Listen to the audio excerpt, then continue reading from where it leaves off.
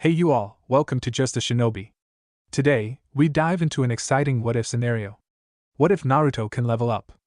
Hope you enjoy this, hit subscribe for more thrilling content. Explore my other videos, share with friends, enjoy them too, and drop your thoughts in the comments below. It motivates me. Let's not waste any time. Jump into today's what if. Naruto shook his head, convinced this was all a lucid dream he was experiencing. It had been 2 days since he stole the Forbidden Scroll and fought with Mizuki, and achieved his goal of becoming a genin of the Hidden Leaf. The whole experience was exhilarating enough. He deserved a rest. With a grunt, he fell back to sleep, forgetting the whole box situation instantly. Rays of light entered his small apartment as the sun began rising in the east, signifying the start of day to the entire village of Konoha. Naruto felt his eyes start to slowly blink open, yawning in satisfaction of a good night's sleep. He grinned widely as he saw Irika's headband perched bracingly on the corner of his desk. Maybe he could sleep for a bit longer. Ding! Player has slept. MP and HP restored. Naruto's eyes widened in horror as his nightmares materialized in front of him. It wasn't a dream. A genjutsu? Naruto thought, forgetting he went through the same process last night. I should have listened to Irika-sensei's class. Level 4 VIT class? What's all this? Naruto looked through all his stats in wonder. If it wasn't a genjutsu, it must be. Well, he didn't know. But he could understand a bit from the status window. His level was his current ability, and STR most likely stood for strength, but he wasn't sure. But the real question stood. Why was all this happening? New skill achieved, deduction LVL1. Huh. That's not too bad. Naruto thought with a contemplative look. So if he got better at certain skills, the level would increase? If this thing showed all the skills and talents he had, what's the issue with it? It was just like real life, but he could track his own abilities better. That was all there was to it. Yeah, definitely all there was. No issues whatsoever. Right. Jumping out of bed, Naruto prepared to dress himself. He opened his closet to reveal his infamous orange jumpsuit. Quickly putting it on, he came to realize that the blue box had disappeared. Maybe it was a one-time thing. Ding! Or not. New quest: first step to greatness created. Quest details: go to academy, get assigned to a ninja team, and become a ninja of Konoha. Quest rewards: EXP 1000, become a true ninja. Failure: dream of becoming Hokage crushed mercilessly. Does player accept the quest? Yes/no. Naruto's eyes widened at the conditions placed next to the failure option. Not become Hokage? Hell no!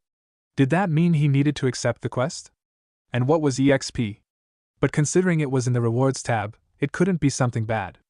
What was wrong with accepting the quest anyways? How do I accept the quest? Damn it! I should have taken the tutorial. Yes? Quest accepted. That was easy. Time for some breakfast, Naruto said cheerfully, putting the blue box out of his mind for the moment. Irika had previously told him that tunnel visioning wouldn't be a good thing for a Hokage to do.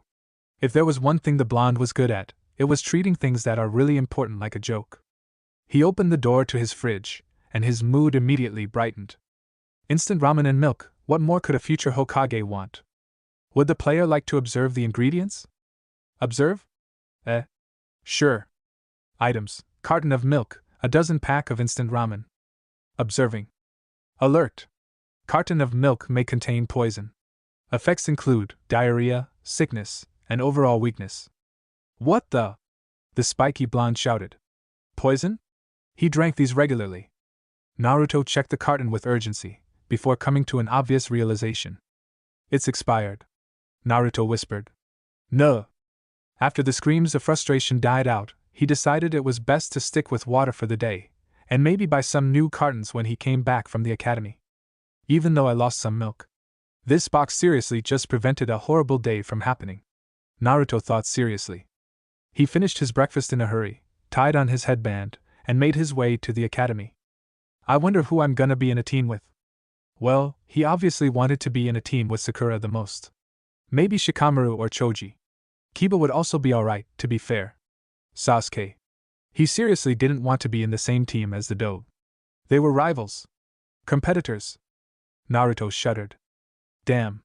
I'm gonna be late for class. The blonde went by his usual shortcut to the academy, going by roofs, suspicious alleyways, and empty roads. Ding! Skill: running has increased by 1 level. Running is now LVL 6. Neat! Naruto thought as he rounded the final turn to the academy. He went into the building with confidence, making sure to flash his new headband to every teacher he walked past. And then he went into the class. What's Naruto doing here? Sakura asked instantly, being near the entrance when he entered. Naruto? I thought he failed. Putting on his signature grin, Naruto put a finger to his headband. I'm the future Hokage. Why are y'all so surprised? This headband is Izuka's. Okay, maybe I shouldn't have said that last part. You stole Iruka-sensei's headband? Kiba asked, shocked. Too far, man. No. He gave it to me. I earned it.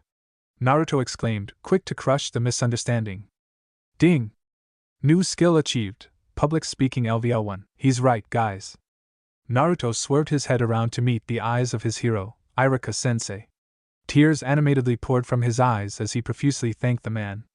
After a quick reprimanding, he went to his seat. He had been waiting for this moment for 2 days. The satisfaction of proving the others wrong was more than worth the wait.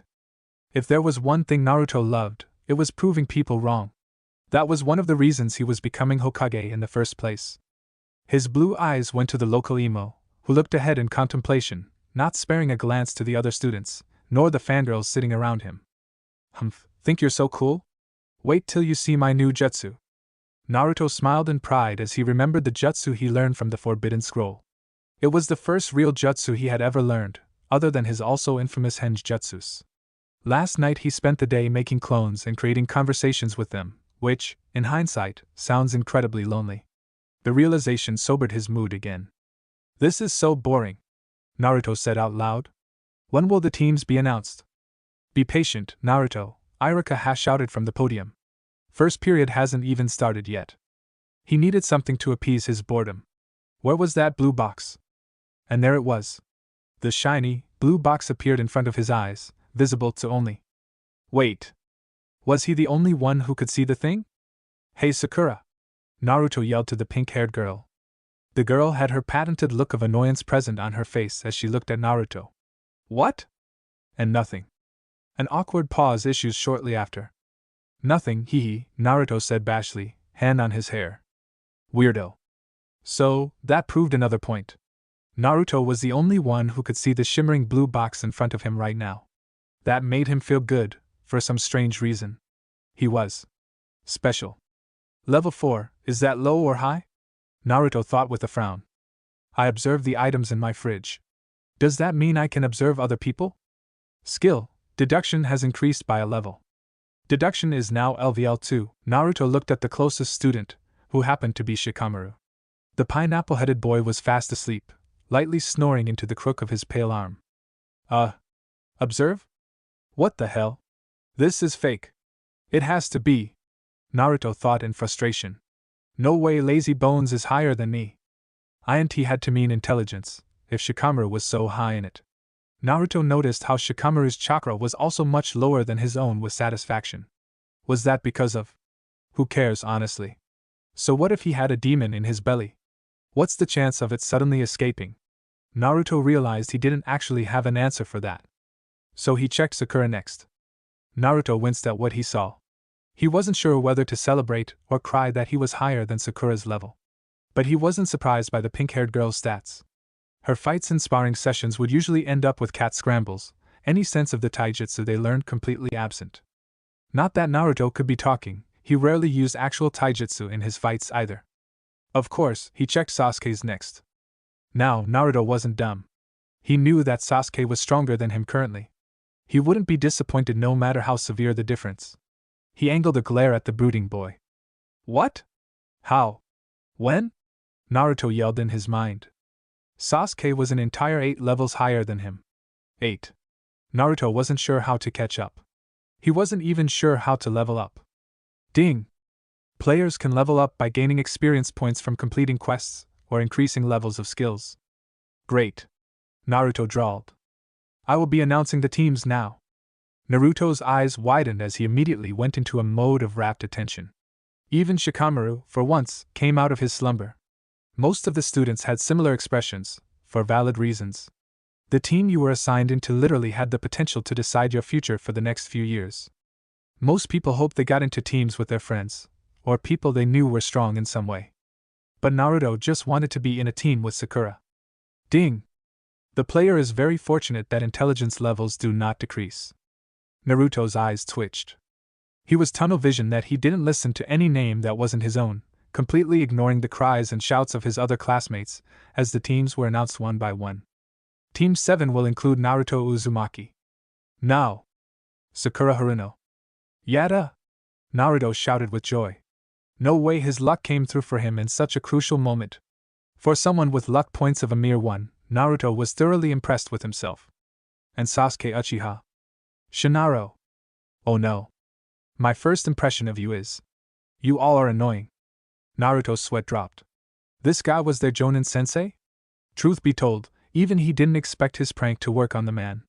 Tall, silver-haired, and face mask on, their sensei looked quite exotic, and if it weren't for the Jonin vest he carried, Naruto wouldn't be surprised if Kakashi wasn't even from their village.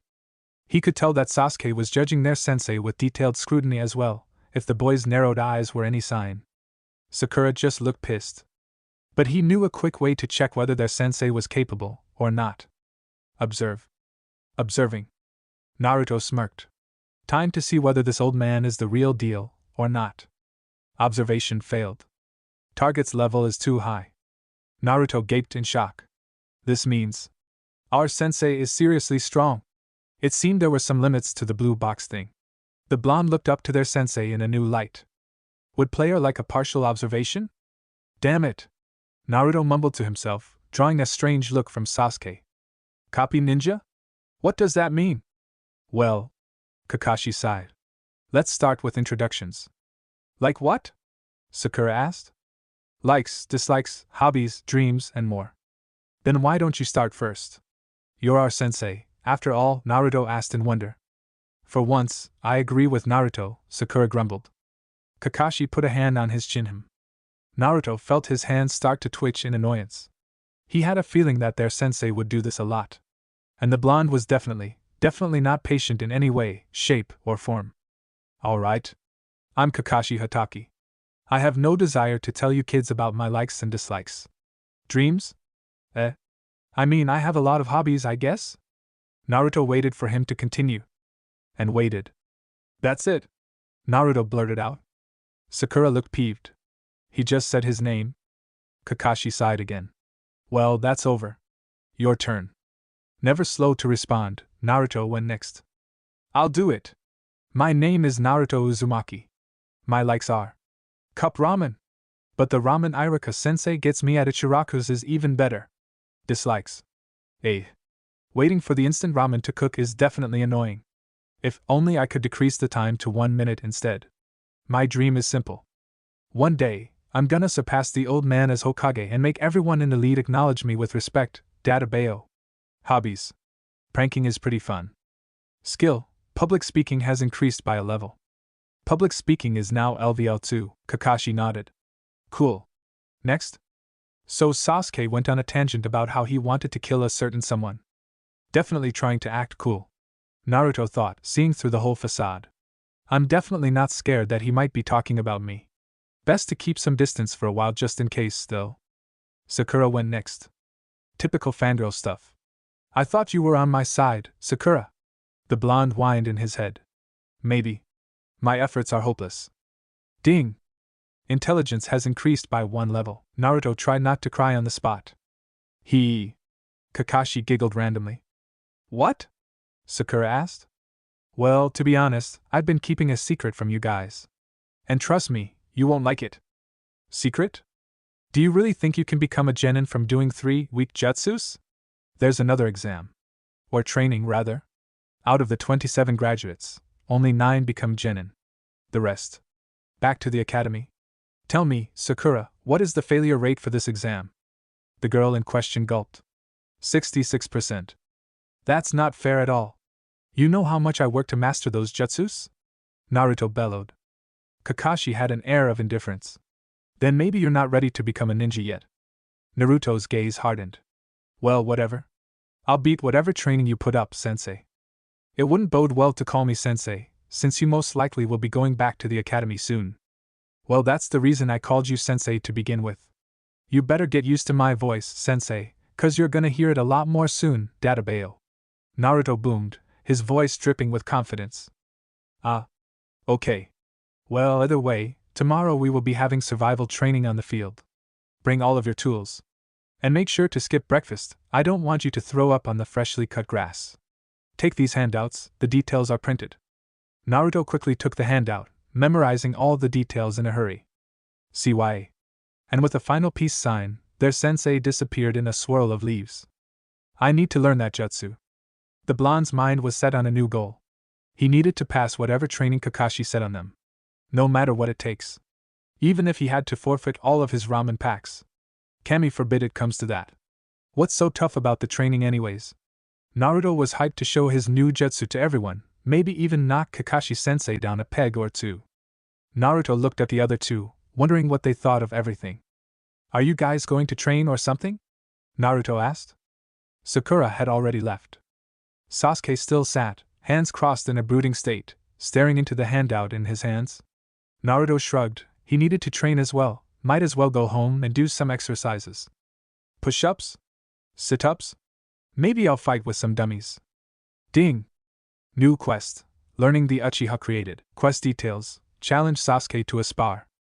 Quest rewards, EXP 400, learn the Uchiha Taijutsu style, and increase Taijutsu level by 2. Failure, dream of becoming a ninja crushed mercilessly.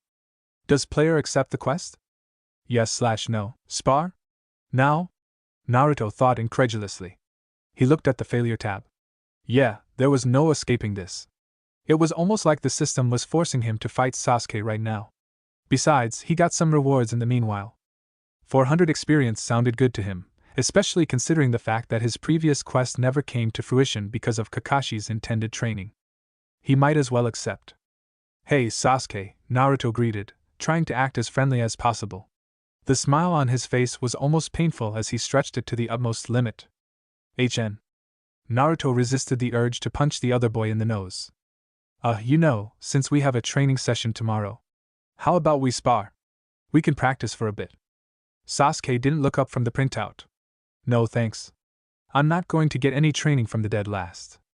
I need to persuade him, even if it requires a lot of goading on my part. Dead last? Not anymore. I learned a new jutsu, believe it. Please get interested. Sasuke looked up at last. And that is? Naruto grinned. He put two fingers together in a cross sign. Shadow Clone Jutsu. In a succession of poofs and smoke, two shadow clones appeared next to Naruto, each of them holding up a thumbs-up sign. Sasuke snorted. Humph. Some clones, so? Naruto's eyes glimmered. He'd expected that reaction.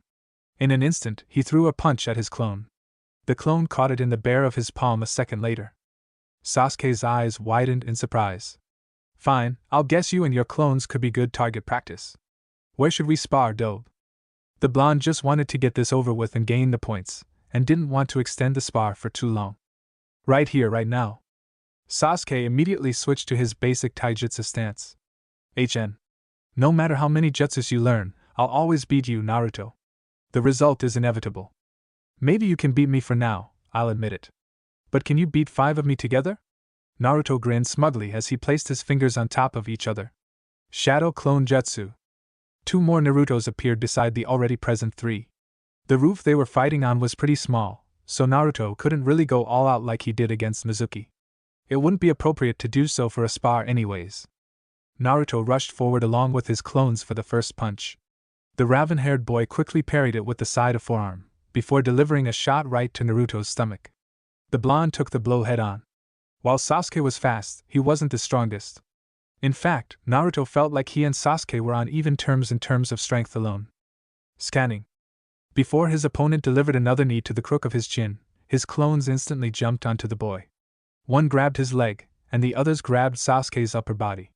Sasuke immediately crouched, before delivering a sweeping kick to all of the clones behind him. He flipped into the air, at the same time dodging a hook from the real Naruto, which ended up landing on one of his own clones. Poof. 4 left. With the space he now had, Sasuke immediately went into a series of hand signs. Naruto's eyes widened. A jutsu? Get him! You got it, boss! The four dashed to their opponent, issuing a devastating kick to the boy's jaw. But it never landed. The Uchiha became a fountain of smoke instead. You think you're the only one who could make a clone? Solid or not, it serves the same purpose. Behind us. A kick dug itself into Naruto's gut as the blonde grunted in pain shortly after. Sasuke glared. There's more to a spar than just straight-out brawling, Naruto. Duck. Dodge. Weave. Punch. Poof. 3 left. Taijutsu is the basis of fighting for all shinobi, and if you don't even know that, you don't need a spot on my team, Sasuke stated, as if it were fact. Another clone barged towards the Uchiha, not at all heeding the words that were spoken. Sasuke spun. A foot flew through the air and viciously tagged the clone in the cheek, destroying the clone entirely. Only a single clone left. Scanning complete. Does player wish to learn Uchiha clan taijutsu? Yes/no. Yes, do something stupid system. Naruto groaned, holding his stomach in pain. New skill achieved, Uchiha clan taijutsu LVL1. Instantly, a wave of knowledge entered him. No, a tsunami. Fighting stances he never learned, experience he never gained, and technique he never worked for. Punches, kicks, spins, flips, dodges. Naruto relived everything in a span of a second. And he didn't feel remorse for a second. He felt a sudden urge to laugh, but fought it down. The blonde, who was always smiling and laughing, just felt the sheer addictiveness of having power in one's fingertips. It was so easy, so unfair. His last clone died out. Naruto fell into a stance, one that the Uchiha was very familiar with. Sasuke's eyes widened, before narrowing once more. Copying your opponents, I thought you had more shame than that, dope. Doesn't matter, like I said, the result is inevitable. They rushed forward again, but something in the air was different. Naruto was moving completely differently, the bulky, rigid movement seen before not visible once in the current bout. Sasuke didn't notice. The second he threw a jab at the blonde, Naruto countered. Naruto spun in the air, landing a reverse roundhouse on the unsuspecting opponent. Sasuke grunted as he was knocked back a few feet. Naruto stood, shocked. He just landed a clean hit on Sasuke. Growling, Sasuke Uchiha went on the offensive. He leaped into the air, aiming all of his momentum onto Naruto's head with his legs. Sasuke realized how blue Naruto's eyes were for the first time. Naruto had jumped at the same time. Staring back into the eyes of his rival, Naruto threw an elbow straight into his back, sending the Uchiha to the ground. Without even looking at his face, Naruto could tell Sasuke was mad. No, furious. In an instant, Naruto was on the back foot once again. While he learned Sasuke's taijutsu, it was only a beginner version of it. A mere imitation, not the actual thing. He had a tiny shred of muscle memory embedded into him, but it wasn't the same as the blood, sweat, and tears Sasuke had put into making his own style. He lacked the same finesse and agility Sasuke utilized while fighting, due to his unfamiliarity with the style in general. The duel continued, and Naruto began to realize he was going to lose. It was almost like Sasuke was predicting his movements. That's when it hit him. Sasuke was able to predict his movements because it was his own style. He needed to revert back. Putting his hands into the correct position, he bellowed out, "Shadow Clone Jut." Sasuke ripped into his hands and pulled them apart, before immediately kneeing him immediately after. Naruto lost. I don't know what you did to copy me, and I'll admit, it intrigued me a little. But like I said multiple times, the result is inevitable. This spar is over, Sasuke said arrogantly, putting his hands in his pockets, and began walking towards the exit. Naruto laid on his back, panting heavily as the exhaustion crept to him. But he wouldn't let the jerk get the last word. You won this time, Sasuke. The result may have been inevitable. And you might have beaten me without using any jutsu. But I saw you clutching your army managed to hurt you. That's a victory for now, Dadabayo. Naruto shouted, hand to air. He didn't hear any response, but he knew the Uchiha was listening. He noted his level with dismay. There was still a long way to go before he came to Sasuke's level, but he was getting there, at least. The number of attribute points he had was disappointing too, especially since he finally learned what they were after asking the system. The points could increase once of his stats immediately, no hard work needed. Yes, please. But he wasn't exactly sure what to put it on. Considering he had an extremely important task in a few hours, he needed to do something quick. And when in doubt, go with your gut instinct. Was it really a surprise that the Jinchuriki would put his only attribute point on strength? Hey, blue box. Put the point into strength. Naruto thought. Ding! A tribute point has been used. Strength has been increased by 1 point. Naruto grinned widely. Time to knock Kakashi down the humongous peg he was on. Naruto flexed his muscles, trying to see whether the strength attribute really did anything. For one, he couldn't feel anything at all, but did people really feel their muscles growing as they got stronger? Could he really trust the system to power up his strength instantly? Sakura scoffed as she looked away. Not again, Naruto. For once, the knucklehead ninja stayed silent. The pink-haired girl raised an eyebrow in surprise, before looking ahead again. If Sasuke noticed a change in Naruto's behavior, he didn't mention it. Some would say that Naruto had matured, and had seen the difference between him and Sasuke's level, thus making him determined to improve and prove himself in the test Kakashi would oppose them. But the real reason Naruto was confusedly quiet was because of the Uchiha stats. This bastard leveled up as well? Naruto thought, gritting his teeth in frustration. What would it do to catch up for once? Was it really impossible to beat a prodigy like Sasuke? Were they really on 2 different levels? Naruto brushed those thoughts aside. No, he will catch up to his rival, no matter what it takes. And that started with beating Kakashi's training, and becoming a genin for real. Good morning, Kakashi said, a peace sign in the air. You're late. Sakura yelled with an accusing finger at their aloof sensei. Gentle breezes of wind passed through the training sector, bringing along with it a cozy smell of pine. And the familiar sound of bells? You'll have until noon to take these bells from me, which is why the clock is set up right here. Whichever of you are unable to get a bell will get no lunch either. Should have eaten breakfast, huh? Sakura's face twisted into newly found vengeance as she glared at Kakashi, hand on her stomach. Even Sasuke looked annoyed. Naruto just blinked.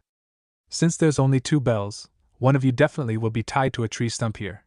Predictably, of course, the person without a bell fails immediately back to academy lessons with your previous teachers. Fortunately, you are allowed to use your shuriken and other tools. I want you guys to come at me with the intention of killing. Ding! New quest. Jingle bells created. Quest details. Manage to touch one of Kakashi's bells. Quest rewards. EXP 600 Kakashi's respect, Sasuke's respect. Failure. Stay as a weakling for the rest of your life. Does player accept the quest? Yes/no. That's an easy choice. Yes. Touch one of his bells? Naruto didn't care how high of a level Kakashi was, he wasn't just going to touch them, he was going to take one for himself. Isn't that dangerous for you? Sakura asked, voice laced with worry. Don't worry, Sakura, I'll go easy on sensei, Naruto said, grinning. Naruto. Kakashi remained impassive. It's often said that the weakest dog tends to bark the loudest. Mr. Deadlast here is testament to that. You guys can start when. Naruto lunged at Kakashi with his kunai at point-blank range, eager to cut up their sensei for the bells. I haven't said start yet. Naruto's eyes widened as he realized there was no one in front of him. Too fast. However, I like the eagerness in you trying to kill me. We'll be starting now. Ready? Start. The blonde dashed a bit away, but not as much as Sakura and Sasuke, who ended up hiding in the trees. I need to get the bells and the EXP while I'm still at max capacity. No time like the present. I'm right here, sensei. Fight me if you can. Naruto shouted, hands crossed in his arms. Kakashi sighed. You're not like the other 2, are you? That's damn right. I'm Naruto Uzumaki, the future Hokage. Naruto stopped talking before he blitzed towards the silver-haired Jonin, but immediately took a step back when he saw the man draw into his pockets. All right, Mr. Hokage. I know I'm not your sensei yet, but I'll give you some lessons for free. Ninja Fighting Lesson 1 Taijutsu. Kunai? Shuriken? Katana? A book? Naruto struggled to get out, eyebrows raised to their limit. No, there has to be more, right? Maybe it's a book with a bunch of secret jutsus. Yeah, that's it. Observe. Observing. Observation successful. Item name, Ichi Ichi Paradise, Volume 1. Item details, written by one of the legendary Sannin, the gallant Jiraiya. The Ichi Ichi Paradise series is a best-selling franchise known for its perverse and entertaining storytelling. Naruto felt his anger bloom instantly. You pervert. Put that down, you're fighting me. Ah. You recognize this book? Interesting. Nonetheless, it will make no difference if I fight you reading or not. Naruto pushed off his feet, lunging towards Kakashi with a kick. The man lazily lifted up one hand, catching his foot with a thud before ducking over the other kick Naruto sent his way, and at the same time flipping a page of his book. Is this the difference between me and a jonin? Naruto thought incredulously. He needed Sasuke's taijutsu again. Activating. Skill, Uchiha Clan Taijutsu LVL1 activated. Usage drains 20 MP points each minute. He aimed another punch at Kakashi, only to realize he was missing. A ninja should never be caught from the back, idiot, Kakashi monotoned. Naruto, move! He's going to kill you! Sakura yelled from somewhere among the trees. Naruto didn't need to hear it twice. The moment he heard Kakashi's voice, he already started moving. Kakashi's fingers touched the empty, cold air. The blonde had somersaulted right into a position behind Kakashi. Taijutsu? Do you really want taijutsu? Here we go then, sensei! Naruto yelled, getting into a stance. Kakashi looked peeved that his attack missed. Ah man. I seriously wanted to get you with that, brat. Wow, cool pose. I feel like I recognize that from somewhere. The only thing you should recognize is my fist, Naruto said, running towards the man. That was very corny. Naruto gave a leading punch to Kakashi's stomach. The jonin, as always, caught it with his left hand, but was surprised when Naruto immediately issued a reverse roundhouse right after. To Sakura, it seemed as if Naruto got faster, but that was about it. To Sasuke and Kakashi, they both knew that something had changed in Naruto's style completely. His movements were quicker, more fluid, and focused on the brute strength of each attack. In fact, it surprised Sasuke even more than Kakashi. When Naruto first copied his style yesterday itself, he was inexperienced, and he didn't think too much of it. But then came the scary part. Naruto was improving. With every strike, punch, and kick, he was becoming more and more like the real thing. Maybe Sasuke should. The roundhouse managed to hit Kakashi's shoulder, who grabbed onto his leg in response. Not wanting to get grappled to the ground, Naruto pushed off the jonin's shoulder before his grasp could reach his ankles and hung in the air, making a hand sign. Shadow Clone Jutsu. Kakashi threw shuriken at the exact same time. Smoke surrounded him, covering Kakashi's side of Naruto. More clones appeared next to him, already knowing what to do. Grabbing both his legs, they pushed him directly towards Kakashi like a missile. Ding! New skill achieved, Battle Strategics LVL1. The bells are mine, sensei. Naruto's initial idea was to dive for the bells and pray to Kami he would catch Kakashi by surprise, but his body told him something different. He feinted a hammer fist straight to the man's head, before ducking to his legs, and at the same time swiping his hand towards the bells. A brief jingle was heard. Ding! Quest, Jingle Bells completed. Rewards, EXP 600 Kakashi's respect, Sasuke's respect. Dexterity has increased by a level. Skill, Taijutsu has increased by a level. Taijutsu is now LVL 4. Skill, Uchiha Clan Taijutsu is now LVL 2. Naruto rolled forward as Kakashi moved at the last second, completely negating his final drive to get the bells. Your file didn't mention any studies of Taijutsu, yet it's obvious you have some practice in it. I wonder where you learned it from. Well, I guess I can't go easy on you either, can I? Kakashi asked, before running towards the blonde with moderate speed. Naruto panted as he brought himself back to position. He needed to get the bells no matter what. Fire release, Fireball Jutsu. A torrent of hot, viscous fire erupted into the field before him, covering Naruto's entire vision with ruby reds, oranges, and yellow. His skin flared threateningly, the temperatures reaching dangerously high levels even though it wasn't too near him. The supply of fire eventually died out, leaving the scorched grass underneath it to mourn. Kakashi was nowhere to be seen. Naruto, Sasuke said, appearing beside the blonde. What was that? Naruto asked, awed by the jutsu used by the Uchiha. The raven-head boy stared blankly ahead. Just a jutsu. Why did Sasuke come? This jonin, he's too strong to beat right now. While it sounds pitiful to team up with the dead last, we need to if we want to win, Sasuke said, eyes lighting up in frustration. What about Sakura? Naruto questioned. She's going to slow us down.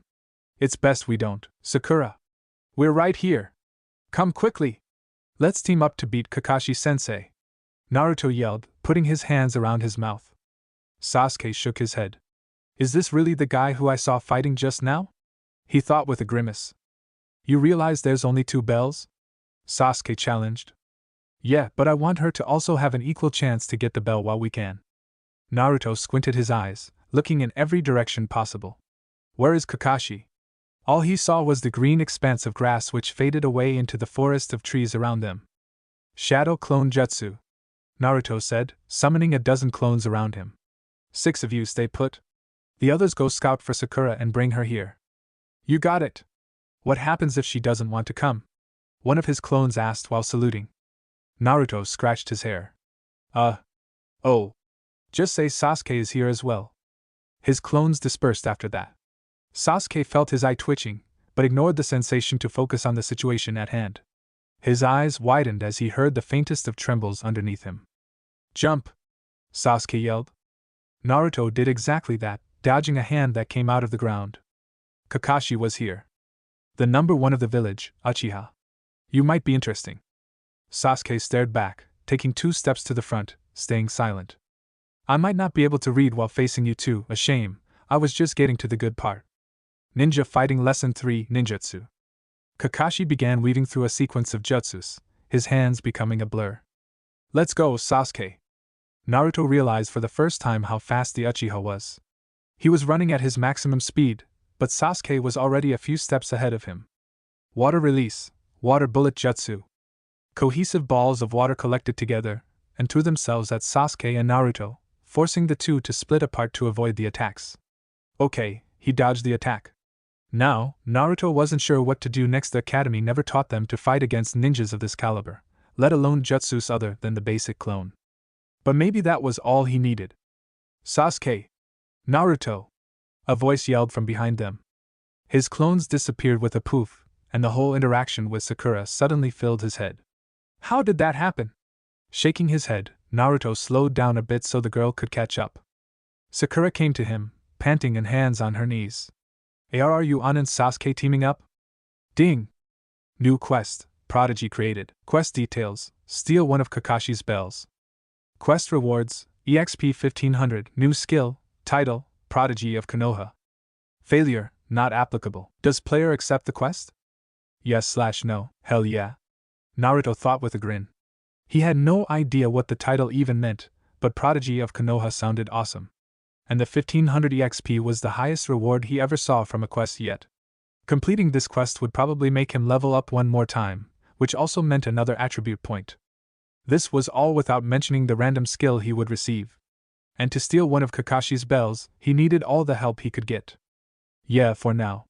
We probably are gonna need to work together if we want to beat Kakashi. Who cares about failing right now? Naruto said, trying to inspire confidence in Sakura. I guess. But if we fail, we're going back to the academy. Sakura shuddered. Like I said, let's worry about that later, Databeo. Ding!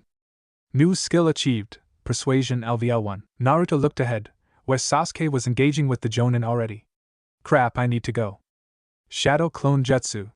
Naruto repeated. 8 or so clones appeared next to him, looking at their boss for orders. Sakura, listen. I'm going to have these clones henge as you, and enter the fight. You have to sneak in with them, and once the chance comes, just take the bells, Naruto urged with a yanking motion of his hands. Battle Strategics increased by a level. Battle Strategics is now LVL2. Sakura nodded before her eyes widened as Naruto's clones became identical copies of her with one hand sign. Naruto could feel the physical strain the technique had on his chakra levels. To keep the henge active for a long time, you had to maintain a physical transformation by supplying a continuous stream of chakra, something which was hard enough by itself. And now Naruto had to do with 8 clones, all at the same time. For a regular genin, or even a regular jonin, this would be outright impossible to think about, and would immediately lead to chakra exhaustion, but Naruto was different. Follow me, Naruto issued.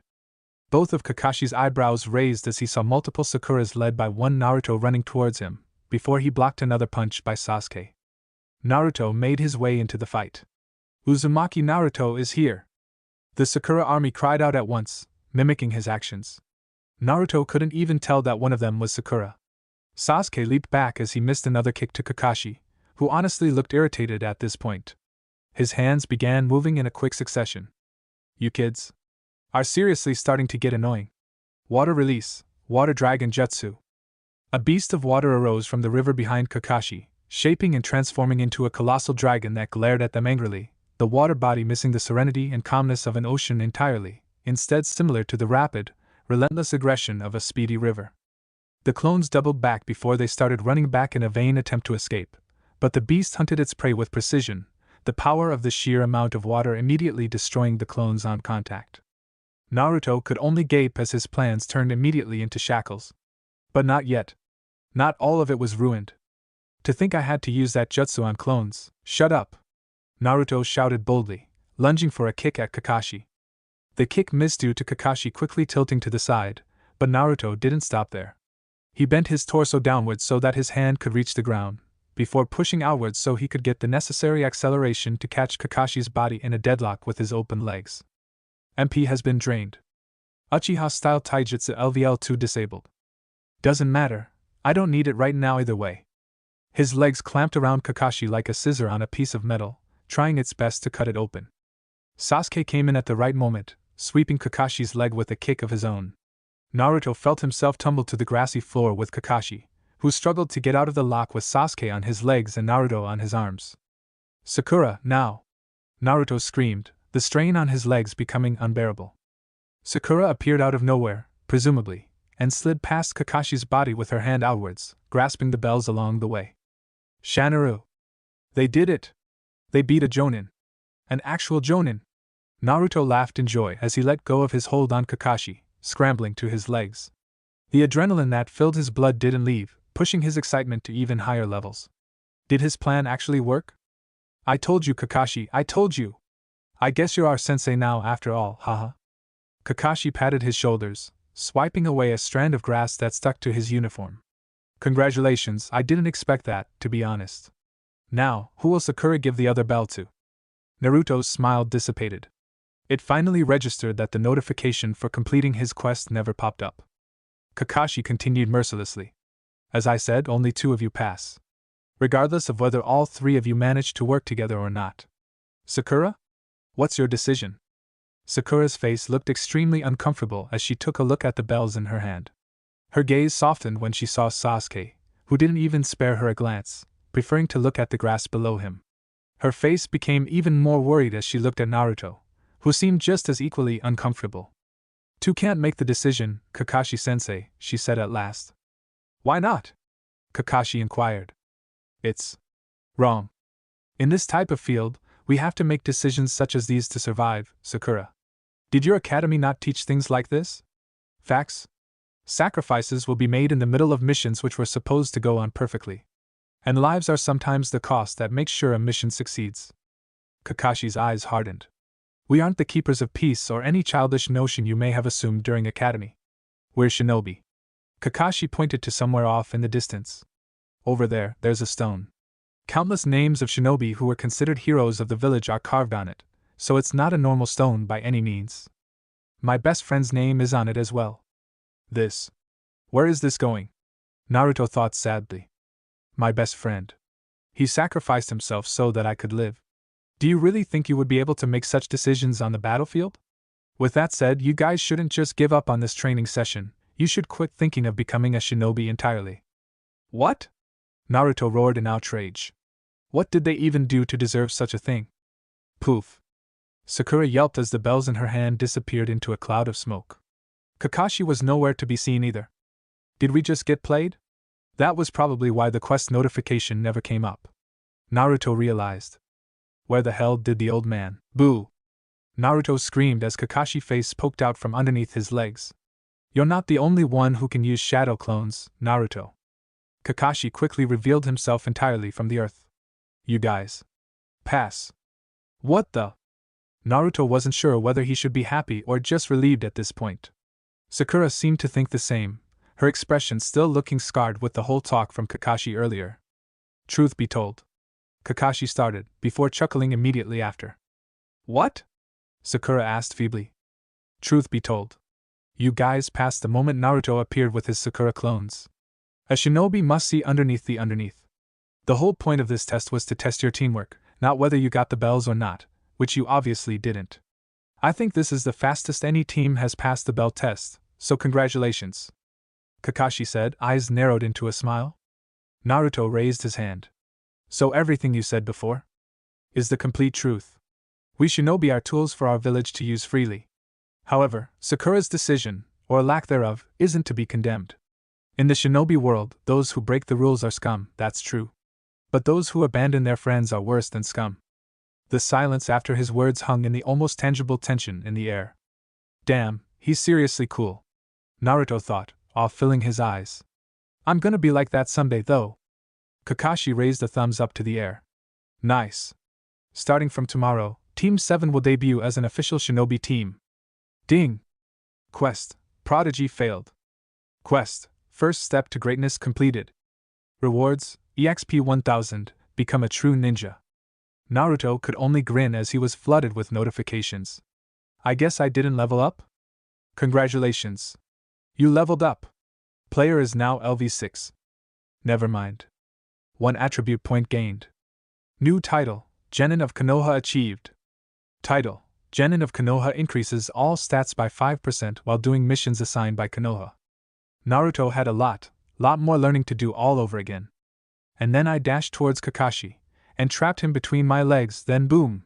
Sasuke comes and sweeps him to the floor, and Sakura comes in the end to take the bells in one sweep. Naruto finished telling his tale to the other genin around him. Everyone looked to Sakura, who shyly nodded in confirmation. Ah man. You guys seem to have a cool test. All we did was fight for a bit, and Asuma-sensei made us pass, Choji said, chowing down on the barbecue, or what was remaining of it. Shikamaru sighed. Yeah, it was troublesome. It's not like you did much anyways, Ino quipped back. Where's Sasuke? Kiba asked pointedly. Naruto shrugged. He said he couldn't come. He had tried persuading the Uchiha, but his persuasion level was only at a mere level 1 for now. To celebrate all of the genin passing, Kiba had announced a party at his family-owned restaurant, Inuzuka Grill. Naruto was just glad he didn't need to pay. His wallet was already suffering from the ramen he bought without Irika to pay for him. Well, if Sasuke isn't here, I'm calling total BS on that whole scene you narrated, Naruto, Kiba said, crossing his arms. Akamaru barked in agreement before returning to the oise of meat below him. What? You have to believe me, man. I was so cool. Shino, you believe me, right? Shino stayed quiet as always, before he shrugged his shoulders. To believe you, Naruto, Hinata said, her voice as timid as ever. Thank you, Hinata. Finally, someone with a brain in your team. Hinata blushed before going back to her food. The rest of the party went along swiftly, everyone enjoying the food and the company as well. With missions and the whole workload that came with being a shinobi, they probably won't see each other out once again for a long time. Just as all the teams started to leave, with Kiba staying, of course, Naruto called for a specific someone. Shikamaru! The spiky-haired boy looked back, before telling his teammates goodbye. Naruto led him to a place a bit far away from the restaurant, but not anymore to look suspicious. What? Shikamaru asked, putting his hands into his pockets. Okay, now that that's done. How do I break this to him? Fine, listen here. There's this scenario. Okay, this isn't working. How do I explain this? Shikamaru yawned. Look, Naruto. I'm super tired already, make it quick, man. Let's first assume you can categorize a person's characteristics? Yeah, characteristics, into numbers. So, like strength into a 4 or 6, speed into 8 or 9, and more. Shikamaru's eyes lightened a bit. I have no idea what you're talking about, but I can infer a bit. What are the types of characteristics?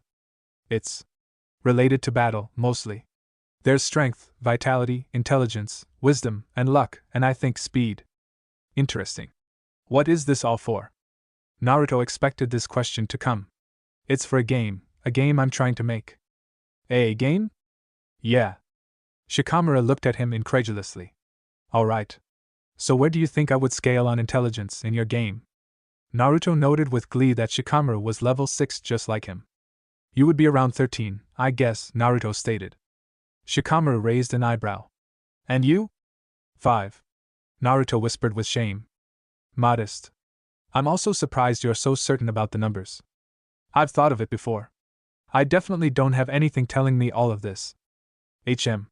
So the game is some kind of role-playing thing?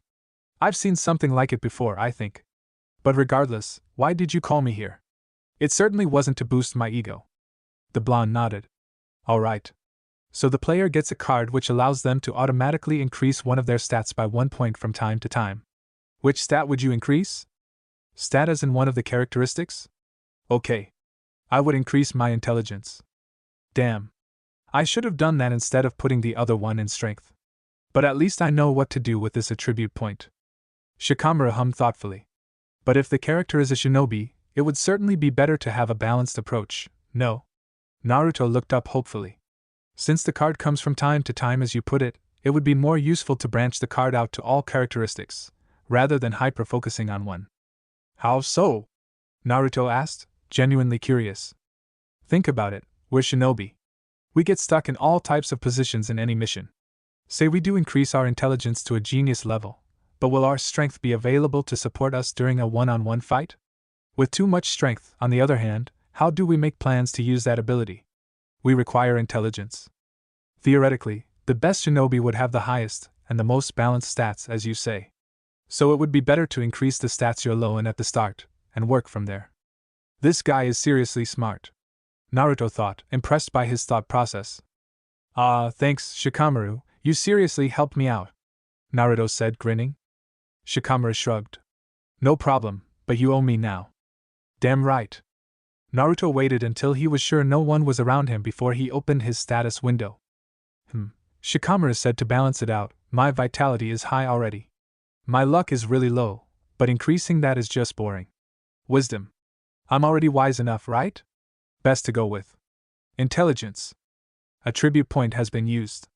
Intelligence has been increased by 1 point. This is so amazing. Naruto whispered between chuckles, a sudden urge to laugh in celebration overcoming him. He pointed at the stone monument overlooking the entire village. Their carved faces made to inspire and fuel the will of fire among the citizens of Konoha during the darkest of times. Forget surpassing the old man. I'm gonna surpass all of you. The first, the second, the third, and the fourth. Naruto Uzumaki, the fifth Hokage, believe it! New skill achieved, Will of Fire LVL1. Do you have eyes on the target? Kakashi asked. Yes, it's 3 meters away, Naruto responded on his walkie-talkie. Don't mess up, Naruto, Sakura said from elsewhere. Alright, I'll count you down. Don't make a single speck of noise. 3, 2, 1. Go! Naruto leaped out of his hiding spot to trap the target, his shadow clones doing the exact same. YHHHHH, Naruto yelled as he jumped onto the target with all of his might, covering its furry body with the combined weight of both his clones. The cat shrieked and clawed him as Naruto grabbed its arms and legs and held it towards its chest. Is it Tora? Sasuke asked, coming out of the tree behind him. Observe. Observing. Observation successful. Name, Tora. Title, The Lost Cat of Konoha. Level, LV3. Naruto leaned the cat to the right, pretending he didn't know it was Tora already. Ribbon on the left ear, yep, it's him. Ding! Quest, Finding Tora completed. Rewards, EXP 50. An entire week of doing drank missions was painful to the mind, and the body. Naruto hadn't leveled up once, and his taijutsu never increased any levels. So far, training with Kakashi was more like doing chores than actual training. The skill scouting was now level 5, even though it didn't really matter much. Funnily enough, that was the highest level in any skill he had so far. But considering that all he did for the past week was scout for lost items and other random activities, it kind of made sense. Team 7 went to the Hokage's office to drop off the cat right after. Madame Shirjimi, the wife of the fire daimyo, profusely thanked them before enveloping her cat in a bone-crushing hug. Naruto felt slightly bad, but also knew that the cat deserved it for the torture it put them through. Hiruzen let out a puff of smoke before reading out their next mission. Team 7's next duties are babysitting an elder's grandson, shopping in the neighborhood village, and helping dig some potatoes in the local farm. Naruto was quick to retaliate, tired of all the random chores being given to them. Hell no, old man. Missions are supposed to be cool, not babysitting your grandson. Sasuke raised an eyebrow with how Naruto talked back to the Hokage himself. I never said it was. Please give us a better one. Naruto exclaimed loudly, his eyes hopeful. Not only were the missions they were currently doing boring, he needed some quests that give more experience, so he could level up. He could tell Sakura and Sasuke agreed with him. Naruto, you're only a rookie genin. You're not the only one doing this work, even the Hokage himself started from these duties, Iruka barked at him from the desk. It doesn't matter. Please just give us some better missions. Naruto. As genin, drank missions are all you really get. But alright, I'll make an exception. Naruto looked up in surprise. Skill, Persuasion increased by a level. Persuasion is now LVL 2. I can manage to give you a crank. An escort and protection mission of a certain someone. Alright, that sounds more fun already. Hiruzen tapped once on his desk. Come inside. And came out the door was a tall man with a black, sleeveless shirt wrapped with a towel, and loose scad pants below it. He had a bottle of alcohol in his left hand, clearly sounding drunk already. With a small, gray goatee, and tiny glasses, he looked like one of the shady grandpas back in Konoha. Kids? Some brats are protecting me? Especially the short, blonde one. Are you really a genin? Shut up, drunkard. Naruto started, but wilted against Kakashi's glare. The man pushed his glasses up. I am an expert bridge builder by the name of Tazuna. I will require your protection until I get back to my country and finish up a bridge. Ding! New quest, Protection of Tazuna created. Quest details, keep Tazuna alive until the bridge is complete. Quest rewards, EXP 3000 class, title? Failure, death. Does player accept the quest? Yes/no. 3000? Hell yeah. Naruto grinned. Don't worry, drunkard, the future Hokage is protecting you. Let's go! Naruto shouted out, hands to the air. They were officially out of Konoha, way past the large gates that guarded his village. Why are you so excited? Sakura asked. Naruto scratched the back of his head. I've never been outside of the village, so it's interesting. Title, Genin of Konoha is currently applicable for increased stats. Equip title, Genin of Konoha? Yes/no. Yes, please. Naruto thought to himself. 5% didn't sound like much but was useful nonetheless. Tazuna scoffed. Are you really a shinobi, kid? I'm starting to fear for my own safety. Humph, you're somewhat shady yourself, old man.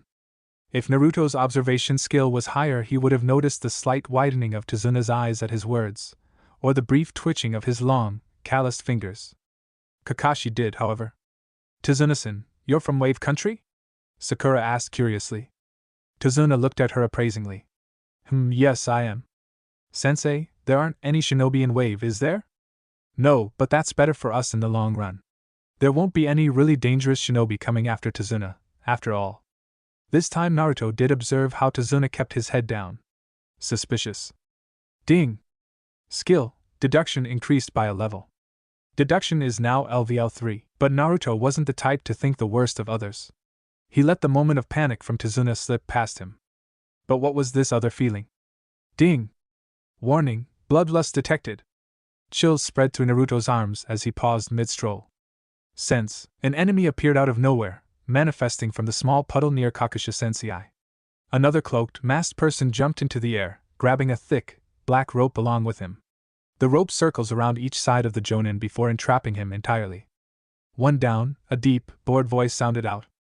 With a twist and turn of the hands and waists, the spiky rope cut through Kakashi, leaving behind a small pool of blood and organs. All Naruto saw was red.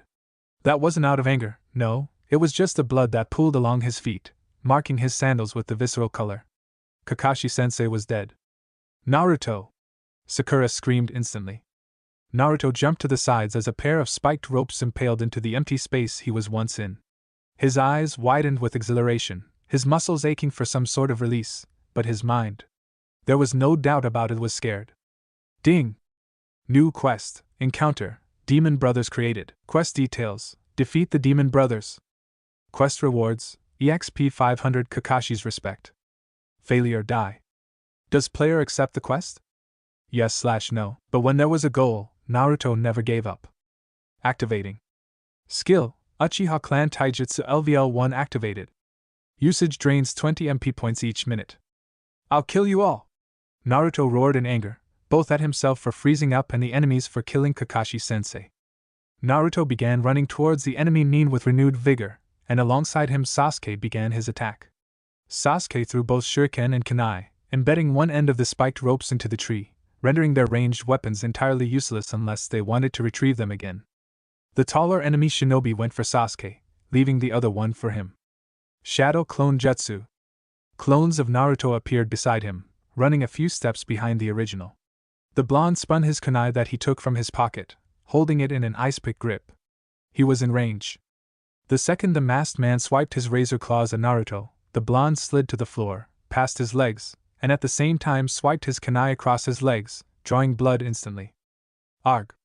The clones jumped onto the man with battle cries of their own, but eventually became smoke after a few swipes of the man's claws. Naruto looked back to see the man's bruised face. Then he started his assault. Naruto cocked his head to one side to avoid a strike, before immediately responding with a hook to the man's stomach. Due to the height difference between the two, Naruto was forced to come close due to his short range. But the cloak covering the enemy's body made it ridiculously easy for Naruto to see through his attacks. Another strike, but this time, it managed to barely tear up the skin near his hand. Ding! Poison detected. Naruto didn't care. He continued his frenzy, dodging and countering each and every attack the man made, the close combat style surprisingly suited for fighting against a mysterious man, who seemed confused on what to do. The second he saw the start of hand signs, Naruto tore the hands apart with his own, before kicking the man down. Ding! Quest, Encounter, Demon Brothers completed. Rewards, EXP 500 Kakashi's respect. It was over. But Naruto didn't stop there. He continued to thrash the shinobi on the floor, not giving him a single chance to breathe. Enough, Naruto. But he killed Kaka. Naruto paused. Observe. Wait, you're alive? Naruto asked, staring into the eyes, one of Kakashi. You sound disappointed. But yes, I am alive. I simply used the substitution jutsu. Regardless, it seems like I wasn't needed at all. Nice job, Sasuke, Naruto. And good on you, Sakura, for prioritizing the client. Naruto looked at the groaning shinobi below him. Sasuke dragged another one closer, who looked similarly in pain.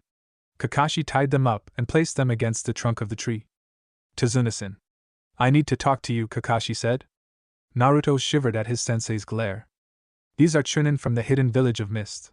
Known for their vigor while fighting, and sometimes use of poison. The wound on your arm, Naruto, is currently filled with poison. Don't move or else it will only get worse. We can cut it open and take out the poison afterwards. How were you able to see where we were? One of the Chunin asked. A puddle of water during this sunny day? Not possible. Tazuna coughed. Why didn't you help the kids when you could have? I wanted to find out who they were really targeting. And in this case, it was you, Tazuna-san. The mission entailed us to protect you from some thieves and crooks, not trained shinobi. At the very minimum, this is a rank mission already. We would be conducting outside of our transcribed duty if we continue this mission. Naruto uncomfortably looked at Tazuna, seeing the look of desperation on the man's face, before he looked back at his hand. The poison was spreading, and each second he could feel a jolting pain cross his arm. Sakura gulped, sweating. I think it's better we quit now, sensei. Naruto needs some medicine for the poison, and we really aren't trained for this at all. Kakashi nodded. I would agree, Sakura. My EXP. The quest. If I don't complete it, will I die? How seriously should I take the system? Naruto thought, hyperventilating. He grit his teeth. He had to make a decision now. Grabbing his kunai, Naruto jammed the weapon into his arm. Blood burst from the cut, removing the red liquid along with any remnants of poison in his body. Naruto? What the hell? Sakura screamed. Naruto grinned through the pain. He held out his bloodied fist to Tazuna, whose eyes widened. Oi, drunkard. Look at this fist closely. No matter who comes to stop me, even the Hokage himself, I'll protect you until your stupid bridge is built, alright? We need to continue the mission. Ding! Skill, public speaking has increased by a level. Public speaking is now LVL 3. After being scolded for cutting his hand so deeply, Kakashi wrapped Naruto's hand with bandages, noting now the wound was practically healed already. Ding! New skill achieved, self-regeneration LVL 1. Sweet! I can heal by myself now? No wonder I'm not feeling much pain in my hand either. Naruto eyed his hand with wonder, but he ignored it for now. Team 7 got on the ferry carefully, trying not to tip the boat as their combined weights sat on the wooden ship. Mist quickly gathered over the waters, which left the blonde blindsided. The ferry guide gently rowed the boat, each stroke sending them further along the sea. A huge bridge eventually appeared above them, its cobalt structure visible through the slightly cleared mist. It's best we don't make any noise. If Gata even gets a sniff of us, we're all gonna die, the tour guide said gravely. So this was the bridge that opposed Gata's entire control on the shipping industry surrounding Wave? In Naruto's opinion, it was kind of small. But it was also the first step towards a good direction. The ferry went through a wall of canals, leaving them in a tunnel of darkness for a bit of time. But once the opening became clear, Naruto could clearly see the welcome presence of trees and other greens began to appear. Wow! Sakura pronounced with star-gazed eyes. The ferry was parked near one of the docks, giving time for Naruto and the others to leave. I can't go any further. I wish you the best on your venture, however risky it is, the ferry guide said to Tazuna. Tazuna smiled. I understand. Thank you for your assistance. Please, Kakashi-san, get me home safe, Tazuna asked the Jonin, tipping his straw hat. What did you say? Kakashi asked nonchalantly. Never mind. Naruto looked at the road ahead of him, following the footsteps of Sasuke, who was slightly ahead of him. He personally had a lot of work to do in the mission, and it was certainly crucial. 3000 EXP was the most he was ever offered for a quest, and getting that would give him a serious boost to surpass Sasuke. There was also the mysterious class and title he would be getting. He knew that the title would give him some extra points, but the class he was receiving was completely ambiguous. Usually the system would pop up and give him a brief description of what it was, but this time it never did. Naruto's game plan for his next few attributes was to stock up on dexterity and wisdom. His luck was terribly low, for whatever reason. But he didn't want to waste the points on something so basic like luck. The blonde noticed how Kakashi's hands twitched slightly, which was weird considering he would probably never notice that normally. Maybe my deduction skill is acting up. Everyone duck! Kakashi yelled. Naruto went to his knees as a gigantic sword flew through the space his head was, before piercing itself into the wood of the tree above them. And on top of the blade. Naruto shivered. Ding! Warning, high bloodlust detected. The man only showed his bare back to them, the slightly grayish skin looking alien to the Konoha shinobi. Striped, baggy pants and leg warmers covered the bottom half of his body. But that wasn't the scary part. The man's face was covered with bandages, leaving only his eyes and hair for viewing. The sheer intensity of the glare made Naruto freeze. Oh, observe. This guy. He's on the same level as Kakashi. Demon of the Hidden Mist? 7 ninja swordsmen of the mist? As much as I hate to say it, we're not a match for him right now. Momochi Zabuzakin, Hidden Mist's infamous missing in, I didn't expect to see you here. Everyone, stay far back. He's on another level. I know. I guess I'll have to reveal it now, Kakashi said, pulling up his headband. Kakashi's eyes glowed a scarlet red, with a few black tomos swirling around the pupil. What is that? Naruto thought with a frown. He observed how Sasuke's face scrunched up in confusion. One of the symbols of Konoha's supremacy, the Sharingan. It's an honor to see it in person, Zabuza said, his deep voice cutting through the mist. Naruto glanced at their sensei. Sharingan? Sasuke glared at Kakashi. The Sharingan is the counter to all taijutsu, ninjutsu, and genjutsu. It's a dojutsu that is available to only some. But the trademark ability of the Sharingan. The Sharingan gives the wielder the ability to copy their opponent's techniques while they see them. The shinobi who has copied more than 1,000 jutsu, copy Ninja Kakashi, Zabuza finished, before crouching onto the sword. Cover Tazuna-san, and don't interrupt the fight, it's an order. Zabuza disappeared in a flash, before appearing once more, standing on top of the water next to them. Over there, Sakura pronounced. Ninpu, Hidden Mist Jutsu. Strands of mist manifested and twirled through the air like the tentacles of an octopus, before hiding Zabuza completely behind the thick density of the air. Zabuza is well known as a silent killer, an assassin. Be on guard. Naruto gulped. The mist. The white air continues to become even more concentrated and thicker, to the point where Naruto could barely see the orange in his own clothing. Ding! Warning, extreme bloodlust detected. New skill achieved, Key Endurance LVL1. Naruto could feel his hands and legs trembling as he looked at the others in worry. Sasuke and Sakura were the same, to the point where Sakura almost fell down in fear. Sasuke, Naruto, Sakura. I assure you not to worry, Kakashi said, looking back at them with an eye smile. I never let any of my comrades die. Tough luck. Naruto felt his heart tear out of his chest as Zabuza's voice echoed from behind him. But just before Zabuza's blade sliced through them all, Kakashi-sensei dove, piercing his kunai into the man's skin. But it was a water clone. But Kakashi was also a water clone. But then Zabuza was also a water clone. Is this how a Jonin fights? Naruto asked no one in particular. Yes, Sasuke answered plainly. Kakashi was promptly thrown into the pond next to them, Zabuza following closely behind. Water release, water prison jutsu. Kakashi's gargled voice gasped out loud as a ball of swirling, chaotic water encircled the Jonin, making him completely trapped. But that wasn't even the least of the Genin's worries. Water collected in front of them, slowly taking the form of Zabuza. You kids really think you're worthy of being ninja? Standing there, cowering as I release a tiny bit of bloodlust. Have you even done your first kill yet? Humph. At your age I murdered my entire class, Zabuza growled. Naruto gritted his teeth in anger. You think that's impressive? You're a mons. A foot hit him directly in his chin a second later, knocking him several meters away. Naruto groaned in pain as he felt his jaw with his hands, making sure nothing was bent in any way. He had grabbed his headband in midair, which had become loose the second Zabuza kicked him. Sasuke, take the others and run away with Tsunasin. Zabuza can't move as long as this jutsu is active, Kakashi shouted from his step position. Run? Again? Am I really that useless? Irika gave me this headband. I promised I would become Hokage. All that struggle, just to run away. Naruto stood up, swiping away the dust on his headband. He began tying it to his head. Someone once told me, those who break the rules are scum, but those who abandon their friends are worse than scum. I won't abandon you, sensei. The clone snorted. Words won't, shut up. Eyebrowless freak. I'm not just an ordinary genin, I'm Naruto Uzumaki, the future Hokage of Konoha. Write it down. Sakura stood, surprised. Is this really Naruto? Sasuke, I got a plan. Everything was set up, from the seals to the strategy which made them. Zabuza smirked. Oroga, Naruto couldn't just stand and listen right after he made such a cool speech, could he? Shut it.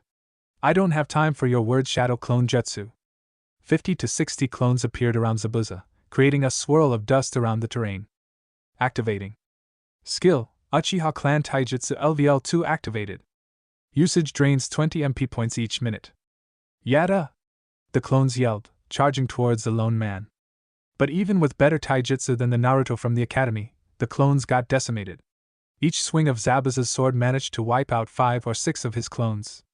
But all of that didn't matter, the clones managed to remain alive longer than they would have. The superior acrobatics of the Uchiha made sure of that.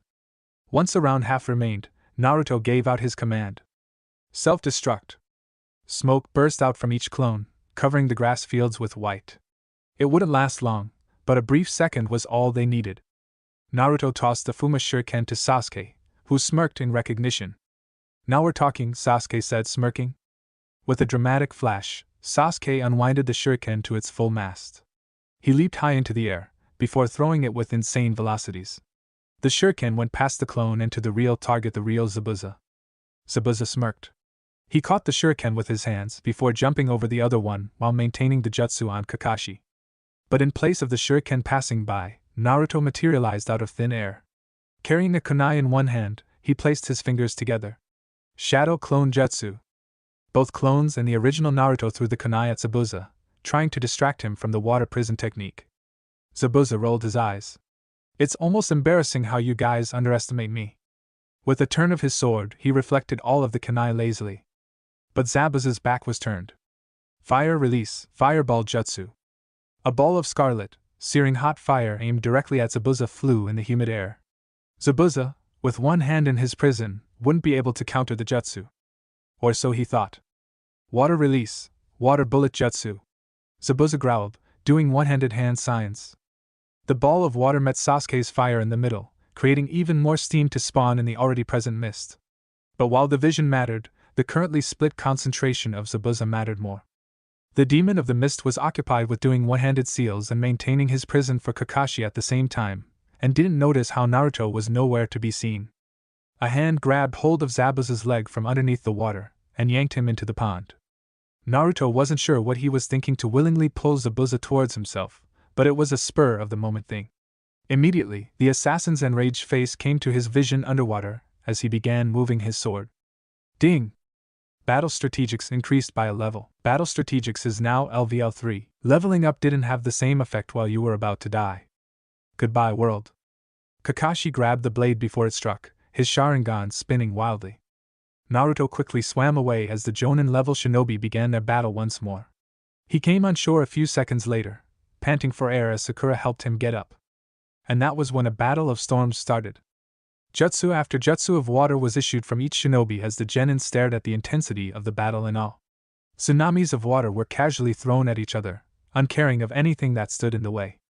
Naruto never in his life realized just how much potential water really had, either did he realize just how scary it was. Eventually, the water died out. Naruto and the gang cheered as they saw that Zabuza was completely cornered. Running forward, they tried to see Kakashi deliver the final blow. That's when two Saban impaled themselves into Zabuza's neck, drawing blood instantly. Sakura gasped, pausing her movements with Tazuna, whereas Naruto and Sasuke trudged forward.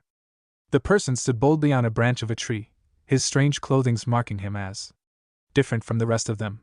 With similarly striped pants like Zabuza, green haori, brown sash, and peculiar mask, Naruto couldn't really decide whether it was an enemy in front of them or not. I have to thank you for dealing with Zabuza for me. It has certainly been a tough journey tracking this man, the person said with a surprisingly gentle voice. You're a hunter nin of the hidden mist, Kakashi pronounced. Correct. It's our duty to hunt down missing nin like Zabuza here. The conversation continued, but Naruto toned their voices down. He knew what the masked boy was saying made sense, but his gut, it told him something was wrong. The continuous, tingling feeling made him do something. Observe. Missing nin, apprentice of mist. This person is on Zabuza's side. Naruto realized with a widening of his eyes. But why would he kill Zabuza? No, there had to be something else going on. Haku was at an absurd level of 16, there was no way she would make such a mistake. If he told Kakashi about his absolute findings, he would be questioned about the source. Naruto definitely didn't want to tell anyone about the system he had and be seen as a complete delusional. The only option was directly confronting her. Naruto walked towards Zabuza's body and Kakashi, practically feeling Haku's eyes on him. Kakashi-sensei, something's not really adding up. Ya mind if I test something? Naruto whispered. Kakashi nodded. Sure. Naruto took a deep breath. Commence stage 1. Hey! You don't happen to be on Zabuza's side, do you? Naruto asked loudly. On second thought, this really wasn't a good idea. Haku's calm composure immediately dwindled down, his posture a nervous wreck. Sakura began walking towards the group with Tazuna behind her. Hey guys! What's happening? A Senbon was placed a millimeter to her neck a second later, Haku behind her. Or was it a clone? It didn't matter, Sakura was in trouble. Sakura! Naruto yelled in distress. Any one of you move and I'll kill her in front of your eyes. Haku's calm, comforting voice was entirely gone, replaced by the cold, monotone voice of a weapon. Naruto noticed how Kakashi's and Sasuke's hands twitched, waiting for the right moment to strike. While Sakura's predicament was horrible, it also proved one thing. Zabuza was alive. Commence stage 2. Leave Sakura alone or else I'll kill Zabuza, right in front of your eyes, Naruto said, motioning to kunai he placed on Zabuza's neck the second he saw Haku move. This was a huge gambit, but one that could potentially pay off. Naruto had made a huge mistake, which was tempting the anger of the trigger-happy Haku instead of letting her go with the basically dead Zabuza. Haku let go of Sakura right after, her motions portraying her eagerness to keep her master alive. Sakura gasped before she ran towards Sasuke, pulling out her kunai. Good, now we can just have Kakashi kill Zabuza and team up on Haku. Naruto's kunai stabbed itself into water. They had severely underestimated Zabuza. When the hell did he switch with a clone? With a swirl of wind, Haku disappeared a second after. Naruto fell to his knees with a deep breath. It didn't go too bad, right, sensei? Kakashi eyed him. We need to have a talk. The genin groaned. This wasn't going to end well at all. So you thought it was too much of a coincidence for the hunter nin to appear right when Zabuza lost? Kakashi asked, trying to confirm his thoughts. Naruto's sweat dropped. Pretty much, yeah? No, actually I have a blue box thing that tells me a person name, title, occupation, and abilities at a single glance, and I've used it against Haku to find out who he really was. The truth was sometimes so unbelievable that it was better to flat out lie.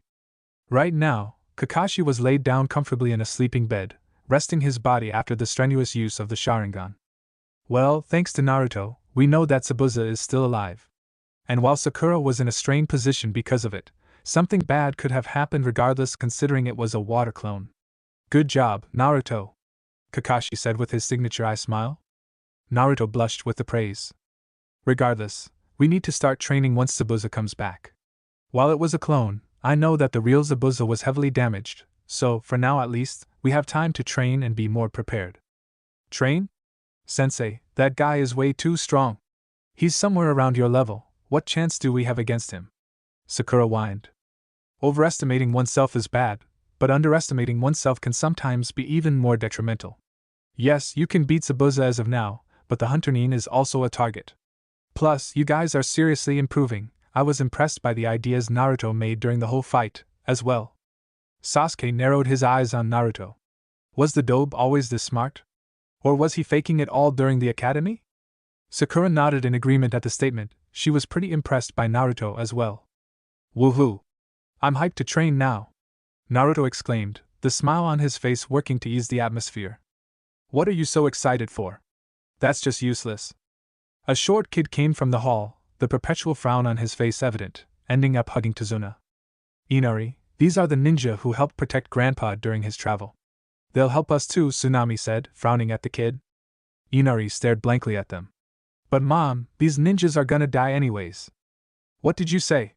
Naruto growled. You're no match for Gato. Don't tell me what I can and can't. Naruto! Sakura scolded, dragging the blonde back. He's just a kid, idiot. Naruto quelled his anger, before letting his grin creep back up. Activating. Skill, Will of Fire LVL1 activated. I don't know who the hell Gato is, but he stands no chance against me. No matter how many people say I can't do something, I'll prove them all wrong. I'll save you and your village in this mission. I'm Naruto Uzumaki, the future Hokage of the Leaf, believe it? Inari's glare deepened. What's a Hokage? Another word for stupid? For once in his lifetime, Naruto had nothing to say. I just want my 3000 EXP. The training will begin now. Finally, some actual training from Kakashi, Naruto thought with a grin. So far, they've only done some standard formations and some useless missions. Kakashi-sensei held a finger up. I'm sure you all know what chakra is, right? The three genin nodded in unison. Good. Today, we'll learn about using chakra with some special exercises. Huh! But we already know how to use jutsu, sensei, Sakura said confusedly. You've done jutsus, alright. But not effectively. Using a large sum or chakra on every jutsu isn't effective at all, and can make your jutsu weak if not dysfunctional. Naruto hummed in confirmation. Weak jutsus in the middle of a battle is the first step to death. Not only does chakra control help minimize the amount of chakra used, but also the speed at which you can conduct a jutsu. If you continue as a shinobi without controlling your chakra, no doubt about it, you'll die. Naruto gulped. So what's the training, sensei? Tree climbing. Huh. I can do that already. Sakura whispered to herself. I can see you aren't that excited. Well, that's to be expected. Any genin dan climbed a tree, after all. However, this isn't the regular tree climbing you do as kids. You have to do it without your hands. Without my hands? Naruto said out loud, not sure how that would work. Do I have to hug the tree with my legs and pull myself upwards? You'll see. Kakashi walked to the tree, before placing a foot on the tree. Then another. And one more. The Jonin was walking up the tree without using his hands, the crutches in his arms coming up with him. Kakashi made his way up the long tree like it was a casual walk, before looking down on them upside down as he made his way across a branch. The genin looked in awe at their sensei. So that's what he meant, Sasuke grunted. You see? The trick is to gather the correct amount of chakra to your feet, and use it to stick it to the tree. The effective use of chakra is required for such a technique. How will this train us for Zabuza, sensei? Sakura asked. Exactly. Controlling your chakra is one of the most basic aspects of being a shinobi in battle. This exercise's main aspect is learning the exact amount of chakra needed to be applied in your feet, which is a skill that every shinobi must perfect as genin. A tradition of sorts. That chakra needed for climbing a tree isn't large, quite small actually, but getting the right level is difficult for beginners. The feet are the hardest part of the body to gather chakra in, after all. So basically, we can climb on anything after this is done? Naruto asked curiously. Pretty much. Some materials can be tougher than others, though. Climbing or walking on water is a whole different matter altogether, though. Walking on water? Isn't that what Zabuza did? Theoretically, Kakashi continued. Learning this technique means you have the capability to learn any jutsu. Your affinities will come into play then as well. But that's not for now. The other thing you gain from this exercise is the stamina needed to continue fighting while controlling your chakra for longer periods of time. I don't like talking too much, so we'll start for now. Kakashi threw 3 kunai to each of the genin, the weapons landing in front of them. Mark your progress with these kunai. Whoever gets the highest is practically the best at chakra control. For now, since you are beginners, try getting a running start to climb. Make sure to use the standard seal as well, it will be easier. Naruto looked up at the tree in front of them in determination.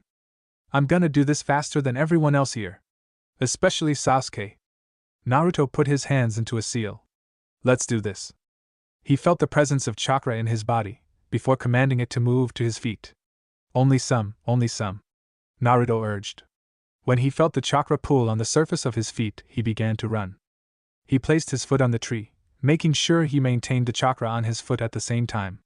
The weight on his body drastically decreased at once. It was working. Naruto placed another foot on the tree afterwards, until he was parallel with the tree. But he didn't stop there. Naruto ran 2 more steps before the chakra in his feet waned, signaling the end of his run. Naruto cut through the bark of the tree with a quick slash, marking his progress. Ding! New skill achieved, Chakra Climbing LVL1. Skill, Chakra Climbing has increased by a level. Chakra Climbing is now LVL2. New skill achieved, Chakra Control LVL1. I guess I did it. Naruto thought to himself with a frown. He looked at Sasuke's progress with curiosity, noting how his mark was around the same level. I'm catching up. So it seems Sakura can control her chakra better than the rest of you. Impressive. Naruto looked at the pink-haired genin in shock, not thinking to see her progress as well before. She sat on the branch of her tree with a grin. This. How? Naruto clenched his hands. Sasuke had similar emotions as well. He mostly wondered how Sakura managed to get so far, but also how Naruto was at the same level as him. Sorry, Naruto, but it looks like Sakura is ahead of you in the race of becoming Hokage. And Sasuke, it seems the Uchiha clan isn't as worth the prestige as it once was. Sasuke and Naruto looked at each other, the passion to get better at the exercise clear in both of their eyes.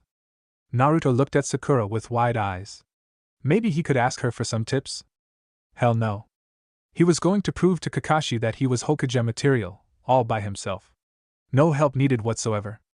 Ding! New quest, testing the waters created. Quest details, learn how to chakra climb and walk on water in a week. Quest rewards, job change quest unlocked, EXP 1200 Kakashi's respect. Failure, lose all of your self-respect permanently. Does player accept the quest? Yes/no. Hell yeah! Naruto shouted aloud. The other shinobi looked at him in confusion, before coming back to the matter at hand. Naruto didn't care how long it took, he was going to master both those techniques in a day. Ding! Chakra climbing is now LVL max. Naruto puffed and panted, standing on the apex of the tallest tree in the forest. The dense bundle of leaves made a convenient platform for him to stand on, as he stood and observed the bright sun and the rest of the dark, green forest. I did it! Naruto shouted for the world to hear, his back leaned backwards. Ding! Skill, Chakra Control has increased by a level. Chakra Control is now LVL2. Sasuke looked at the blonde with undeniable envy. How? He thought with anger, but above all, confusion. Why was this so hard for him? And how did Sakura and Naruto do it so easily?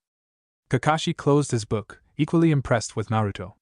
He had hoped the blonde would go slower so that he and Sasuke would boost each other and progress faster, but this was fine too. His rate of improvement. It's remarkable. Almost like a Kekai Genkai IV, never seen anything like it. Is this the power of a Jinchuriki? Or is Naruto really that talented? To manage something like this in 4 hours, she not only did it, he completely mastered it as well. Time will only tell. Kakashi thought, closing his book with a silent thud.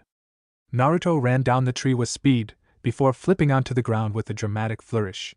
He grinned at Sakura and Sasuke, who were confused and seething respectively.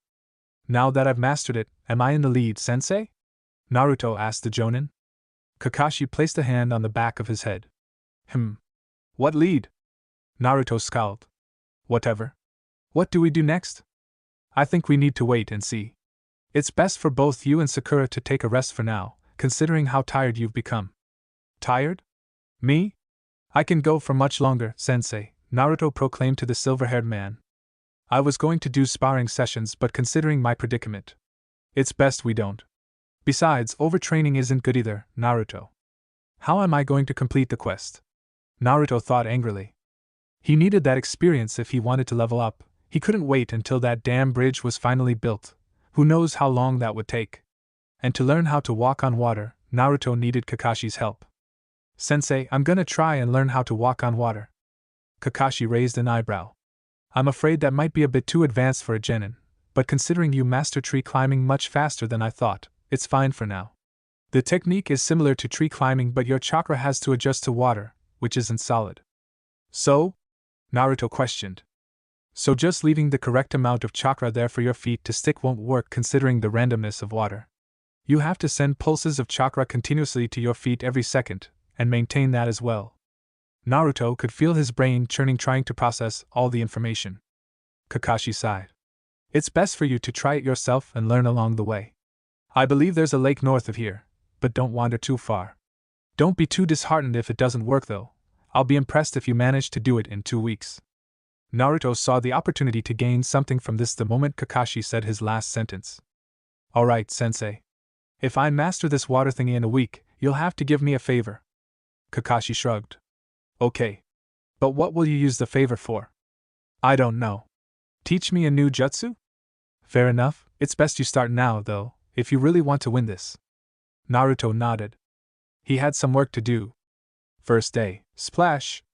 Why is this so damn hard? Naruto shouted with frustration as he fell into the water for the 10th time. Clothes soaking wet, he swam out of the small pond before attempting the technique again.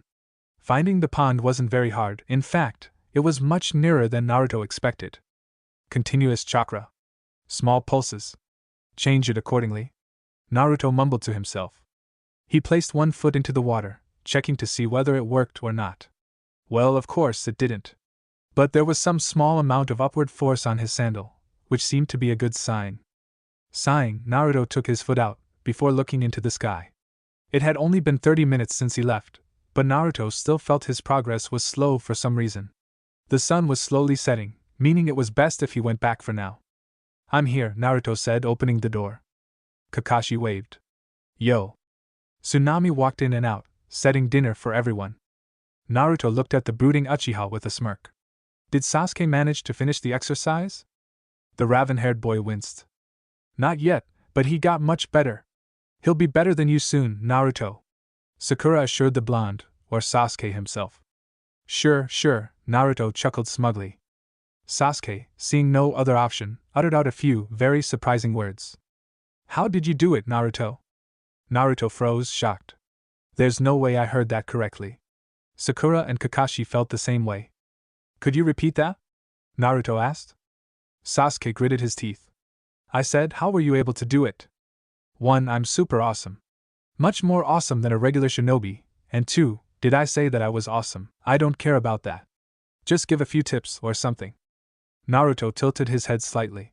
Tips? Me? Okay, I can do that. Sasuke sighed in relief. But it won't be that beneficial for me, right? In return, you have to teach me a jutsu of your own, Naruto said, trying not to laugh at Sasuke's expression. You fine. I'll teach you something. Kakashi smiled at the relationship between his genin. It reminded himself about his own days as one, however short they might have been. Dig in, everyone, Tsunami said from the kitchen. Finally! By the time Naruto finished his dinner, he wasn't in the mood to train any longer. Not because the food was bad, but because he learned about the tragic demise of Inari's father, the hero of Wave. Tsunami's teary eyes looked back at the group of ninja. Ever since he died, Inari hasn't been the same. Don't worry, brat. Naruto thought with a frown. I'll save this village, and you at the same time. Second day, I'm floating. Naruto was practically levitating in the deep water, his feet submerged into the water entirely. It wasn't complete walking on water, but very good progress. Ding! Skill, chakra control has increased by a level. Chakra control is now LVL 3. Naruto fell into the water as his concentration slipped when he looked to the blue screen on his side. Damn it! He swam back to land, patting all of his clothes dry. Maybe he could take a short break. Or a long one. Wake up, you'll catch a cold. Naruto shook his head as felt his eyes open on their own, meeting the black eyes of a black-haired girl in front of him. Where was he? Oh right, training. Who are you? Why are you gathering leaves? Naruto asked, yawning.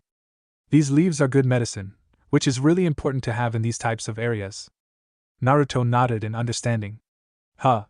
It's really early, but I guess it makes sense. What were you doing so early? I saw you sleeping near the pond, so I brought you near the sun over here to dry up. I was doing some training, actually. Oh, that's what I thought. Looking at your headband, you're a ninja, right? Naruto grinned widely. Yep. The girl's eyes widened. That's incredible. Why are you training? The blonde clenched his fists. I need to become stronger, a lot stronger actually. Why so? Naruto paused. Usually no one asked any further. Becoming Hokage, it's my dream. To make everyone acknowledge me, and to prove that I'm more than just a hopeless brat. And who are you pursuing this dream for? Eh? Is there anyone that's important to you? The girl emphasized. Naruto reminisced about all the people he knew in his life.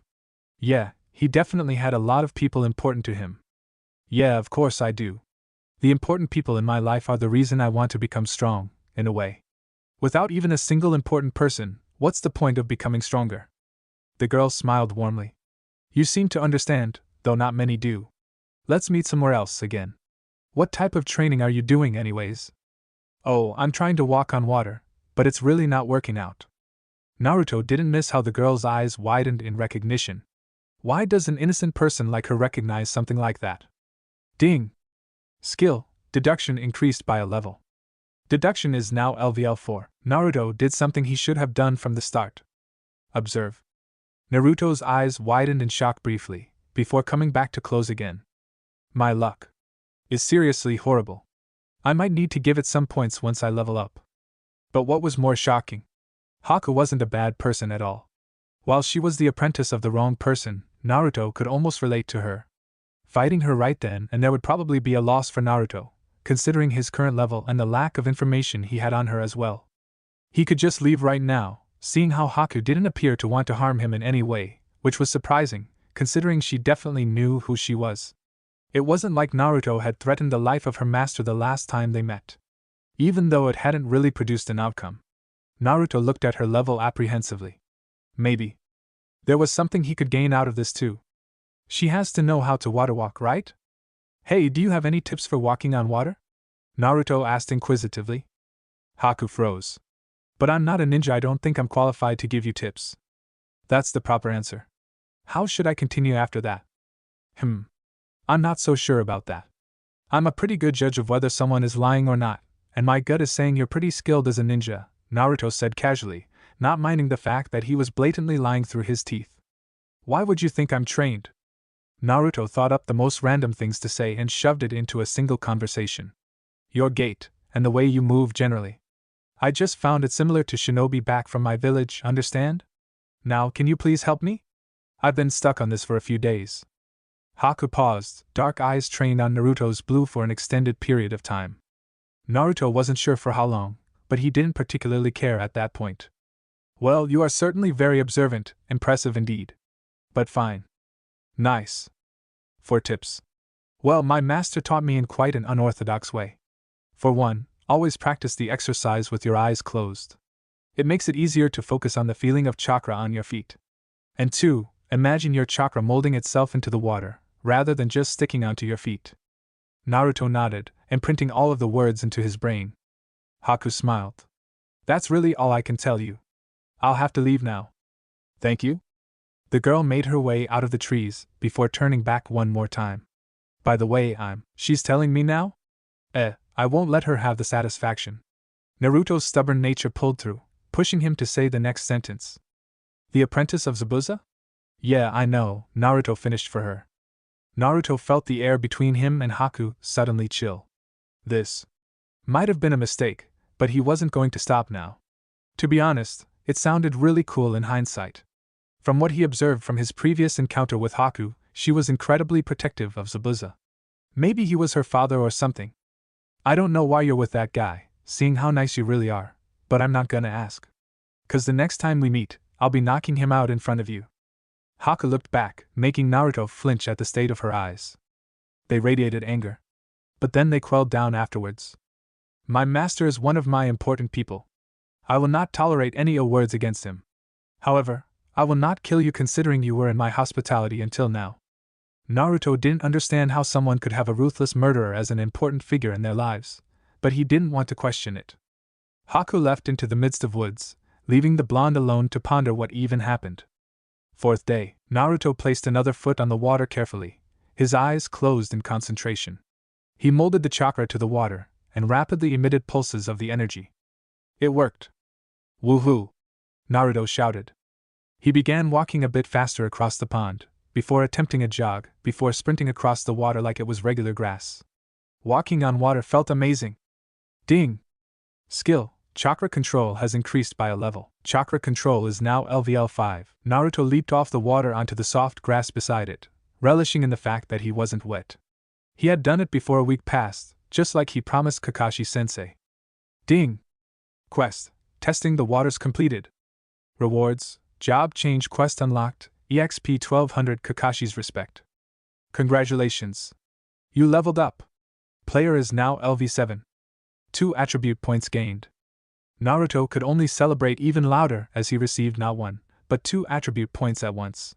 Was that because he was level 7? Did that even mean anything? Naruto prepared to go back to Tsunami's house to tell Kakashi the news, but was stopped when another notification came up. Ding! New quest, survive created. Quest details, survive. Quest rewards, new job? Failure, death. Does player accept the quest? Yes/no. Naruto had no idea what a job was, nor did he really want to know. He just leveled up, and received 2 attribute points. He needed to tell Kakashi so he could learn a new jutsu. It was too late to distract himself with this quest right now. Best to go with. No. Yes/no. Naruto blinked. He could have sworn that he had said no. Shrugging, he repeated his command. No. Yes/no. No! Yes/yes. Whatever, yes, I guess. It was just a quest like always, and he would get some rewards in the end anyways. Transporting. Time seemed to freeze as Naruto's body started to shimmer a light blue. It started from his feet, the body parts transforming into small, digital cobalt blue before vaporizing into nothingness.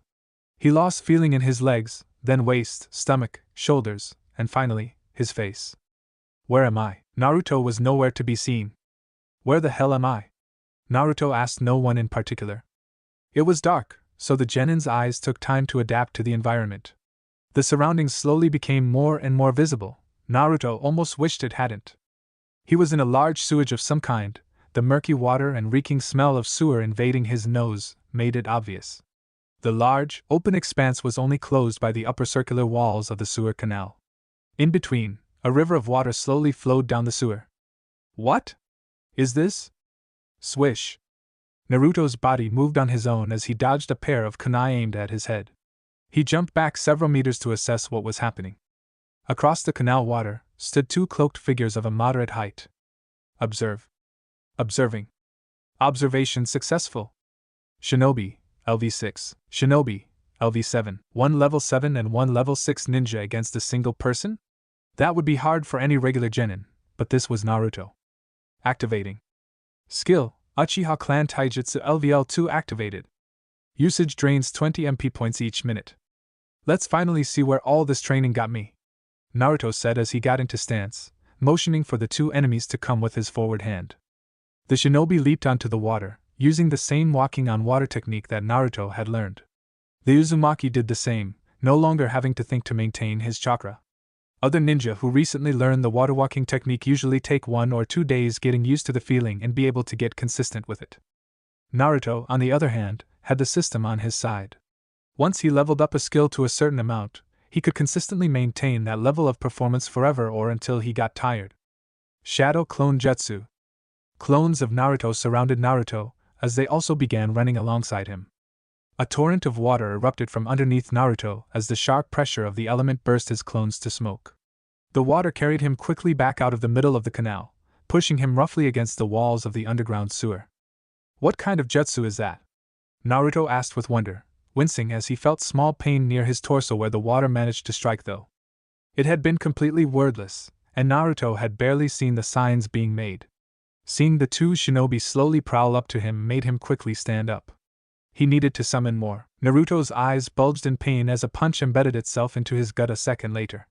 He leaned past the next punch right after, dropping into a crouch and delivering a sweep kick, a cool combo he found himself doing a lot using the Uchiha Taijutsu. In the span of half a second, the blue-eyed ninja spun backwards as he reverse-kicked the other enemy, at the same time getting slightly cut by a kunai revealed far too late. I have to stick with taijutsu and clones for now, not like I know anything else. Wait, why don't I know anything else? Naruto thought infuriatingly. The first thing he would do after getting out of this sewer hellhole was taking full advantage of the bets he made with Kakashi and Sasuke. But back to the matter at hand. Naruto brought out the kunai in his punch with a flourish, spinning it into a backhand position. He could do this. One of the shinobi launched forward, catching Naruto in an arm lock. Naruto used his smaller size to worm out of the grasp, before elbowing him in the jaw, knocking him backwards. Naruto followed the attack, landing a strong hook to the jaw. He felt the impact rock the lower-level shinobi, leaving him unconscious on the floor. The enemy disappeared in a flashing light of red. The warm-up is over. That was just a warm-up. The job quest will soon begin. The longer you survive, the more points earned and higher the tier the job assigned will be. What? Survive? What was this even about? The slow step of sandals on stone filled Naruto's ears. The terrified genin slowly turned his head, his eyes widening the instant he saw the target. Clank. Clank. Clank. Plates of dark, red armor turned and collided as the tall man came closer and closer to Naruto. Hair stretching to his waist swayed lightly. But above all, the Konoha headband shined brightly on the man's head. Naruto didn't need to see the other features to know who it was. He had already memorized the man's face from staring at the Hokage monument for hours on end. Your opponent will be the god of shinobi, Hashirama Senju. No. No. This couldn't be happening. He can't survive against the first Hokage. How would he even get points?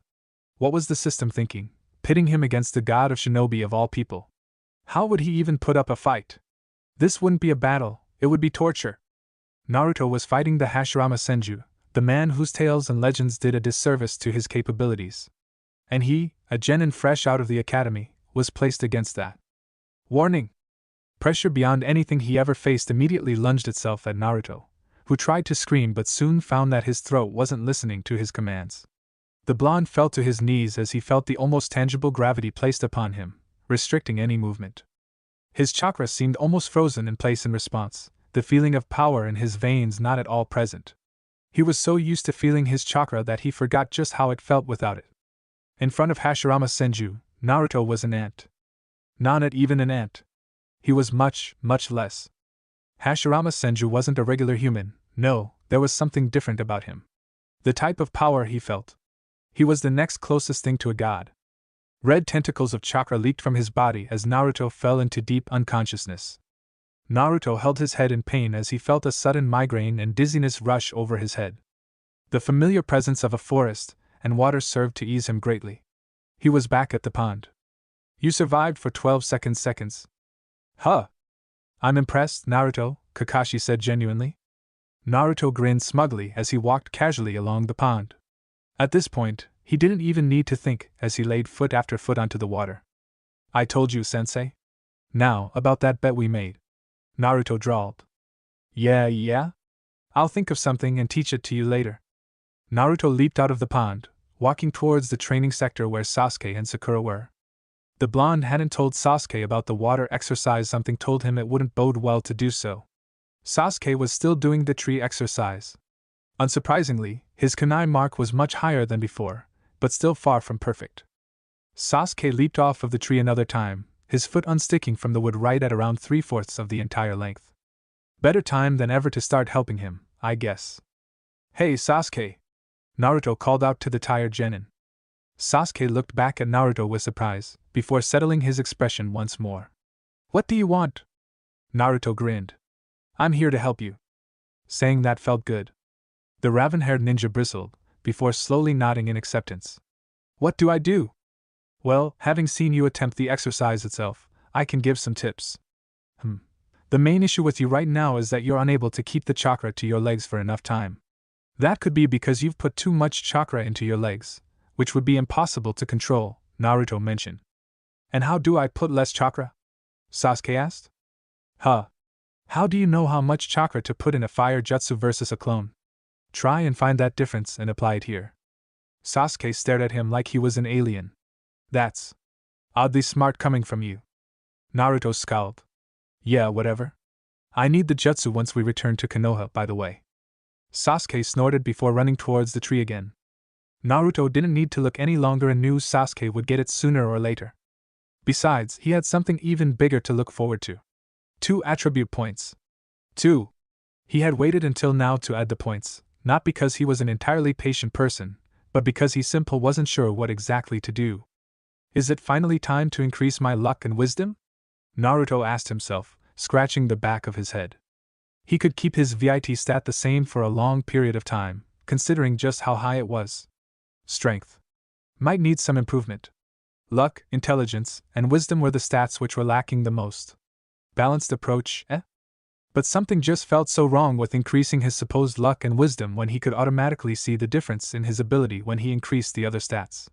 Naruto sighed, the decision creating a tight knot in his head. I guess I'll just listen to Shikamaru. But not completely. Increase strength and wisdom using my attribute points. Attribute point has been used. Strength has been increased by 1 point. Attribute point has been used. Wisdom has been increased by 1 point. Naruto paused for a second, trying to sense a difference. He didn't feel any wiser. What a scam. He thought dejectedly to himself. Naruto took a look deeper into the woods. Maybe he could train by himself for a bit. Damn it! Naruto winced tiredly as ran across the treetops of the forest, his stamina quite low despite the large amount. Training against your own supercharged clones for hours on end was very, very tiring, especially considering it used your own chakra. Luckily, the sun was still out, and navigating back to Inari's home wasn't very difficult. Give or take 10 minutes, Naruto could already see the familiar path to the house they'd been living in for a week by now. Leave my mom alone! Inari? Naruto ignored all of his fatigue as he pushed his stamina to the limit, urging his legs to propel him even faster. Yada! Right before a sword plowed through the small boy, Naruto slammed his fist right into the enemy's face, pushing at the last minute to knock the man into the water opposite of the docks. There was one more person. Naruto turned to Inari in worry. Are you okay? Behind why? A shining katana stopped right before Naruto's neck. Naruto grinned. Don't worry, these guys ain't nothing for me. After all, the clone could deal with the other guy easily enough. Why? Why did you even come here? Inari asked timidly. Why? Oh. I was training by myself for a while, and the others kind of left without me. So I assumed they would be here, but I guess they aren't. Inari nodded. Regardless, I'm glad you proved me wrong, Inari. A real sissy wouldn't have stood up against those guys like that. Hell, I'm not sure I would have done that when I was your age. You're strong, really strong, Naruto said, no longer looking at Inari. He needed to go. If they sent bandits towards Inari's family of all people, how would the actual bridge be? Who would they be facing? Naruto had a good idea who. Stay safe. I gotta go now. Heroes continue to be heroes, after all. Yeah. Inari cheered. Naruto grinned one last time, before running away. His grin slowly molded itself into a solemn frown. This wasn't going to end well, was it? Naruto made his way onto the bridge, trying to examine the players at hand. Well tried. The mist practically made it impossible to do so, but also made it very easy to guess who was behind it. Kakashi-sensei was fighting Zabuza, and Naruto wouldn't be surprised if Sasuke and Sakura were fighting Haku by now. Naruto slowly made his way into the mist, trying his best not to alert anyone, especially not Zabuza of all people. Once he was inside, he could clearly see what was happening. He was correct with his previous assumption, except for the fact that Tazuna was on the bridge as well, and Sakura was helping to guard him. What is that dome of ice? Haku's jutsu? Initially, Naruto was planning to sneak attack Haku. But the entire plan changed once he saw the bloodied body of Sasuke. I thought she was a nice person, but no. She's going all in on Sasuke. Naruto thought and raged. His eyes widened as he saw an opening. He took the chance. A small shuriken sliced through Haku's shoulder as he stumbled onto the bridge. Shadow Clone Jutsu. Without wasting any more words, Naruto made his way into the battlefield. Activating. Skill, Uchiha Clan Taijutsu LVL2 activated. Usage drains 20 MP points each minute. Naruto engaged the masked boy in combat. Let's test your taijutsu, shall we? Naruto smirked. Ah.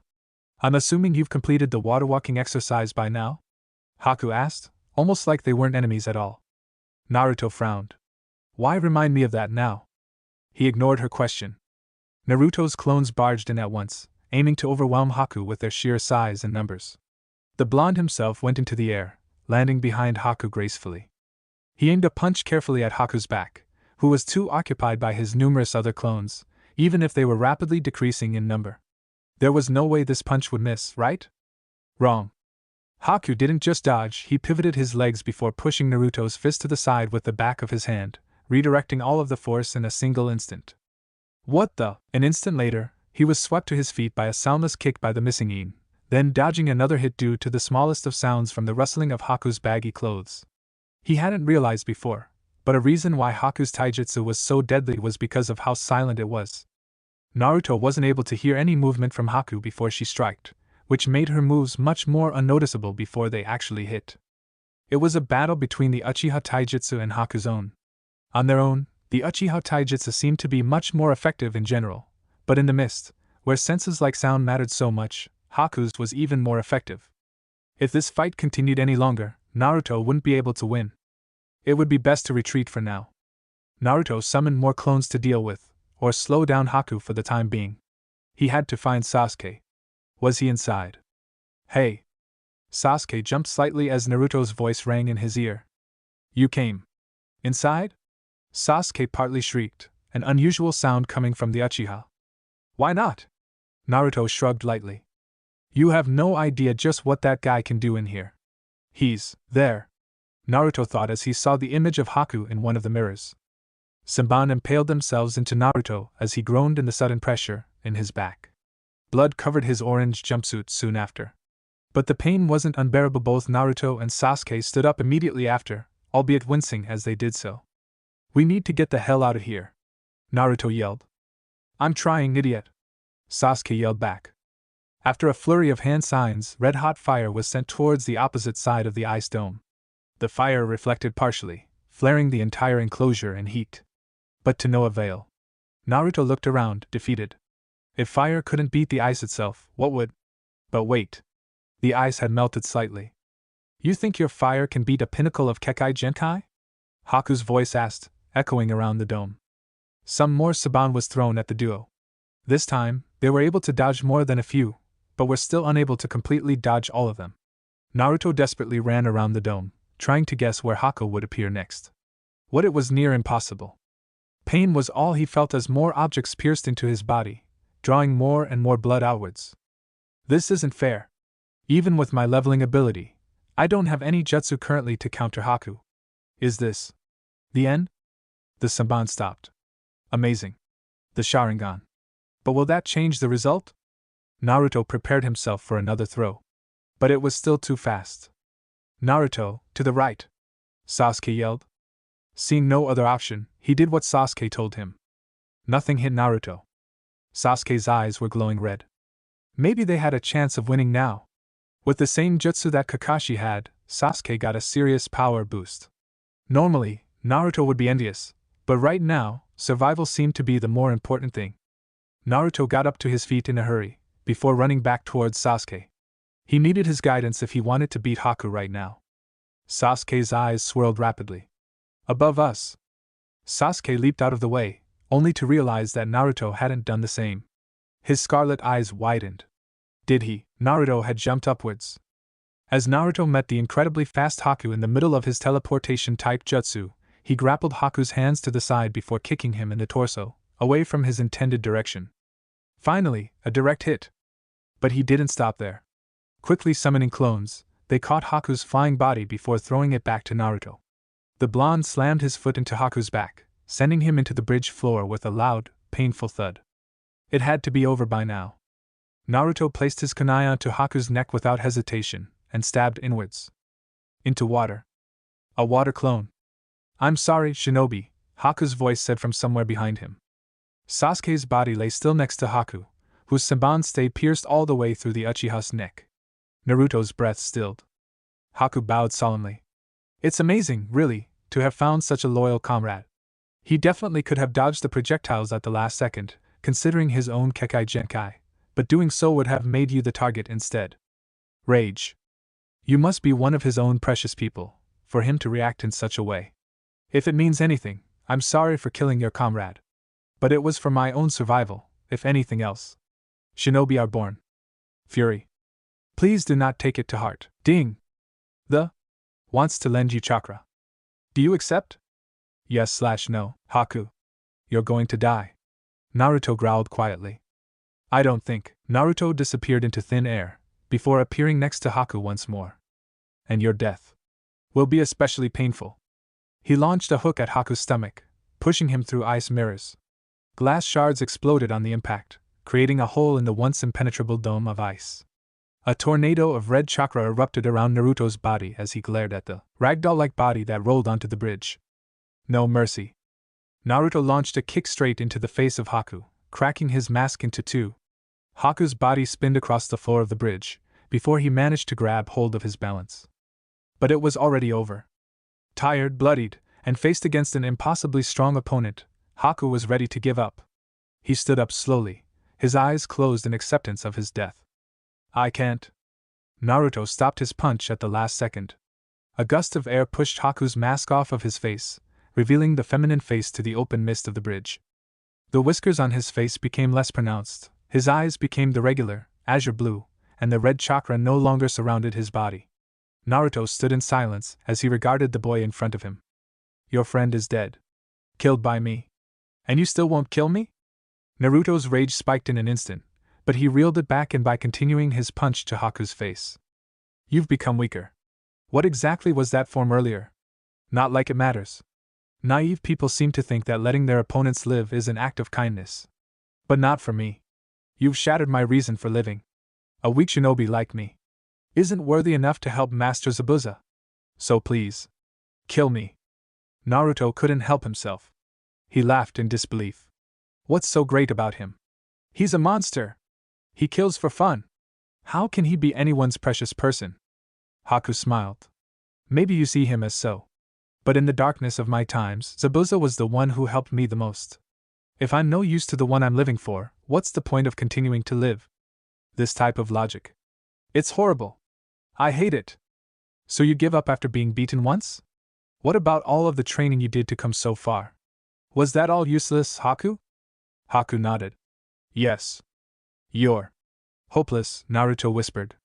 He brought up the kunai in a quick motion. He would do this quickly. Haku's eyes widened randomly. The missing nin was gone. Kakashi felt his Chidori impale itself into a body, but it wasn't the correct one. His accomplice sacrificed himself for him? Kakashi thought incredulously. Master. Haku whispered quietly. Kakashi. You were wrong again. Zabuza said, chuckling. Blood painted his masked face as his gray eyes started back at Kakashi's own. Thank Kami I helped the boy back then, if not, I'd be dead by now. Ha! Zabuza shouted, laughing loudly. He swiped his sword across, trying to cleave Kakashi into two, but missing entirely as Kakashi grabbed Haku's body and jumped backwards. Naruto gripped his kunai, but stopped when Kakashi addressed him. Don't. This is my fight, Naruto. Naruto gritted his teeth, but stayed still nonetheless. Yeah, he mostly likely would have died if he tried to fight against Zabuza, but he couldn't care less. Naruto. Naruto winced at Sakura's voice. Thank God you're alive. Let's get Sasuke and get out of here with Tazuna-san. Kakashi-sensei can handle this now. Sakura. Naruto said, pointing to Sasuke's body, which was slightly obstructed by the mist. Naruto watched as Sakura left with Tazuna towards Sasuke's body, before directing his attention back at the fight before him. Kakashi slowly dismantled Zabuza, the slow movements of the latter making it easy to guess his opponents, which was even easier for someone who had a Sharingan. Kakashi then demobilized both of Zabuza's arms in a brutal display of fighting. No more jutsus or mist to hide behind, Zabuza. It's over, the Jonin said coldly to the demon of the mist. Clack. Well. That man definitely made a fine fool of you, demon. A pity. If you die, how will I give you the proper fees?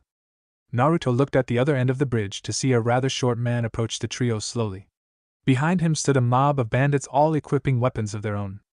Jagged hairline, small, black sunglasses, black shit, and purple tie. The man screamed shady business. Gatu. What's all of this? Zabuza asked murderously. Naruto took a step back. Business, Zabuza. I'm going to kill you now. So say your final prayers to the world, please. Don't worry, no one is going to miss you, hee hee. Someone would. What's the meaning of this? You really think I would pay that amount for you? Never. I'm a businessman, not running a charity. You're infamous around these areas, and incredibly skilled. Trying to betray and kill actual shinobi would be hard, considering how many friends they've made along the years. But you. Ha! You were perfect. A missing nin that no one cares about. Does it matter if you die? Don't take it too seriously, Zabuza. It's good business. Either way, it's not like you didn't cheat neither. The demon of the mist? Was that a joke? You lost to some random ninja that recently came here. You're not a demon, Gata said, cackling. Zabuza looked back at Kakashi. Kakashi, you are no longer my priority. End our fight. There is no motive for me to assassinate Tazuna. Kakashi nodded in acceptance. But, Sasuke. Gata stepped forward, kicking Haku's face with contempt. This girl or boy. Just as annoying as you.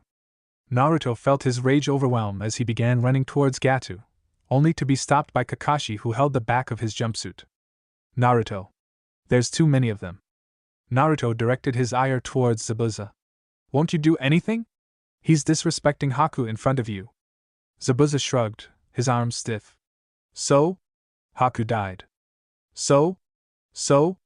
Haku was still your friend, a comrade. There are no real friends in the world of missing nin, child. We are either tools to be used or people who use others as tools, nothing more, nothing else.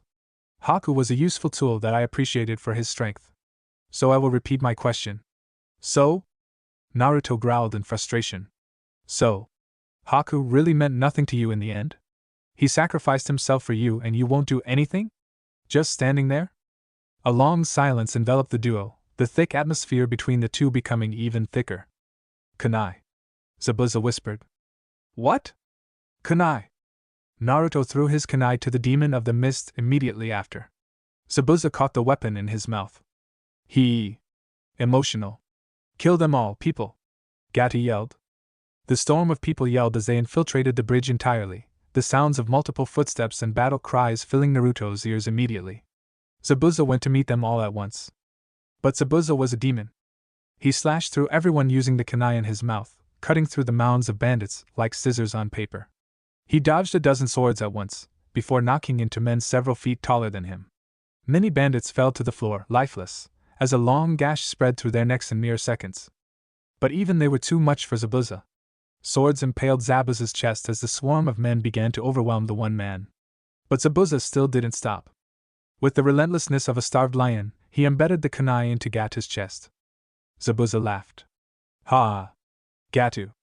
I don't care if I die right now. But as long as you're coming with me to hell, I'll be happy. The demon finished the kill in its entirety soon after. Zabuza smiled for the last time in his life. I won't be seeing you any longer, considering you would be going to heaven, Haku. But, thank you? Naruto swallowed his throat in apprehension. Cherish the sight of a real man, Naruto, Kakashi said. This was all too much for a recently made genin. Naruto's eyes continued to stay wide as he swallowed all of the events into one session of his memory. Naruto! Sasuke is alive! Naruto's heart quickened as he glanced to his left, seeing the familiar blue-shirted boy raising a hand in greeting. I see. You really were too kind of a person, Haku. Naruto looked back at the bandits with anger. Now these guys deserve to die. Shadow Clone Jutsu. A day later. Zabuza and Haku's funeral was a quiet event. With only Team 7 and Tazuna present, the burial seemed to be more of a standard process rather than an act of caring. Which wasn't very surprising considering the lives the missing nin had held. Living solitary lives, they didn't have many friends to mourn their deaths for them. It was a small memorial site, the largest being the mountain of a sword behind Zabuza's funeral. It's an unfortunate thing. But don't be mistaken. Zabuza wasn't a good person, nothing he could have done would have changed that, but he did have his heart in the right place in the end. What's even more sad is that you, genin, had to experience a type of mission like this so early in your lives. An rank mission. It's fortunate I was your sensei, or else. Thank you, sensei, Sakura said politely. Well, I can't do it all the time. Should we leave now? Sasuke nodded. HN. Naruto looked at the graves before him. I'll come, sensei. Let me just stay here for a bit. Kakashi sensei raised an eyebrow. You sure? Positive. Your wish. Sasuke, Sakura, let's go. Naruto stayed still for much a while longer as the rest of the team left him behind. There was a particular reason why the blonde stayed behind in the first place, and it wasn't because he wanted to contemplate on the deaths of the duo, no matter how sad it was. The system was telling him something. Ding! New skill achieved, Shadow Extraction LVL1. Info: Shadow Extraction allows the transformation of dead bodies into shadows which can be recalled at any time for the player to use. Higher the difference in level, the lower the success rate. Higher the time taken after the body died, the lower the success rate. Higher the will of the person to stay in the afterlife, the lower the success rate. Current maximum shadows, 2. What does this mean? I can revive them as shadows? Then came the next question. Who should he revive first? And would it really work? This was the first real ability the system had ever given him, so Naruto was slightly skeptical. Now, who should he go for next? Zabuza or Haku? It didn't really matter since he had 2 available spots anyways. But were these shadows the actual ones that died earlier? Were they the ninja he had just fought yesterday? Was Haku's sacrifice for nothing, if he could have revived her afterwards? Obviously, that wasn't the truth. But Naruto's paranoia quickly took over his senses.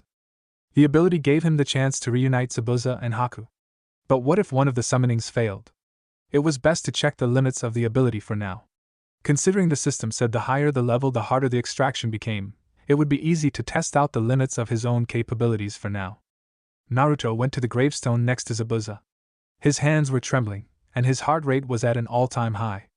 The grave stood painfully still, begging to be called upon, and the sword stood similarity, begging for someone to grasp its hilt once more. Use shadow extraction on Zabuza. Extracting. Extraction failed. What? 2 more chances remaining? Try again. Extracting. Extraction failed. 1 more chance remaining. Naruto needed this to work. Zabuza's death. It wasn't meant to be so disappointing. He needed another chance, whether as a shadow or the real thing. He wouldn't lose now. No matter what it would take, he needed this extraction to summon. Activating. Skill, Will of Fire LVL1 activated. Skill, Will of Fire LVL1 has bonus effect of increasing success rate of extraction by 10%. Zabuza. Your devotion to the sword is what got you the name Demon of the Mist. Now, show that same devotion to me. The same devotion that Haku served you with. Now, arise. Extracting. Extraction successful. Dark energy erupted from Naruto's body as he felt a rush of power exit his body like water behind a broken dam. The visceral aura flowed directly towards the dead bodies buried under the soil, until finally all of it disappeared into the ground. Then silence. But then the energy started pouring back out relentlessly. Tendrils of liquid shadows slowly began forming out of the grave, pooling into a shadowy mass without any defined shape. But the shadows continued to pool, building and building upon each other, slowly forming a familiar shape. 2 can't believe it. Naruto's eyes looked at the monstrosity before him. The shadowy mass of Zabuza stared back. Shadow Zabuza, LV1. He looked the same as always, except for the fact that the colors of his clothes were replaced by a shade of black, and his face showed a wispy blue, entirely missing the humane colors he once had. On his back, the giant sword he always used was perched comfortably, every contour of the metal shaded black. A rough scowl was evident even through his bandaged face. Zabuza looked scarier than when he was once alive. Where the hell am I, brat? Zabuza growled in his ghostly form. Naruto briefly flinched in fear before rearing back. It was insanely jarring to see the dead body of Zabuza, a body which he helped bury, back in real life. It only showed the insane capabilities of his system, and just how much power was in his hands. I said, where the hell am I? The shadow asked again, irritatingly. Active skill, Shadow Extraction LVL1. Info, shadows drain 50 MP every minute, a value which will decrease as level of skill increases. Initial extraction takes 20 MP. 50 MP? That's insane. That means only 2 minutes? Naruto thought incredulously, doing the math in his head. The skill, for now anyways, was insanely underpowered. A mere 2 minutes could decide the difference between a win and a loss in the toughest of times. She understood that. But 2 minutes was still too little. Regardless, Zabuza was a Jonin-level ninja, meaning the 2 minutes would certainly be worth it for now. And it wasn't like he was going to be this low level. If Naruto upgraded his level in shadow extraction, he could certainly decrease the MP drain, which would make the ability a monster to deal with. Naruto waved at the shadow with a trademark grin. Zabuza-san, this is Naruto, Naruto Uzumaki. You know, the blonde kid from earlier. Zabuza glared back. Yeah, I can tell. Now tell me, Naruto Uzumaki, why am I still alive? And more importantly, how? He's a shadow as of now, so there wouldn't be any reason not to tell him of my ability, right? I could also pass it off as a special jutsu of my own. What did Kakashi-sensei call it? A Kekii Genkai? It's my ability, a Kekii Genkai, like Haku had. I can summon the dead in the form of shadows, or something. To be honest, it's still a work in progress. Like many other things, Naruto deadpanned. Zabuza's eyes widened. You're telling me you can summon the dead? Is this a joke, brat? You're alive right now, so what more proof do you want? How is the afterlife, anyways? Don't make a mockery of this situation. This isn't a normal Kekii Genkai. The amount of things I could do if I had something like this. Zabuza chuckled dangerously. Why did you summon me? I wanted to test the ability on someone, and you happened to die recently. So I did it for you to gauge my current ability, Naruto said. You're telling me this was all a test? A test to see whether you could summon me or not? Why didn't you summon Haku first? The demon of the mist asked, his deep voice taking on a tone of inquiry. I can't give a reason without revealing the levels, can I? What should I do here? You're a lot stronger than Haku, so I wanted to see whether I could summon you or not, pretty much. There, that wasn't too bad. Zabuza nodded in acceptance, before looking at his muscles strangely, before looking at his surroundings curiously. A look of denial spread along his eyes. Naruto observed his behavior. Wah! Zabuza picked up the wide, black sword around his back before swinging it frantically in the air, cleaving through the atmosphere and sending gusts of wind across the fields, shaking the leaves of nearby trees. It was an impressive display of swordsmanship, but both Naruto and Zabuza could notice one thing. Zabuza was weaker. Much, much weaker. Why am I so goddamn slow? Zabuza yelled in frustration, his shadow muscles flexing as he continued his onslaught. Naruto paled in realization of what had happened. The system would never be so nice to him to give him such a promising ability. It would never give him direct access to Jonin-level shinobi with a flick of a wrist. No, the system made him work for that type of power. And in this case, it made the shadow itself work. Shadow Zabuza was much, much weaker than the original. They shared the same appearance, same personality, but different stats altogether. Shadow Zabuza was around Haku's level or so? Thus, the 2 minutes became even more useless. Considering Shadow Zabuza was only level 1 as of now, he needed to level up his shadows and his shadow extraction. Naruto made haste to rectify his mistake. Zabuza, your form right now is much weaker than what you were when you were alive. I'm not so sure as of now, but I believe you will have to train to become stronger again, or else. I'm stuck like this for the rest of my life? Zabuza questioned angrily, his eyes smoldering. Naruto chuckled. Technically speaking, you aren't actually alive, so yes. Zabuza lunged at Naruto. Naruto sidestepped, dodging the attack entirely, before sweeping the shadow's legs from underneath him, dropping him to the floor. Naruto immediately unsheathed a kunai from his pocket, before placing it on Zabuza's neck. You aren't a Jonin anymore, just a shadow of mine. Remember that, Naruto whispered gravely, apply pressure on the solid surface of Zabuza's neck. Naruto felt a giant sword slide to his jugular. The body in front of him dispersed into water. The same trick. The deep, monotone voice of Zabuza rang through his ears. You may not remember, but since you obviously forgot, let me remind you one last time. I'm Zabuza Momochi, the demon of the mist, and I have no master. Naruto gulped as the gigantic sword left his throat. Now summon Haku. Naruto looked once last time at the shadow warily, before rubbing his throat to ease the soreness. Note to self, don't piss off the psychopathic swordsman. Ding! 30 MP remaining. Naruto calculated the math in his head again. 1 minute had passed, meaning 50 gone. And the cost of the initial summoning, which was 20. He could still summon Haku. Naruto nodded. All right. Naruto walked up to the grave of Haku in a hurry, eager to get this over with. He probably didn't need to struggle as much as summoning Zabuza, considering the difference of levels between him and Haku wasn't very high in comparison to the difference between him and the Jonin-level shinobi. Maybe 1 or 2 tries? Haku. Arise. Extracting. Extraction successful. Similar to before, a dam of energy broke from Naruto's body, entering the air and going into Haku's grave. The soil seemed to eat up all of the energy as it dissipated into the grave. Shadows pulled once more, forming the body of Haku that Naruto came to recognize easily. Haku, in all of his feminine grace, appeared fully fledged in his regular clothing, but this time everything was shaded a dark black, and his skin was a peculiar shade of blue. Where am I? Haku asked, staring at Naruto with obvious surprise. Naruto looked around for Zabuza.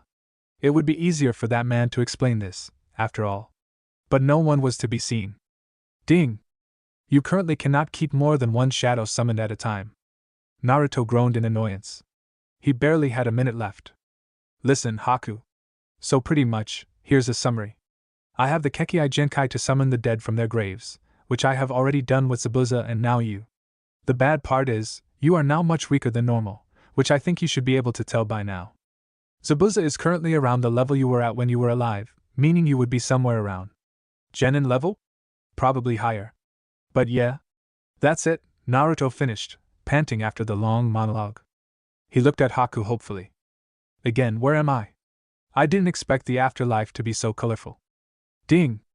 MP has been completely drained. All MP-related skills and abilities are deactivated. Naruto looked at the empty lands of grass before him. Okay. 2 weeks later. Ding! Quest, Protection of Tazuna completed. Rewards, EXP 3000 Class, Necromancer, given, Title, Messenger of the Dead. Congratulations. You leveled up. Player is now LV8. 2 attribute points gained. New title, Messenger of the Dead achieved. Title, Messenger of the Dead increases the success rate of shadow extraction by 5%, and increases all stats by 3% while on missions. Woohoo! Another 2 attribute points for the future Hokage. Naruto smiled happily as he looked through all of his notifications. Things were finally starting to look uphill. On the past few weeks, Naruto had spent most of his time training with Team 7 and helping finish the bridge Tazuna was so hell-bent on. And finally, the hard work actually paid off.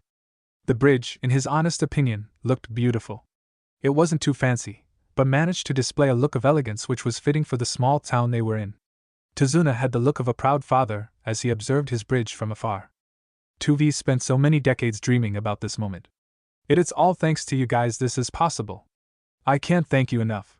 Tazuna said, tears forming around his eyes. Like I said, Tazuna-san, your amazing hospitality was more than enough as thanks, Kakashi said, bowing. Naruto smiled. It was always nice seeing people do nice things. And you? Tazuna said, directing his smile at Naruto. Me? I can't thank you enough, as well, Naruto. For protecting Tsunami and Inari when it mattered the most. Naruto tried not to roll his eyes. The man has mentioned that same instance more than 100 times by now, and had brought it up every single dinner, and every time he was alone with him. Yeah. Big bro Naruto is too cool. Inari mentioned from behind Tazuna. Sakura snickered. Big bro Naruto, huh? You've got fanboys now, Naruto? Hypocritical. Naruto wanted to say, but refrained from doing so. Grandpa, I think we should give a name for the bridge while the ninja are still here. Tazuna laughed. You're right, Inari. How about the Great Naruto Bridge? Naruto smiled as he heard the name, a strange swelling of pride in his heart erupting immediately. But did he really deserve it as much as the others? The Great Zabuza Bridge. Naruto shook his head. The shadow would probably kill him if he did something like that. Sounds great. Kakashi laughed. If that's all, we will be taking our leave, Tazuna-san. Of course, I couldn't keep you guys here any longer, after all, Tazuna answered wholeheartedly. Naruto raised a thumbs up to Inari. I'll visit later on, Inari. By then, you better be a lot stronger. You bet. Inari grinned toothily. Have a safe trip. Tsunami ushered out at last. All of Team 7 felt a gentle tug on their hearts as they finally left the small town they'd been in for the last month. Naruto looked at the path ahead of him and groaned. This was going to be an incredibly long trip. Walking wasn't too hard, but the type of food they had to eat was the bare minimum, consisting of energy bars and, most importantly, no ramen. In the 2 weeks since the funeral, Naruto had resisted the urge to summon Zabuza and Haku again. For that, he had several reasons. Firstly, he was 90% sure Zabuza didn't even want to be summoned at this point. Second, he wasn't exactly sure how to deal with Haku. And lastly, the whole shadow business seriously creeped him out. Sure, the necromancy thing looked cool and all, but it was seriously weird when you thought of it from an outside point of view. Summoning the dead to be your companions? Yeah. Totally normal. Naruto also felt like he would get a better idea of dealing with the issue back in his home village, Konoha. Wave was cool and all, but it didn't have Ichiraku's ramen, did it? A steamy bowl of soft, chewy noodles and the aroma of miso and pork. Naruto was already salivating. A bowl of Tuchi's ramen will definitely bring me up to speed. Hey Sasuke! Last one to the tree over there has to pay for ramen. Naruto began running at full speed. One more miso ramen! Naruto called out as he dropped another bowl onto the table before him. Sasuke eyed his wallet with widened, disheartened eyes. How much does this guy eat? Iruka was just glad he wasn't paying again. So yeah, Iruka-sensei, where was I again? Oh right. So we were fighting Slurp, this guy called Zabuza, and we found out that he was actually just a nice guy in the end. I managed to defeat everyone with a super cool jutsu, blah blah blah, I saved the whole village. Then they named a bridge after me. Isn't that cool? Iruka nodded in acceptance, not believing half of the things coming from Naruto's throat. Naruto finished another bowl, and patted his belly in appreciation. That's enough for now. Okay, Sasuke. I'm done with eating.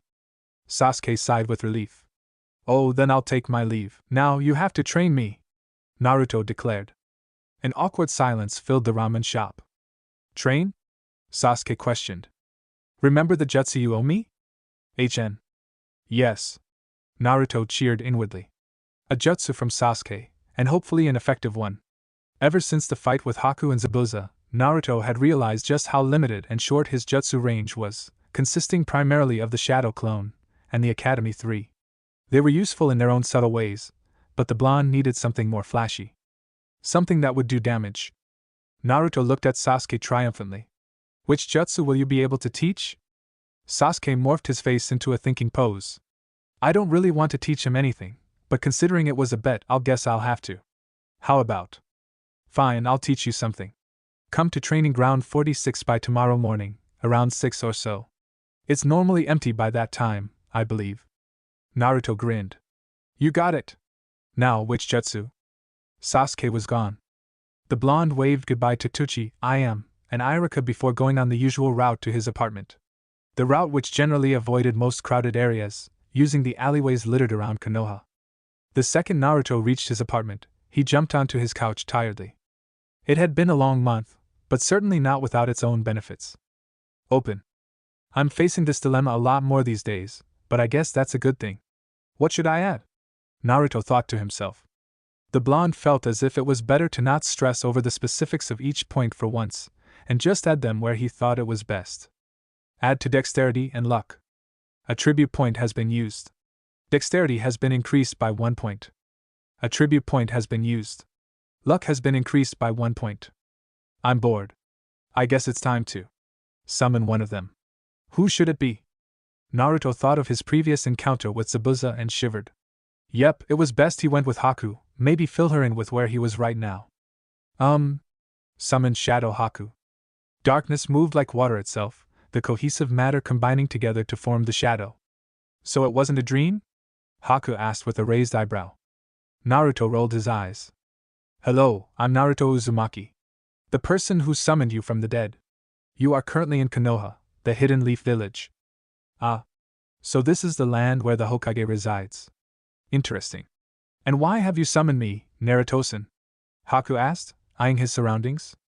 Naruto put his legs on the top of his couch. I was bored. So you summoned me, a dead shadow, to alleviate your boredom? Something like that. That doesn't sound like such a great idea in afterthought, does it? Yeah, it doesn't. Naruto didn't like that he was being patronized by the dead. It was either you, or clones, and I prefer not talking to myself. Or Zabuza, of course, but I prefer not talking to him even more. Haku nodded in understanding, before walking around trying to investigate the place. This is quite the magnificent house. Are you quite rich, Naruto-san? Naruto couldn't help but laugh out loud. Maybe it was the right decision to summon you. Haku cocked his head. Naruto shook his head. Listen, I don't have much time at all to talk with you, considering a minute has already passed by now. But for now, this much is fine. Just so you know, I won't be summoning you or Zabuza too much, and only when you're really needed or during times like now. I actually can't have others knowing about your presence, you understand? Haku nodded and then bowed. I understand, Naruto-san. For now, I'll take my leave. How exactly do I do that? Please let this work. Dissipate, Haku. Haku's body rapidly became smaller and smaller as the mass of shadows turned into nothingness. Quite an eventful day, Naruto thought, yawning. The next morning, Naruto woke up to the ringing of his alarm right next to his ear, groaning and moaning in distress as the sound interrupted his precious sleep. He was about to go to sleep again before his mind seemed to directly speak to him. Sasuke's going to train you a jutsu. With that, his mind sparked into overdrive. Naruto quickly brushed his teeth, showered, wore a new jumpsuit, and put on his sandals. He double-checked his ninja gear, filled his utility bag with some protein bars as breakfast, and made his way towards the intended training ground. The numerous open fields were hard to distinguish, but Naruto managed to make his way through. Training Ground 46. The large, open expanse of grass was perfect for training, Naruto realized, as he made his way through the ground. Hey! Naruto shrieked as he heard Sasuke's voice from behind him. He placed a hand on his heart in an effort to cool himself down. Yo, Naruto responded. I don't have too much time, so let's get this over with quickly. I'll give you the hand signs and some basic tips, but that's pretty much it, Sasuke said, unloading his bag onto the surface of the ground. What jutsu are we learning exactly? Naruto asked curiously. Oh, I didn't tell you yet? You've probably seen me do this a lot during training or fights. Fire release, fireball jutsu. I take everything back. Sasuke is literally too cool, Naruto said with stargazed eyes. Do you need a demonstration? Sasuke asked. No. I need to learn this as fast as possible, Databeo. Are there any hand signs? Sasuke grunted in confirmation. Of course. There are 6 hand signs normally, but others with higher chakra control like Kakashi-sensei said can convert it into 4 or so. For now, we will just learn the 6. The seals in succession are snake, ram, monkey, boar, horse, tiger. Snake, ram, monkey, boar, horse, tiger. Remember those. Sasuke tossed him a scroll of sorts, the paper fluttering as it reached his hands. Here, all the hand formations are given in this. I don't really expect you to learn it in a week, since this jutsu is a bit of a speciality of the Uchiha clan. But try your best. And also, consider my debt finished. Of course! Naruto yelled in appreciation. Any tips? Sasuke rolled his eyes. First of all, do you know how this jutsu works? Obviously. The shinobi using the jutsu just stirred up some chakra in their stomachs, and released it using. Not exactly, Naruto admitted ashamedly. Sasuke frowned slightly, his eyebrows tensing. How am I going to do this? Fine. Think of it like this, a fireball jutsu isn't just made of fire, it's chakra that was turned into fire. And where does that chakra come from? From us? So the first step is to mold the chakra in your core into fire, and then release that chakra from your mouth. Naruto nodded in understanding. So why do you put your fingers in front of your mouth like that? It's easier to direct the fire where you want it to go. I see. Naruto began going through the hand seals, his hands moving tremendously slow, but accurate nonetheless. He thanked his younger self for remembering each and every seal after failing to summon a clone for the 30th time. Snake. Ram. Boar. Horse. Tiger.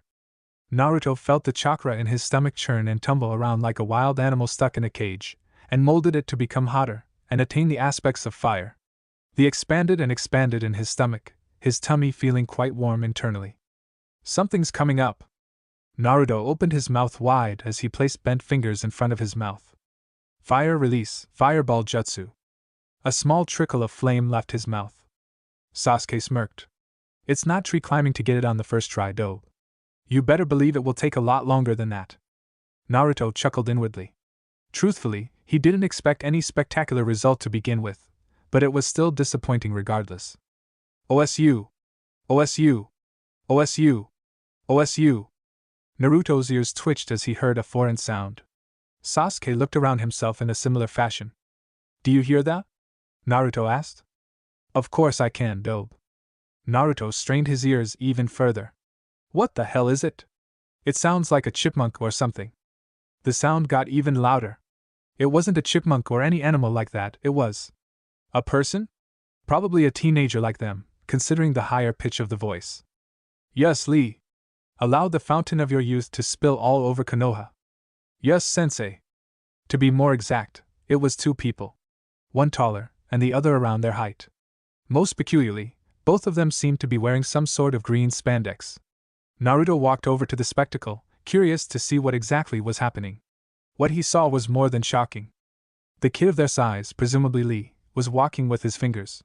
With one hand crossed behind his back, and the other protruding only his thumb and pointer finger, did a walking handstand. Were those weights on his legs? And who are you, fine, young gentleman? Naruto looked into the dazzling eyes of the older man, further shocked by how shiny his teeth were. Are they even real? I'm Naruto Uzumaki, and he's Sasuke Uchiha. We're part of Team 7. Oh, Kakashi's kids?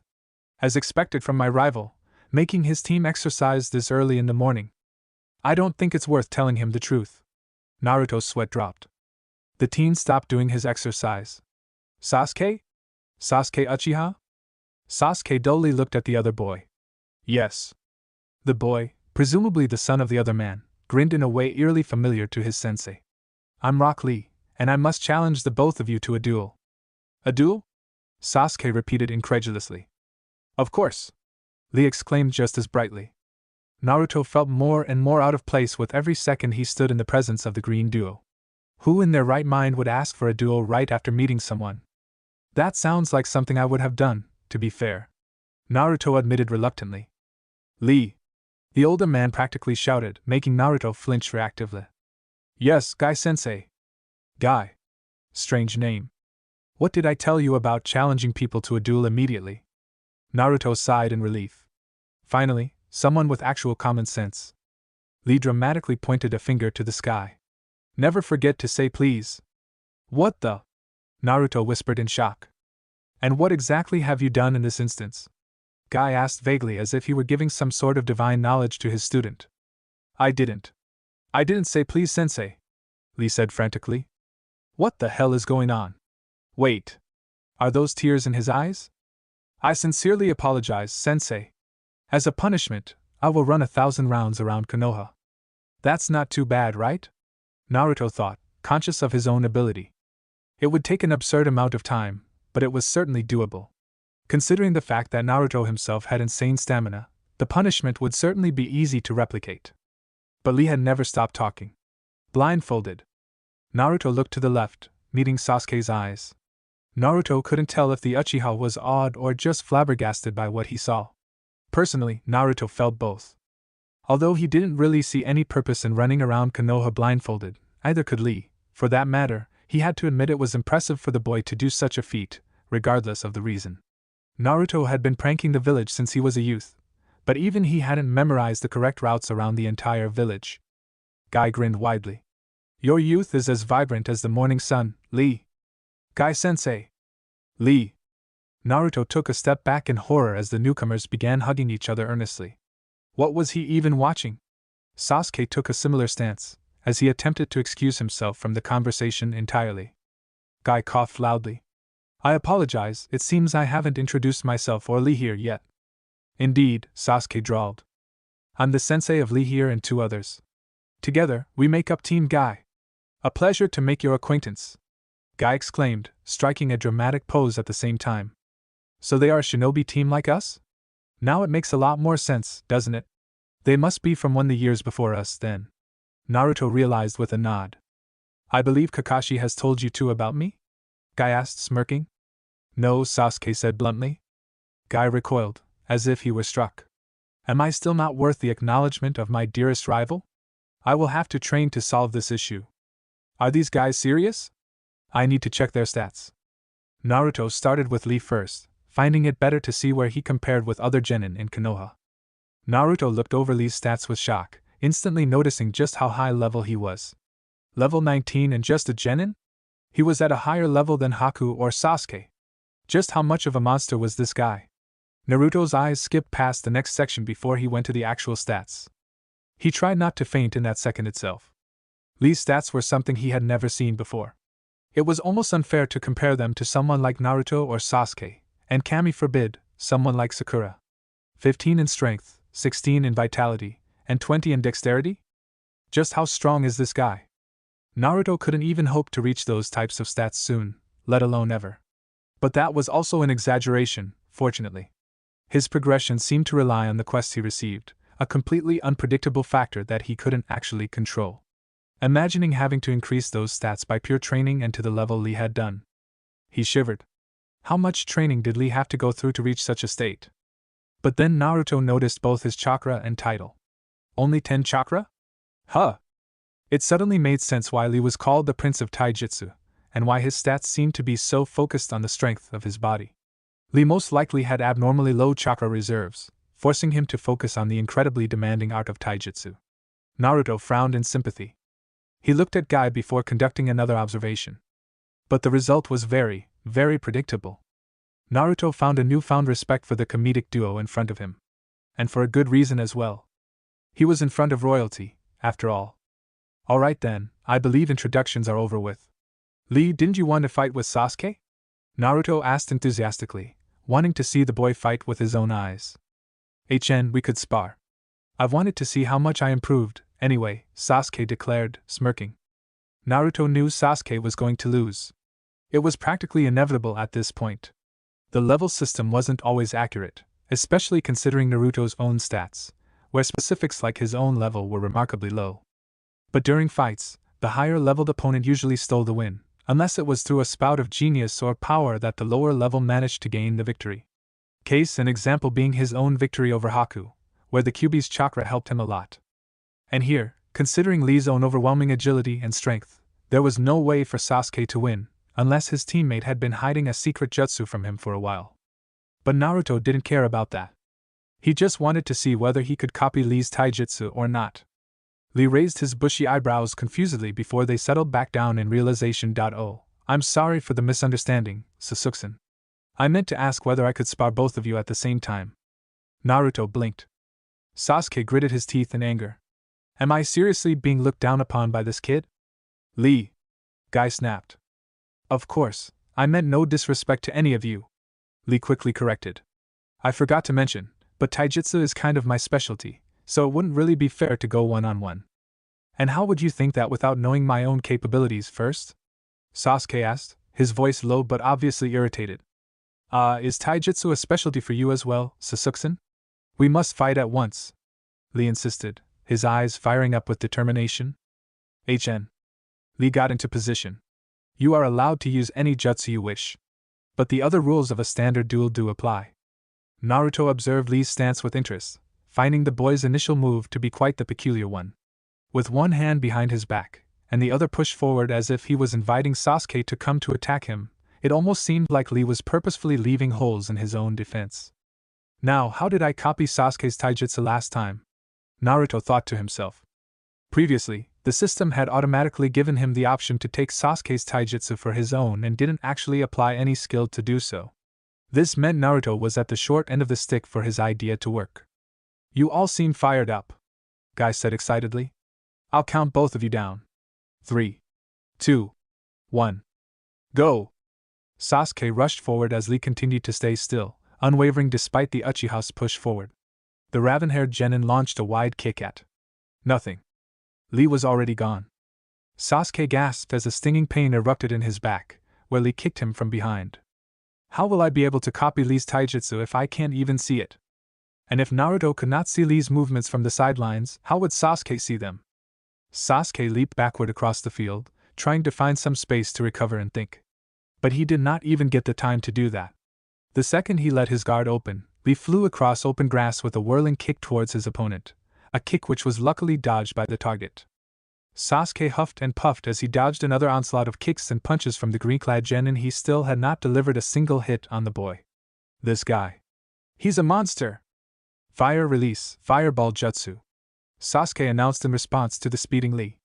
His hands went through the signs with casual and practiced ease, finally transforming the work of his body and chakra into a spewing ball of flames, which flew towards the boy with great speed, scorching the earth below it as it traveled. Lee leaped over the flames, burning the tips of his green spandex in the process, and leaving his pale skin bare to the morning wind. Then the attack continued. Taijutsu versus Taijutsu. And other than the king himself, no one beat the prince in hand-to-hand combat. It was a technical battle, with each fist and kick made after great thought, but it was also done at a pace that made Naruto concentrate to see what was happening. Lee's taijutsu was fluid and filled with agile movements and such, but each punch and kick was filled with such intensity that made it plainly obvious just how much Lee had practiced each move. Sasuke did not have such intensity at his disposal, but he definitely did have something else. The Sharingan. I was going to save this until later, but here goes nothing. Sasuke thought with a grimace. Sasuke's eyes suddenly became scarlet red as two tomos circled the pupil rapidly. Guy narrowed his eyes at the move. There it is. The jewel of the Uchiha clan. It doesn't take a genius to see why Kakashi was given the huge responsibility to train the last Uchiha. After fighting alongside Kakashi so many times, I'm not unaware of the abilities it gives the user, but will that be enough for Sasuke to beat young Lee? Naruto looked at the mysterious ability with awe. He still had no idea what it did other than it helped Kakashi copy a few of Zabuza's jutsus, but that was all. It was a Kekai Genkai unique to the Uchiha, and a jutsu that somehow Kakashi managed to have. But the effect was clear. Sasuke suddenly became faster. No, he wasn't physically faster, he was just predicting Lee's movements at a quicker rate. It was very beneficial for Naruto, who was finally able to actually observe the two fights from each kick to punch. Before, Lee controlled the entire pace of the bout, but now, Sasuke held a hand in the pace as well. He tried to note down each and every hit of Lee's, the way he dodged Sasuke's hook, and even the way he moved in response to Sasuke. Scanning. Yes. It worked. Naruto thought gleefully. It would probably take time for scanning to complete, so until then, Naruto just waited peacefully for the fight to end and Sasuke to lose, which was a result that was inevitable at this point. But Naruto wasn't even allowed to do that. A cold but respectful voice sounded out from behind the blonde. Guy-sensei. Another voice, more feminine and a lot warmer, was heard a second later, repeating the exact same thing. Naruto turned around to see two teenagers around his age, but taller, walk up to him. The boy looked distinctly familiar, but the blonde could not remember for dear life who he looked like or where he had seen him. He wore a beige shirt, strapped up, and dark brown shorts which left his lower legs bare.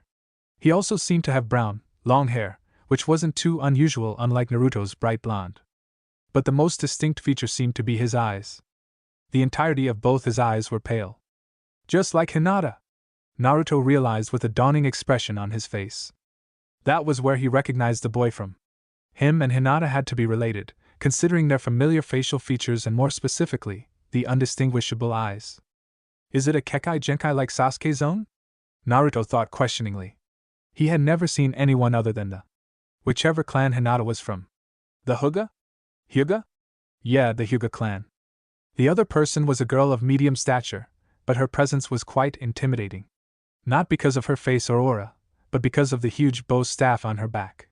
With her pick blouse and hair tied into a bun, the girl seemed pretty nice. Naruto began to introduce himself while closing the distance between them. Hello?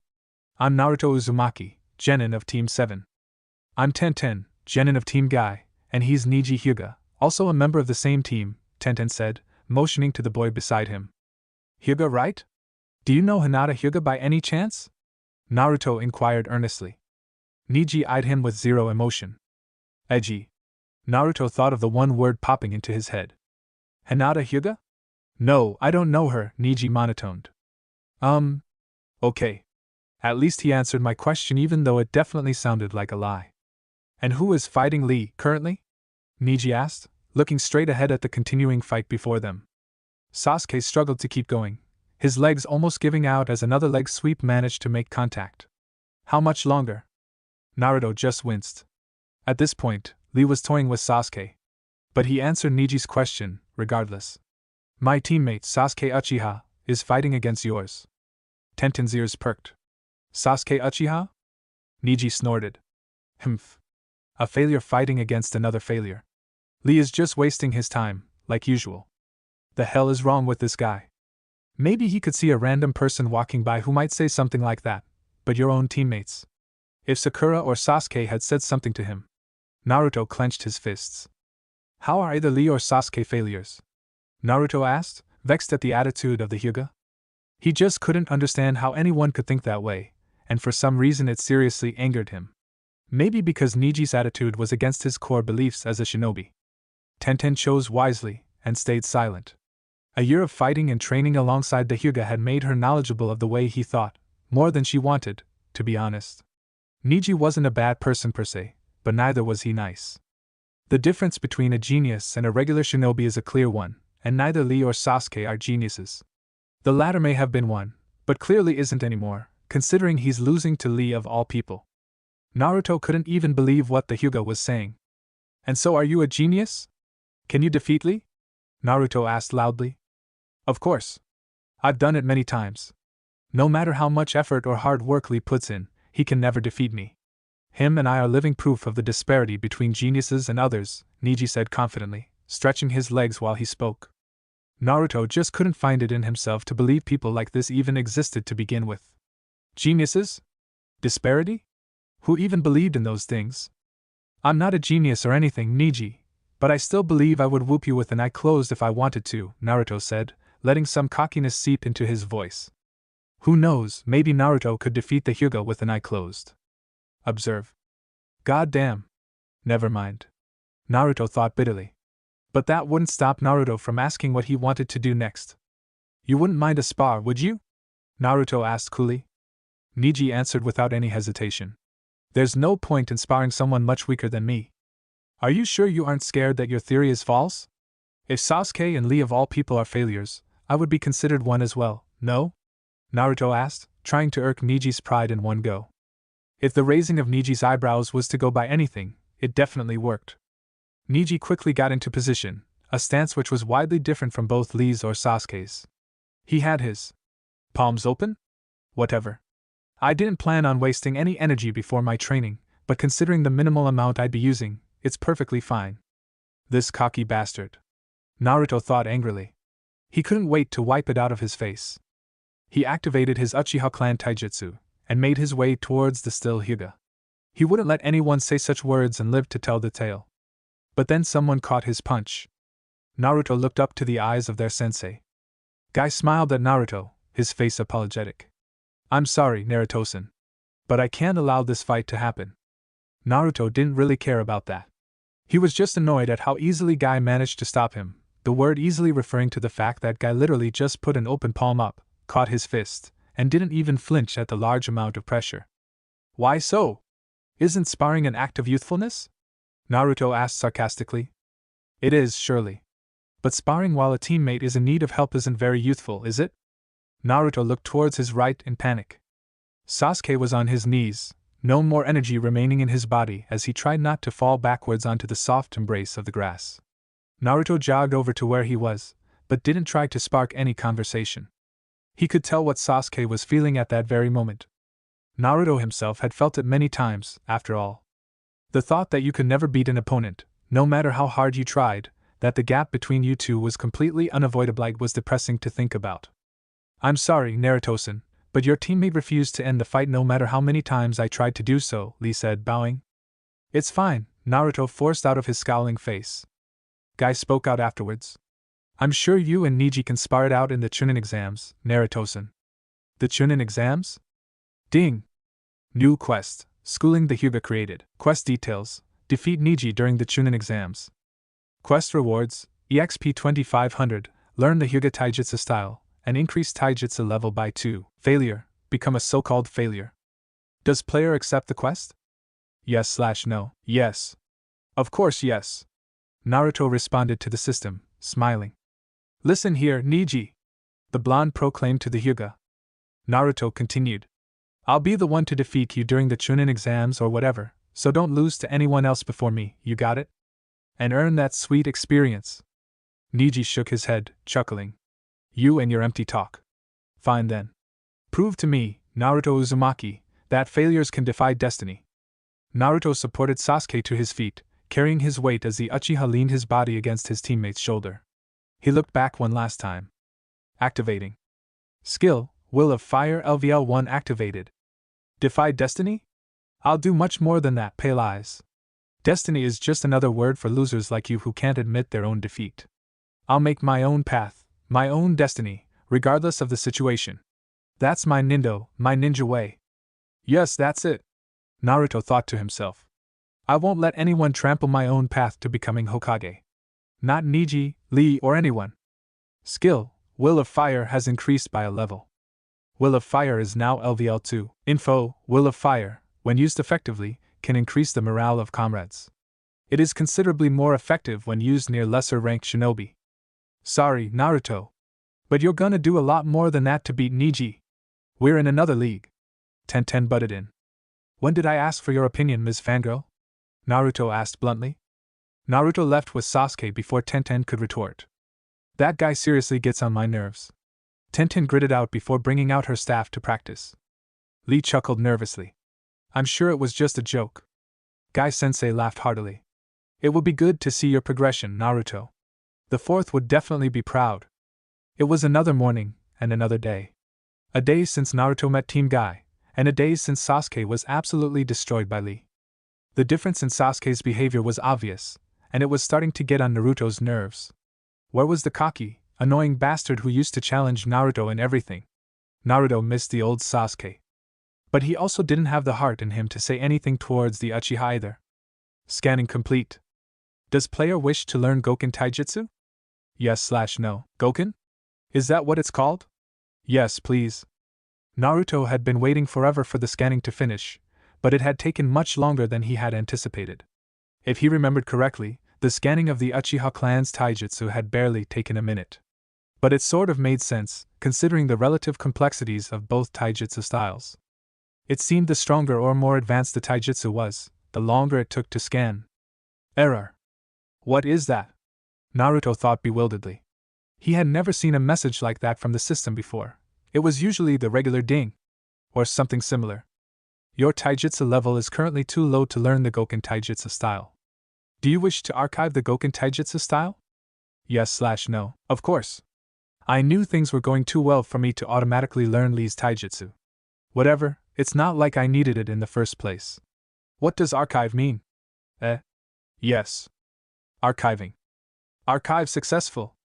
Naruto looked at his stats miserably. He needed to upgrade his taijutsu level, or else more opportunities would be missed in the future. But the system was seriously making it hard for him. It gave him a quest for the Chunin exams? Exams which certainly weren't going to be conducted anytime soon? Naruto sighed as he directed his focus back to the real world around him. So you're telling me you and Sasuke fought against Team Guy, and were utterly outmatched? Kakashi asked casually, flipping a page of his book. Naruto nodded sadly. Yes. And you proceeded to challenge one of them to a duel in the Chunin exams, which I haven't even decided yet to put you in? Yes. It was to be expected, of course. They have been genin for a year at least, while you guys haven't had much experience in general. And considering Guy is their sensei, they certainly would have some form of expertise in the taijutsu area. Sasuke stayed silent. Kakashi noticed Sasuke's gloominess. Sasuke, don't be so disheartened. It's only obvious that Lee would defeat you. There's always someone stronger than you at the present moment. But the real difference between a strong shinobi and a weak one is what they do to overcome their own weaknesses. What do we do, Kakashi-sensei? Sakura asked curiously. Kakashi did his signature eye smile. Train. Naruto groaned.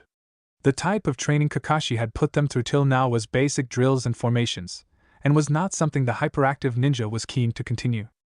Their sensei shook his head knowingly. Don't worry. It's not just any type of training. It will be a unknown coaching session with each of you. How will you train us all unknown at the same time? Naruto asked, confused. Kakashi laughed. I would have thought you would be able to find out, Naruto. The Jonin placed his hands in a very, very familiar position. One which Naruto was very intimate with. Shadow Clone Jutsu. 2 clones of Kakashi appeared out of thin air, or more specifically, chakra. The original Kakashi ordered around his doppelgangers. One clone will take Naruto, and the other will take Sakura. So Sasuke gets the original? Naruto asked incredulously. Don't whine, Naruto. Sasuke has the skill set closest to my own, and it would be more helpful to teach him personally for now. And it's not like my clones don't have the same knowledge that I do, Kakashi mentioned, wiggling his finger. Whatever. Come on, clone, Naruto said dejectedly, walking towards the corner of the training field. The other clone went along with Sakura to the opposite side of the field at the same time. Kids these days, always so impatient, Kakashi said, shutting his book and throwing a look at Sasuke. Sasuke stared back, motionless. Kakashi's voice suddenly tightened. I'll be teaching you some important things. But before that, I think it's time for us to talk. With Sakura. Sensei, what exactly are you going to teach me? Sakura asked. The clone scratched his white hair, in a manner of aloofness. The truth is, your skill set and my skill set are most likely the farthest apart in terms of similarity. So for now, it's going to be sheer taijutsu training. Sakura groaned loudly. Kakashi's clone brought out his book. Come on, Sakura, we can't have you flapping around like usual if I happen to submit you guys into the Chunin exams, can we? Sakura snorted. As if. With Naruto, you wanted to learn a jutsu, right? Kakashi asked the blonde. Naruto nodded. Yes. The clone clapped his hands together. All right. Then I know what we're going to do. We need to check what your elemental affinity is. The genin strained his ears.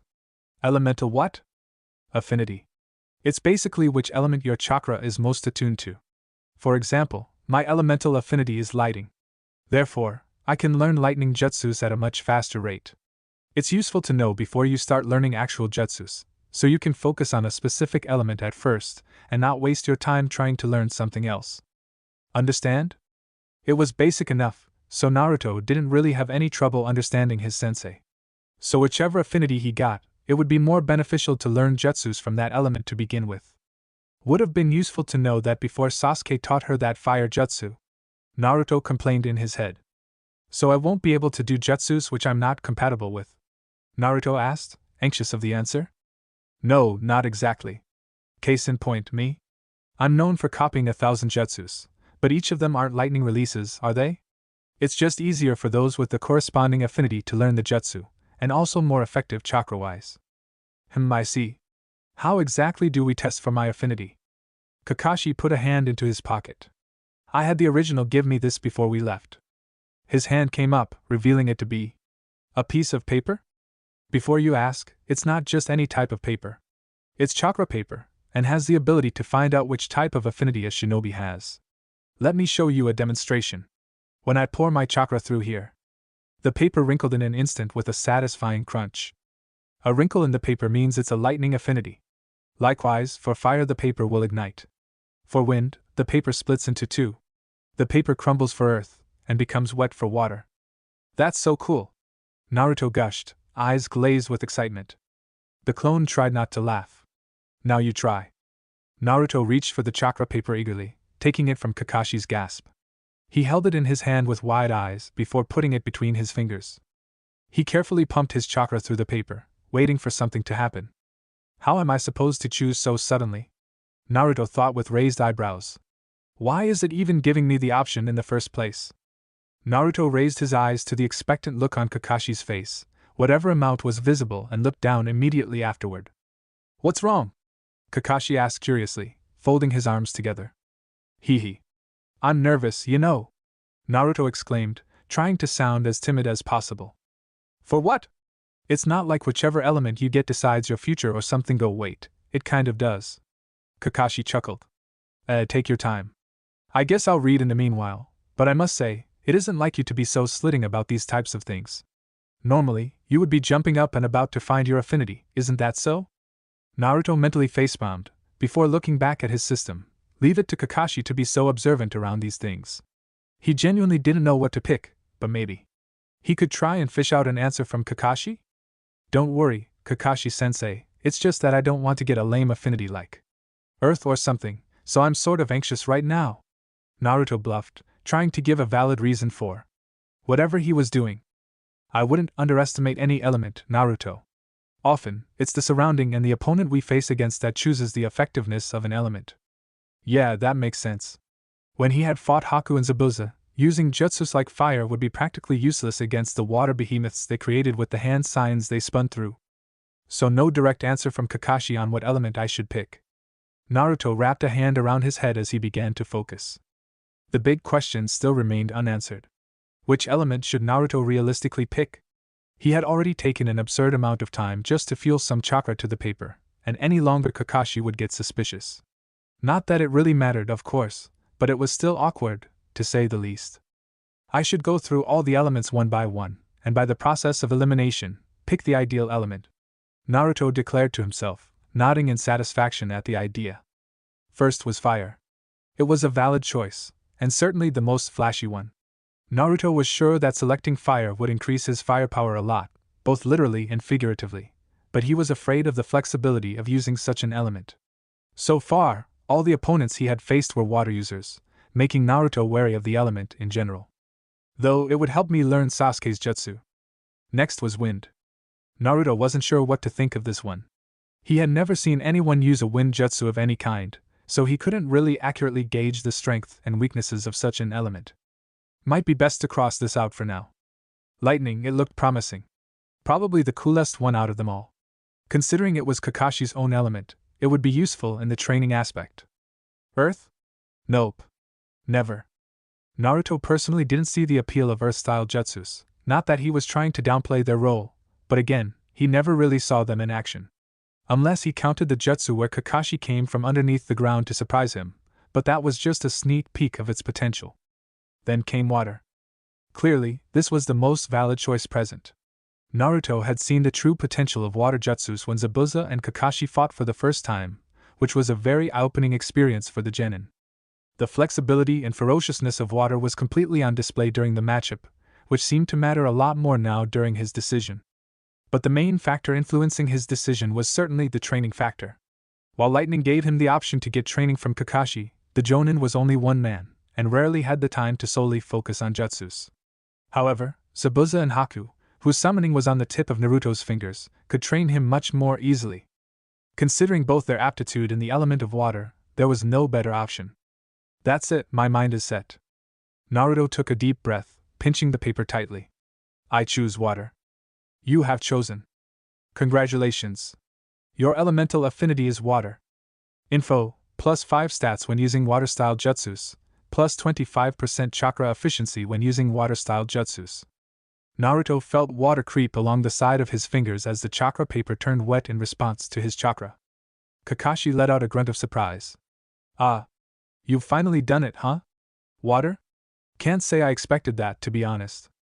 Yeah, me either. Kakashi closed his book with a resounding snap. You know how jutsus work, right? We bring chakra out of our core and manipulate to our needs, creating what we know as jutsus. Naruto hummed in agreement. Yep, that's obvious enough.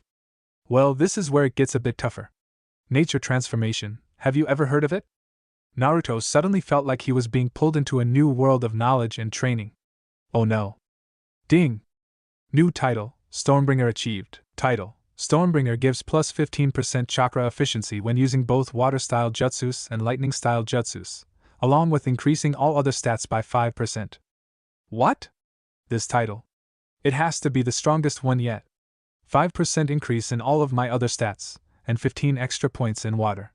Adding that up sums to me being 40% more efficient with water. And the completely random increase in lightning gets only 10% away from actually having an affinity. So I have the ability to focus on lightning as well. Naruto thought with both awe and happiness that he was finally getting some, in his opinion, well-deserved gifts from the system. Equip Stormbringer. Equip title, Stormbringer? Equipping Stormbringer means the genin of Konoha title will be replaced, as the user does not have the multi-title ability unlocked yet. Yes/no. Multi-title? Whatever. Yes. Naruto zoned his way back to Kakashi. The clone stepped forward. Well, you're about to find out. For your first jutsu, it's a bit unorthodox, but how about we learn? Meanwhile, Hiruzen Sarutobi prepared himself. As the Hokage of the Leaf, he rarely did so. But when pitted against one man, it was mandatory to do so. Or else, the consequences would be dire. The man in question entered his room without permission, seating himself in the chair across from Hiruzen. With half of his face bandaged, Hiruzen could only tell what he was thinking by the man's left eye. Danzo. And so the bout started. They talked like old friends, But they both knew that it wasn't the case, truly. Maybe once, but certainly not anymore. The atrocities Danzo had done in the name of Konoha had made sure of that. Hiruzen, I have a proposal. Sarutobi knew it was coming, for Danzo always placed a hand on his cane for a brief second before asking for something. But which is? For the upcoming Chunin exams, the council and I have decided to implement a new rule. Hiruzen raised an eyebrow. Without the Hokage to approve? Danzo chuckled, the deep voice echoing throughout the small room. Of course not, Hokage-sama. This is why I have come here to tell you our idea. I believe you will agree with it as well once you hear of it. Speak. The mandate is as follows. All teams that wish to enter the coming and future Chunin exams must have a compulsory rank mission completed. That's unusual. Hiruzen noted with a frown. And why is that?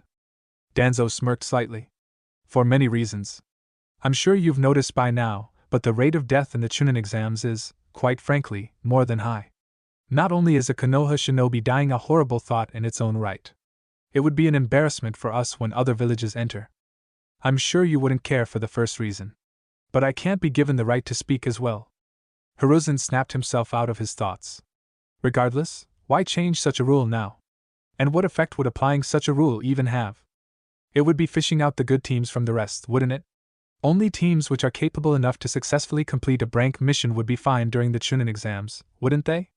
Not only would this decrease the death rate in the exam, but it would also more accurately show the strength of Konoha to the other villages. Unsurprisingly, he gives valid points. I really can't give an honest rebuttal. I see no other choice. Thank you, Danzo, you and the rest of the council have done well. Danzo nodded humbly, but the faint smile was still present on his face. Now, what is the real reason for all of this? Hiruzen demanded. Danzo's smile faded. Why would there be any other reason? You and I both know I care about this village just as much as you, regardless of who is the Hokage or not. Hiruzen just sighed. He was getting too old for this political play. He took a long drag from his pipe, before letting it out from the window of his room. Can't wait to finally retire. Hiruzen smiled warmly.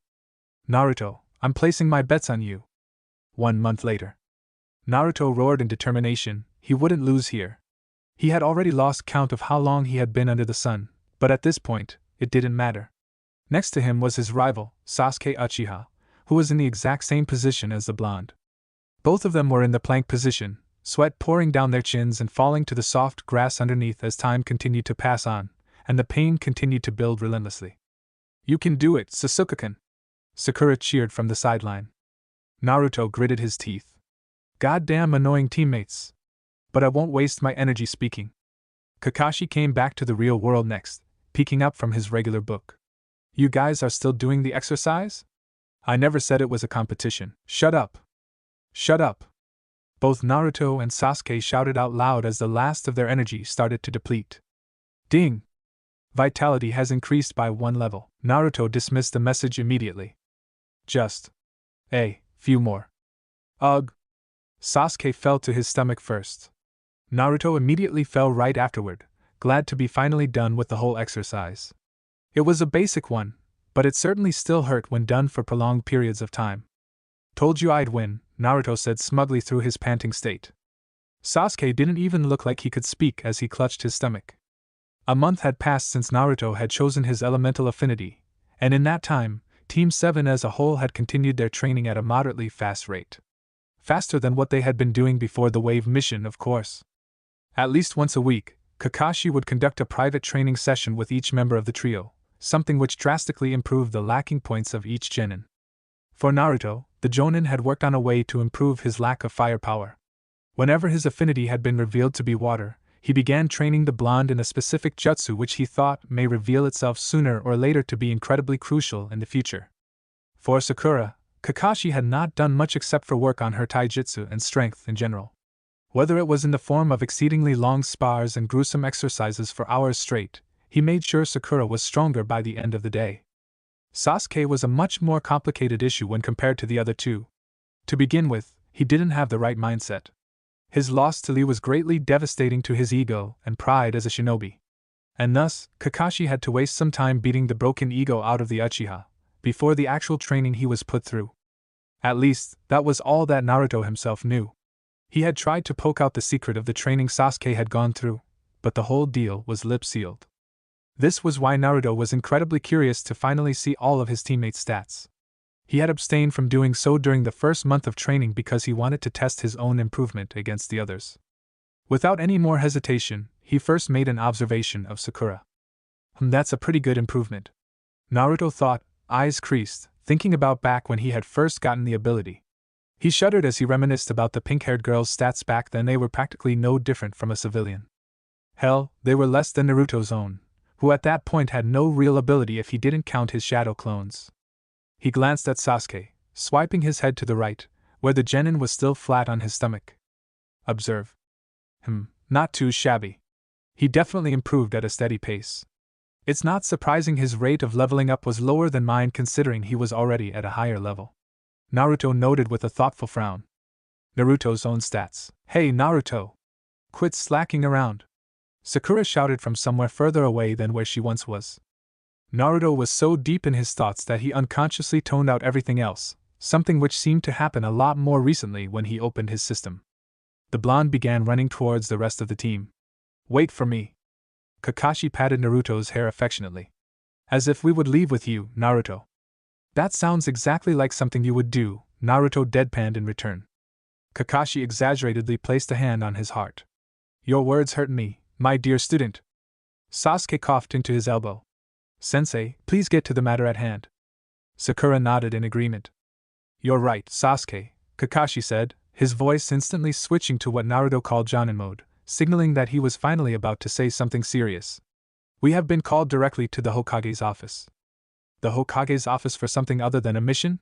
Sakura questioned in disbelief, the look of surprise on her face easily noticeable. Sasuke and Naruto were also surprised, but for different reasons. Both of them had been to the office several times, and were used to the humbly small and functional area. And for what reason? Sasuke asked, voicing Naruto's own question faster. And this is when it starts getting into more serious territory. Kakashi adjusted his walking pace, slowing down so it would be easier to talk. I guess I have to start from a month ago, don't I? There were talks about a new mandate which would drastically change shinobi traditions. How come we didn't come to know about that? Naruto asked. Well, it was top secret at that time. Not even Jonins had the right to know. Naruto wasn't going to ask how Kakashi knew, and it looked like either of his teammates wanted to either. He didn't blame them. Sakura hummed thoughtfully, wringing her fingers together. And what exactly does the mandate entail, Sensei? I don't know the entire details, to be completely truthful. All that I know is that it details towards the Chunin exams, which is the reason you must pay extra attention towards whatever the Hokage tells you. Naruto grinned. You can count on us, Sensei. They went out of the training fields after that, engaging in some small talk here and then. Then they finally reached their destination. The academy. The office was located in the administrative section of the academy, so it was quite a nostalgia trip to go through the rooms once again, this time as a real ninja. To think that I couldn't do a clone jutsu back then. Naruto whispered to himself, chuckling. Kakashi passed by the secretary without a word, not needing to actually show an ID card or anything else. Without hesitation, he knocked on the door to the Hokage's office. Come in.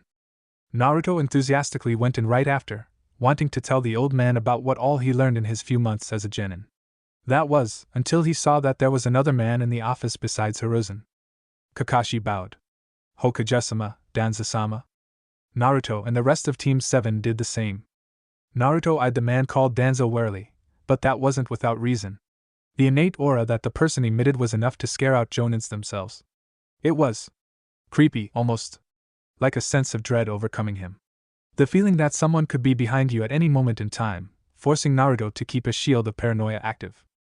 But he was still going to conduct the observe, obviously. What does this all mean? Naruto asked himself, eyes wide at what he saw. Darkness of the shinobi? Leader of Root? It was something above his current pay grade. Naruto had a vague feeling that he wasn't supposed to actually know anything of what he saw, so decided to ignore it for now. It's best I look before I leap for now. He looked at the Hokage questioningly. The man had an odd apologetic look on his face, but the comforting smile was still present. To think of it. I've never used observe on the old man, did I?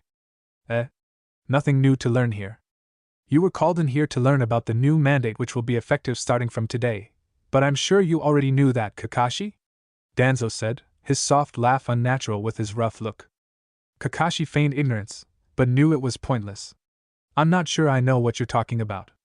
I'm sure you don't, considering your insight into the Umbu.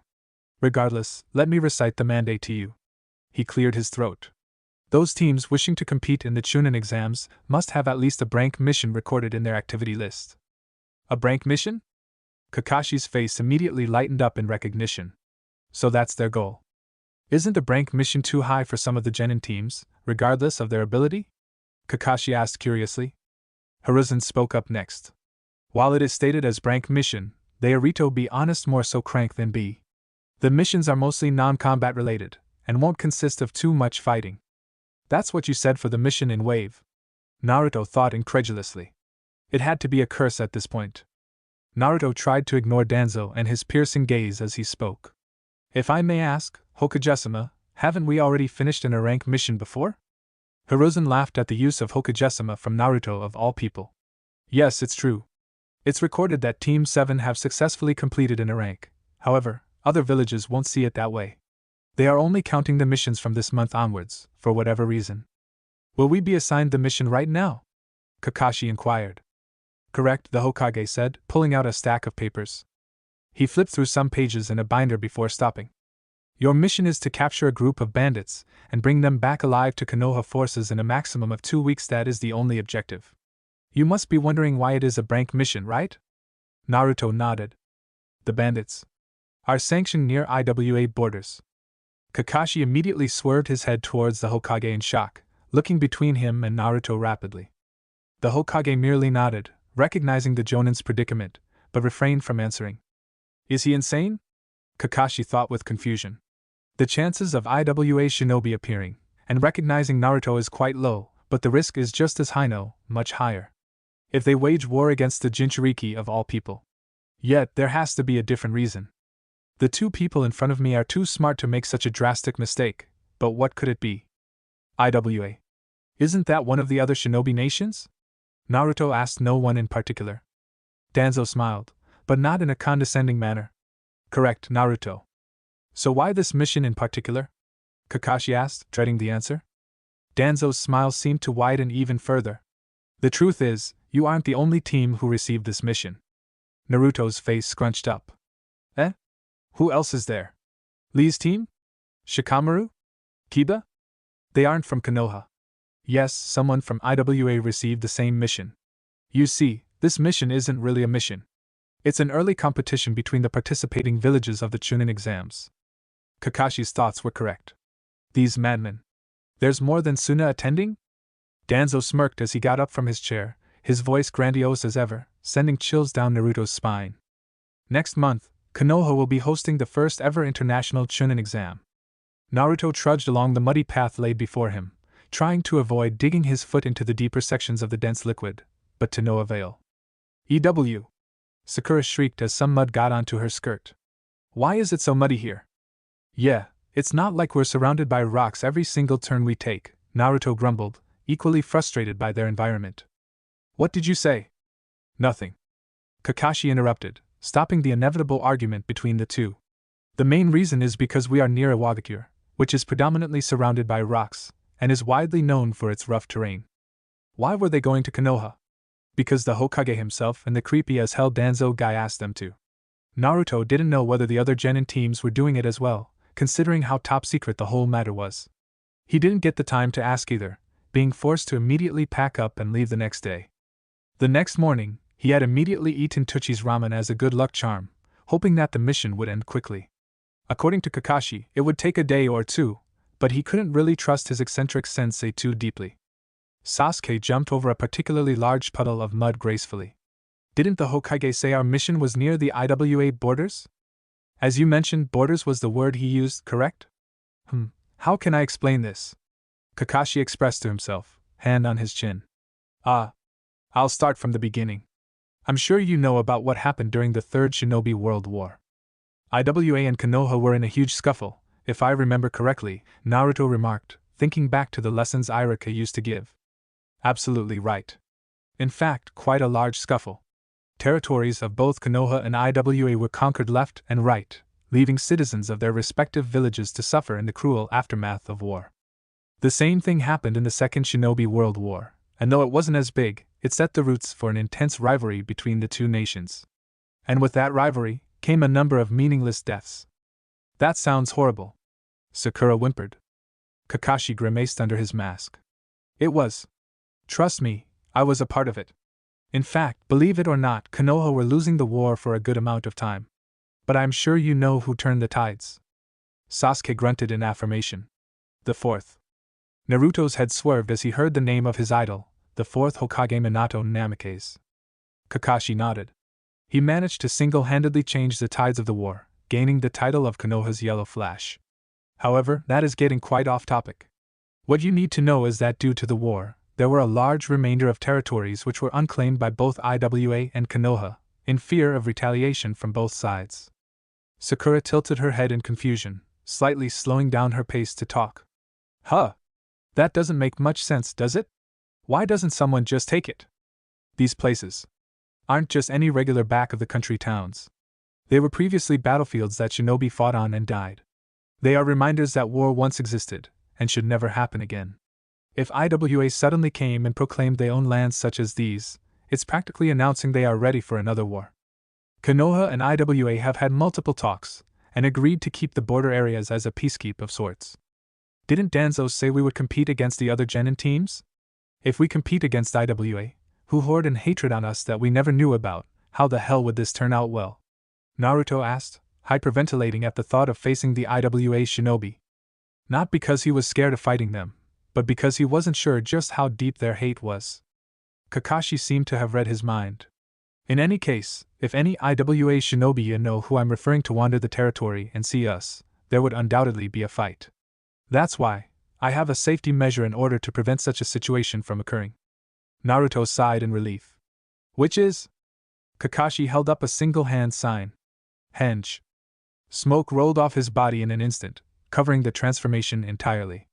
The smoke slowly revealed itself to be. What the hell? A woman. An incredibly old woman.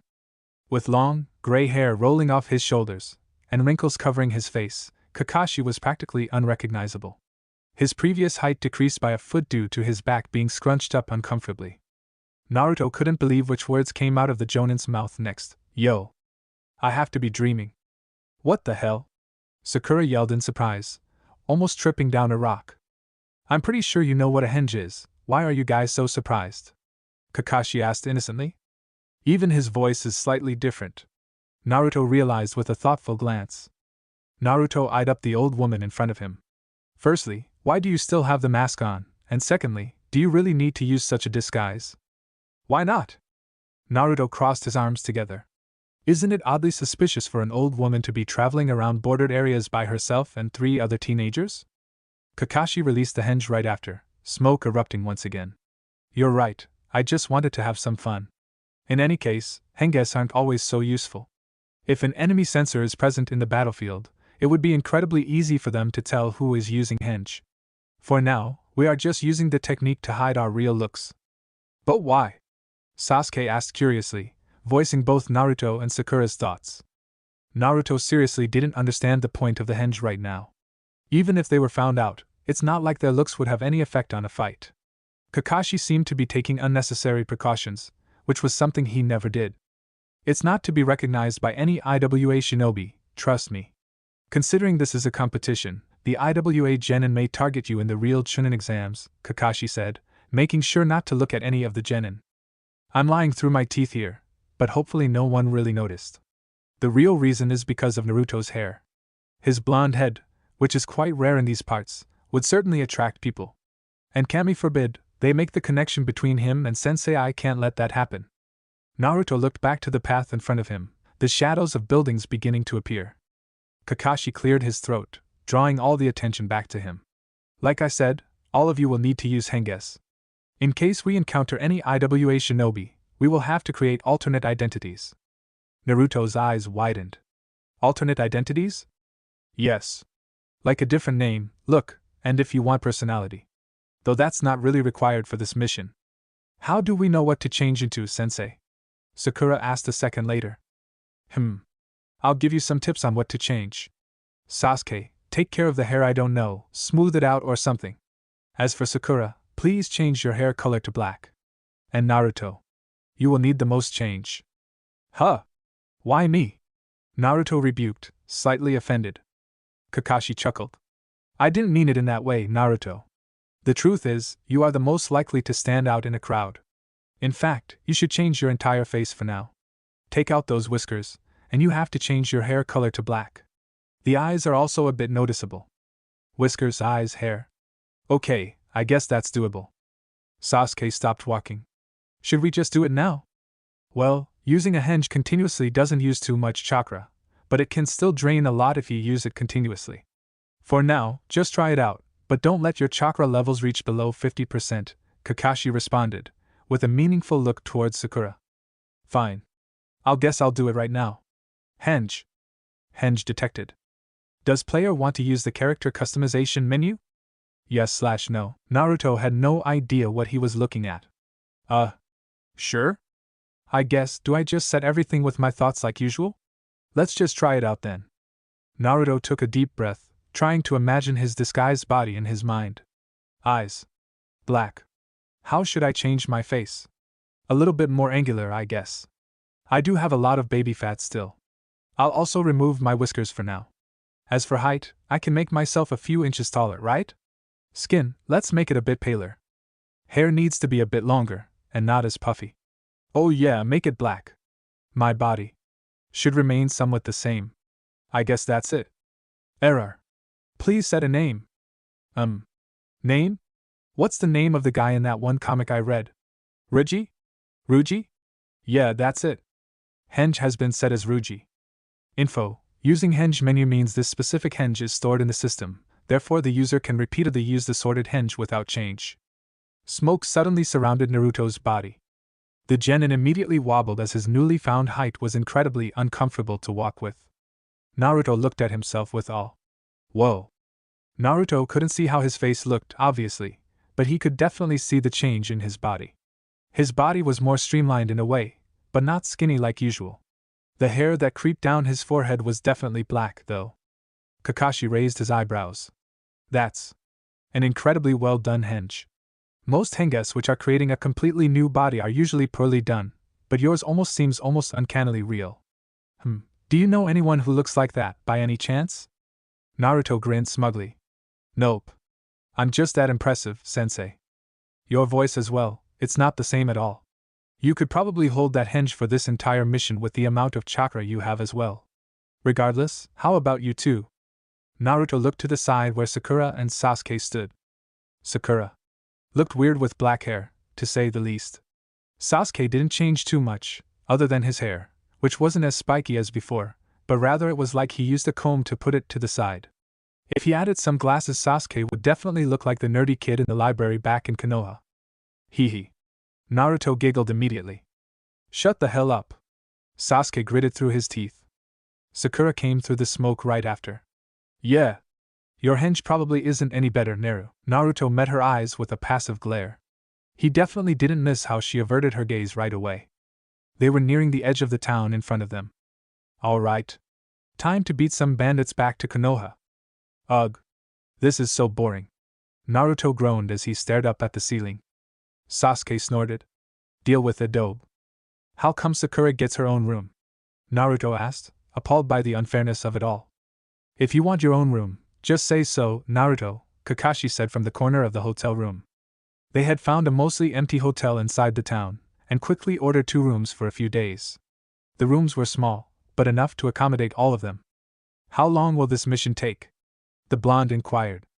I don't know the exact amount, but definitely not more than 3 days. There's no way I can deal with this for 2 more days. How about I go now and capture the bandits for myself? Naruto asked, without a trace of overconfidence. Kakashi lazily looked at him over his book. Sure, I guess. Take Sasuke or Sakura with you, though. And don't wander too far. You remember their identification marks, right? Yeah. Tall, bald, and scars over his face. Big, scary guy is the leader of the bandits. I'm terrified. Naruto retorted sarcastically. Sasuke, let's finish this mission off. Kakashi's eyes instantly widened as if he forgot something. Oh, don't forget your henge, Naruto. And Sasuke, I suppose? Sure. The blonde didn't waste any time putting a hand sign up. Henge. Detecting henge. Opening. Available henges, Ruji, use Ruji. The old Naruto was no more, for Ruji replaced him. Naruto looked at Sasuke. You aren't going to henge? Trust me, it's not worth it. Naruto shrugged, inwardly trying not to laugh at the Uchiha's predicament. How about this? Let's make this a competition between ourselves. Whoever finds the bandits first has to pay the other person with 5 trips to Ichiraku Ramen. Fair? No. I don't like Ichiraku. How about if I win, you pay for me at the Inuzuka Grill? Sasuke asked, smirking. Hell no. That's too expensive. My allowance is practically dead already without Iruka paying for me at Ichiraku's. But backing out now would go against my pride as Naruto Uzumaki. Losing is not an option. Alright. Let's do this. Naruto shouted in agreement, bolting towards the east direction of the town. The town wasn't too big, but wasn't that small either. It was pretty busy, with traders and other workers bustling here and there. With relatively large buildings and other shops, it was a simple and neat town. On the outside, according to Kakashi, it was practically a home for missing ninja, bandits, and other crooks from all villages due to its free state. So Naruto searched. And searched. And searched even longer. The sun was quickly falling down. An inkling of dread started to creep up to him. Did Sasuke already find the bandits? Are they waiting for me to come back? No. I must not give up hope now. One more building on the east side of the town was left. Naruto looked at the sign suspiciously. Hashi restaurant, huh? Let's go in then. He pushed the door of the entrance, making his way into the somewhat busy shop. There were only some customers, around 8 to 10, but the atmosphere still felt somewhat busy. Welcome to Hashi restaurant, an old man exclaimed from over the serving bar. Naruto sat himself in the corner, analyzing all of the customers at once. Nope. Not a single person matches that description. Ugh. Why did I even bother? Sasuke has probably found them by now. Whatever, I'll just spend some time here, I guess, Naruto mumbled to himself, fiddling with his black hair. But then some people entered the restaurant right after. Ugh, I can't find them anywhere. It's fine. How about we stay here for a while? I guess, but there aren't any available seats, are there? Just find the most empty one. Please no, please no, please. A short girl and a moderately tall boy sat from across Naruto. With short, black hair, and weirdly colored pink eyes, the girl's red uniform and brown flak jacket was bright in the dull colors of the restaurant. The boy wore the same uniform, but in a much different manner. He had black glasses and a paler face, and bandages surrounding his right arm. Quite an eccentric duo. What does that red uniform even mean? The girl looked at him once before her eyes sparkled. What the hell? Hey, I'm Kuratsuchi. Your name? Naruji, Naruto stuttered, almost revealing his identity immediately. It didn't really matter much if they knew his name, but it still felt like a mission to keep it secret. Ruji, huh? That's quite an uncommon name in these parts, Ryuji-san, her partner mentioned calmly. Naruto felt sweat slowly start to appear and drip down his chin. Really? I never noticed. What's your name? He pushes his glasses back. I am Ibuki Fujiomi. That's it. Kinda anticlimactic. Well, Ruji, what are you doing here exactly? Kurtotsuchi asked, waving her short hair around her shoulder. Well, here goes nothing. My family are well-renowned merchants around these areas, so I've come here for some trade by myself. As of right now, I didn't really have anything to do, so I wanted to travel around the town for a bit, Naruto said without a single break between any of his words. Kuratsuchi nodded in understanding. I see. So, that means you really know about who comes and goes around here, right? Naruto froze. The conversation wasn't going where he wanted it to, but he couldn't stop the lie now, or else it would definitely get suspicious. Correct. Kuratsuchi leaned closer to whisper something into Ruji's ear. So, this is going to be oddly specific, but have you seen a tall, bald man with a whole lot of scars on his face? He's really creepy, and stands out in a crowd. He probably had 5 or 6 goons around him. If it was even possible, Naruto froze even further. Who the hell are these guys? How do they have the same description Kakashi gave me? Unless... Naruto's heartbeat increased rapidly as he read down the stat line of the otherwise naive girl in front of him. His luck was truly terrible. Meeting the rival IWA team in a place like this? It was almost like Kami was trying to get him to lose, or something. Other than the main issue, Naruto realized she was even higher than Sasuke's level, and consequently, higher than his own. Are they really that much stronger than us? Naruto asked himself, disbelieving of what he saw. No, the level system didn't always mean everything. Personally knew that. But then Naruto saw something else in her stats. The title. Princess of IWA? Is she royalty or something? This wasn't looking good for the Konoha genin at all. In fact, it was terrible. It's best if I relocate back to the hotel for now, and plan an attack later. But, at the same time, I can't allow IWA to get the bandits first. That leaves only one option left. I'll have to continue with the bluff. I may or may not have seen him, to be honest. Why are you interested in knowing? Naruto asked knowingly. Kurtosaki looked at her teammate, who shook his head repeatedly, before she shrugged and looked back at Naruto. Well, Ruji, the truth is, we're both shinobi. Naruto gasped. No way. The IWA genin nodded smugly. It's true. I don't have my headband right now, considering I'm wearing a disguise, but I can show you a jutsu if you want. Abuki glared at his teammate. Is it really necessary to tell a civilian about all these things? Anyone could be part of the Konoha team, you know? Kuratsuchi glared suspiciously at Naruto. Are you part of the Konoha team, Ruji? Naruto shrugged. What's a Konoha team, exactly? Kuratsuchi glanced back at Abuki in I told you so manner. See? Whatever, it's clear I got sidetracked. Anyways, do you recall such a man? Naruto shook his head. No, never. She sighed in a dissatisfied manner, putting her head down on the table. This mission is a pain. In the meanwhile, order some food, Abuki. Abuki nodded. Sure. Do you want anything, Ruji? Naruto blinked. He didn't expect that. No thanks, actually. Humph. Your loss. Naruto sat back in his seat, closing his eyes, enjoying the peaceful climate around him. But then the door opened once more, revealing a tall, bald man. Naruto immediately came back to his feet, looking closer at the man's face. Kuratsuchi did the same beside him. Red, hot lines spread across his face unevenly, making the man look like he was permanently scowling. It has to be him. Hey, Ruji, Kuratsuchi whispered. Naruto didn't take his gaze of the man, who sat in a recently vacant corner. I seriously recommend you get out of this shop now. Things are about to get messy. Naruto looked at the muscled man and the goons behind him. A shinobi against regular bandits? It probably won't be too hard for the genin to defeat them, especially considering how high-leveled she was. While Naruto hadn't looked at Abuki's level directly, he could tell he wasn't a weakling either. Kuratsuchi put her fists together. Let's go, Abuki. Abuki took off his glasses and merely nodded. Naruto had no idea what to do. Could he just butt in now, and defeat the bandits for himself? No, that wouldn't be possible. It was a 2 versus 1 situation, and he most likely wouldn't be able to overcome the both of them at the same time. Naruto shook his head in frustration. Damn it! Kuratsuchi didn't waste any time. She wasn't a politician like her grandfather to take things slow or easily, she just did what she wanted to as fast as possible. Even killing. Well, not exactly killing.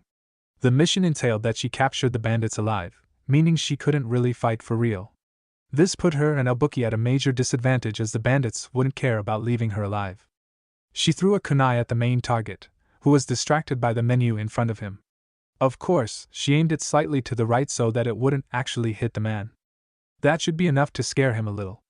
But the satisfying sound of kunai embedding itself into wood never came. The target caught the kunai in his hand. At that point, Kuratsuchi should have known the man wasn't a regular bandit. But of course, she didn't. Her overconfidence didn't let that happen. Instead, she charged forward. Someone wants to fight? The man's deep voice rang throughout the small restaurant. At this point, all of the people in the restaurant had left in panic. She pointed at her teammate. Abuki, take care of the rest of the gang, I'll manage this guy by myself. Of course. Sensei would have told me to wait for him to come by now, but it's too late to stop here.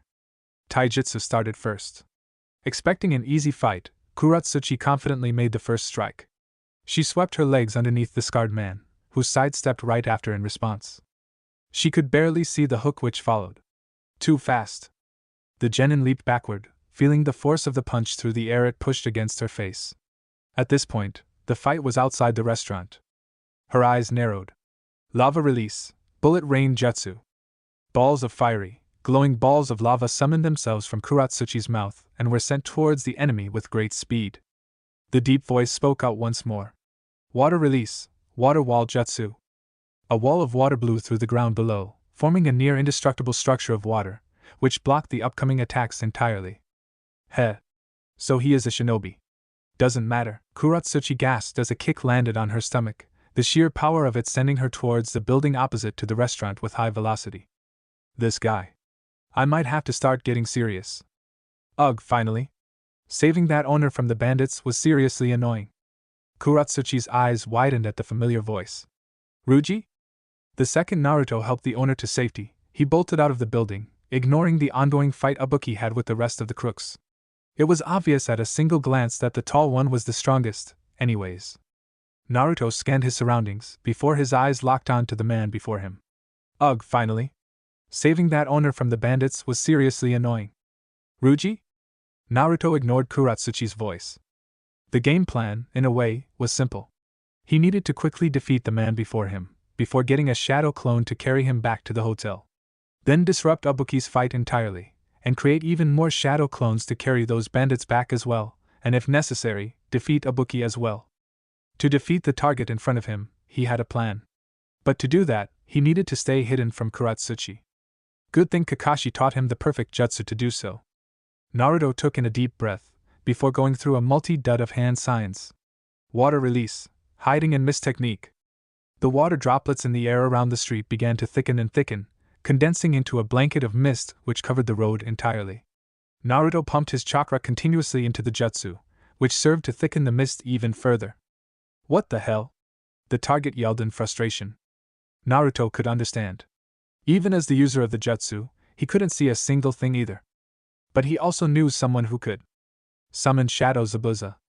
Dark matter twirled around itself, the tentacles forming thick but not quite tangible.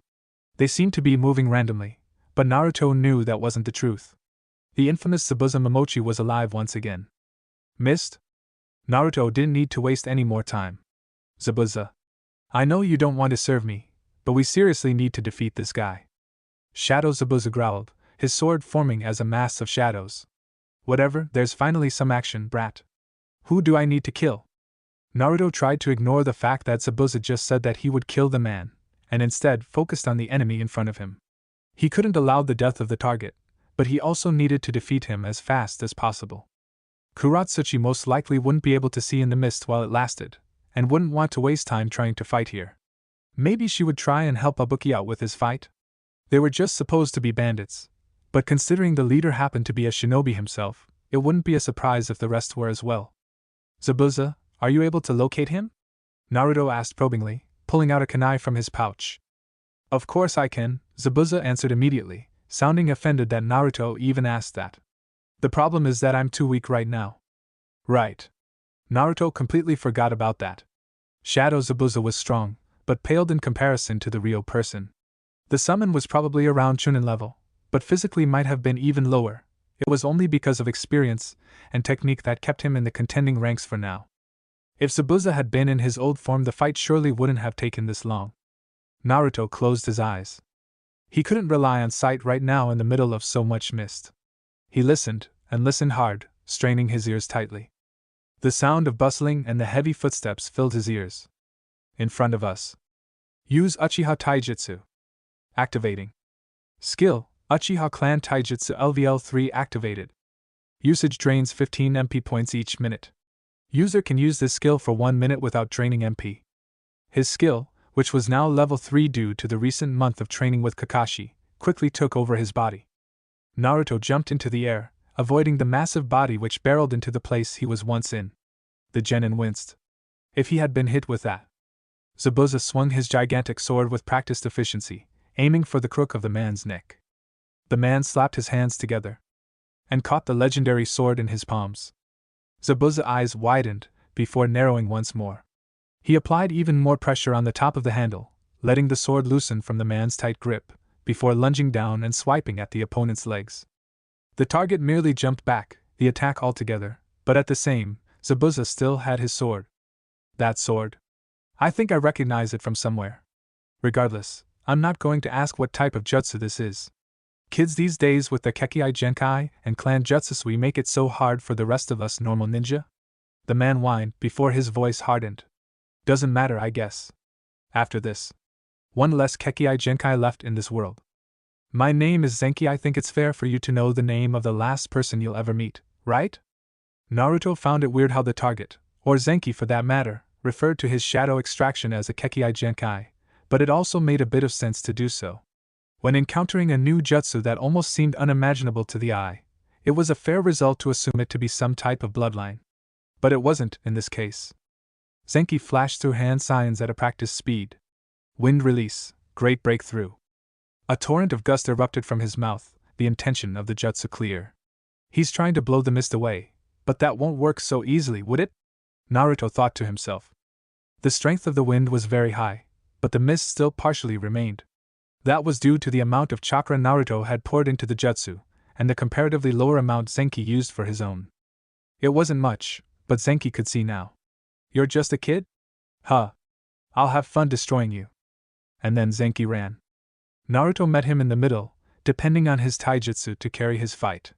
The bald, muscular man threw a ridiculously fast wide hook, which was promptly dodged by Naruto ducking at the last minute.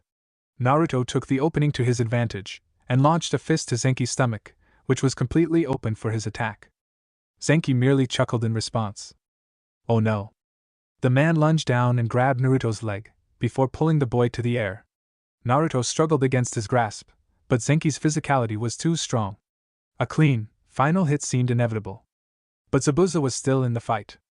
Immediately behind Zenki, the legendary swordsman swiped his sword at neck once again. Naruto was promptly released in an attempt to escape the attack by Zenki, who was forced to back off himself.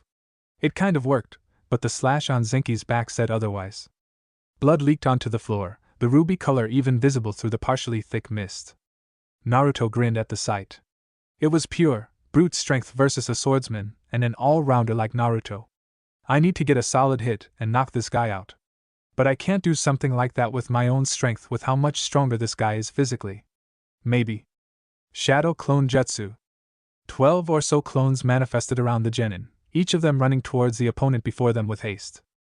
Oh, the little kitten wants to add some more players on the field? Zenki grinned, casually shifting into a stance. It's alright, come at me. Zenki's muscles tensed, contracting for a brief second, before he exploded from his static position. His clones tried their best, they really did. But it was completely futile. Each punch and kick of the Baldy destroyed 2 of his clones at once, the sheer strength and speed of his attacks impossible to block or deflect. Zabuza snorted at the brief fight, before looking at Naruto seriously. I might have a plan. Naruto swerved his head at great speeds to listen to the good news. But you might have to take a good hit or two, and I need a way to get near that man. Naruto winced as he imagined the pain. A hit from Zenki? Yeah, that would definitely hurt. A lot. And about getting near to the monstrosity without being hit to oblivion? That was a lot to ask for as well. But they could try something. Naruto summoned a clone. He cast a meaningful look at Zabuza's weapon. Your sword. The shadow smirked, something which looked incredibly creepy on the undead man's face. Naruto looked at his MP with dread. Only 50 remaining. Which meant barely 1 minute left with Zabuza. He quickly disabled his Uchiha clan taijutsu skill, making sure not to waste any more MP. This was their only chance. The clones were all demolished. Zenki glared at the remaining 2 figures in front of him. There you are. Shadow Zabuza clenched his sword tightly. Here. He threw his sword with frightening speeds, the blade revolving as it flew towards its target. Knowing how damaging the weapon was, Zenki couldn't afford to try and stop it with his hands. Which left only one option. Dodge. The blade passed by Zenki's body, who quickly sidestepped past the attack. Ah. Now I recognize you. You're Zabuza Momochi of the Mist, correct? Zenki asked, eyeing the shadow amusedly. You don't seem as strong as the stories describe you as. And you're just as smart as you appear, dumbass. Zabuza's blade disappeared into smoke, as Naruto appeared a second later. It was fitting that Zabuza used the same technique that was once used against him. Zenki's eyes widened. Naruto's hands went through the signs of another jutsu. The jutsu Kakashi had actually taught him first, before teaching him the next one with great reluctance. Water release, surging sea. A monstrous amount of water generated from Naruto's mouth, aiming at Zenki's general direction. The tsunami of water doused the man with great force, but he didn't budge at all. The liquid collided with the rest of the environment in a similar fashion. A large amount of water remained on the terrain, creating a layer of blue on the otherwise rough road. Naruto stood, completely doused by his own jutsu. His black hair laid flat on his forehead, just as wet as his clothes. He panted slightly, before taking a deep breath. He needed to do this. Sending a pulse of chakra to his feet, Naruto began running on water. Annoying, Zenki muttered, shaking off some water from his clothes. At least now it will be even more fun to beat the life out of you and that idiot girl. Kuratsuchi? Where the hell even is she? Naruto thought, before shaking those thoughts out his mind. He needed to couse. The man grinned, showing his surprisingly pearly teeth. Alright then. Let's do this. Naruto ducked as a speeding kick went past his head. He took the opportunity to come closer to the giant, and threw a fist to his jaw. With a satisfying crunch, the attack landed. Yes. But Zenki chuckled once again. Naruto's blood went cold and was completely open.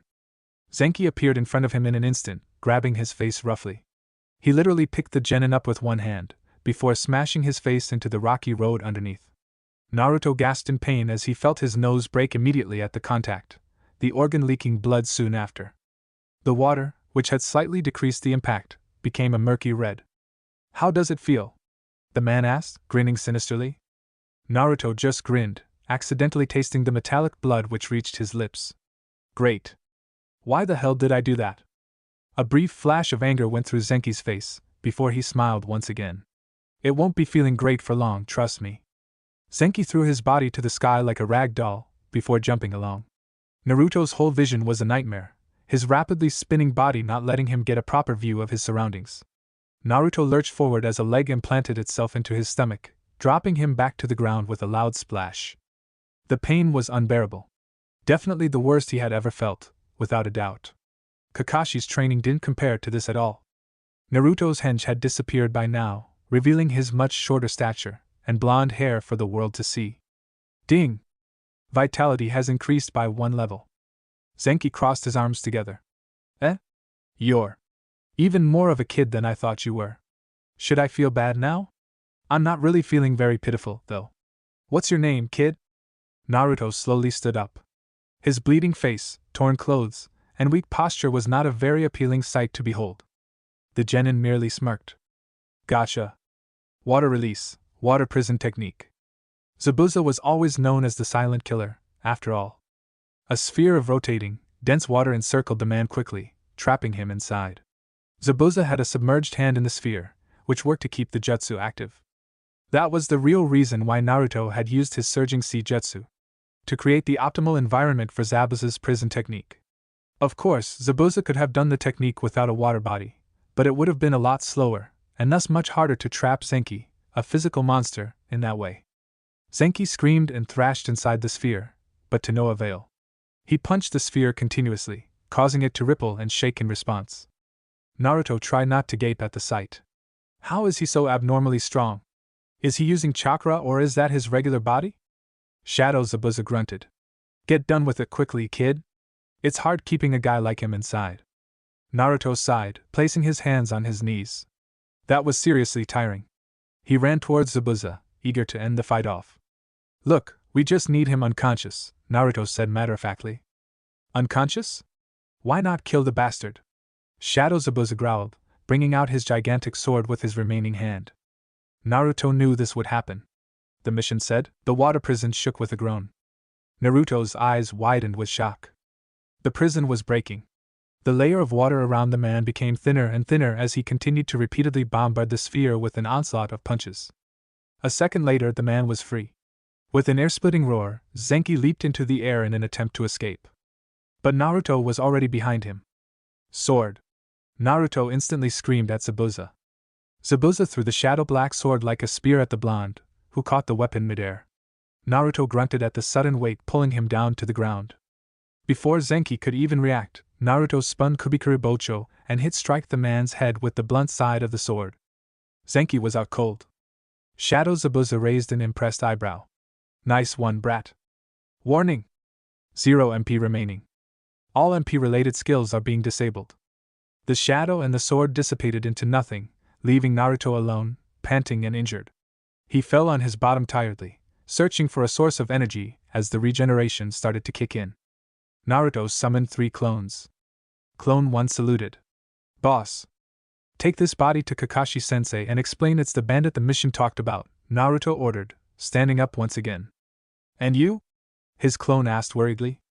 Equip Ruji. Ruji stared back at the clones. I've got some work to do. He needed to get the remaining bandits from the IWA team, and he had a plan to do just that. Kuratsuchi sighed with relief as she finished the last bandit with ease.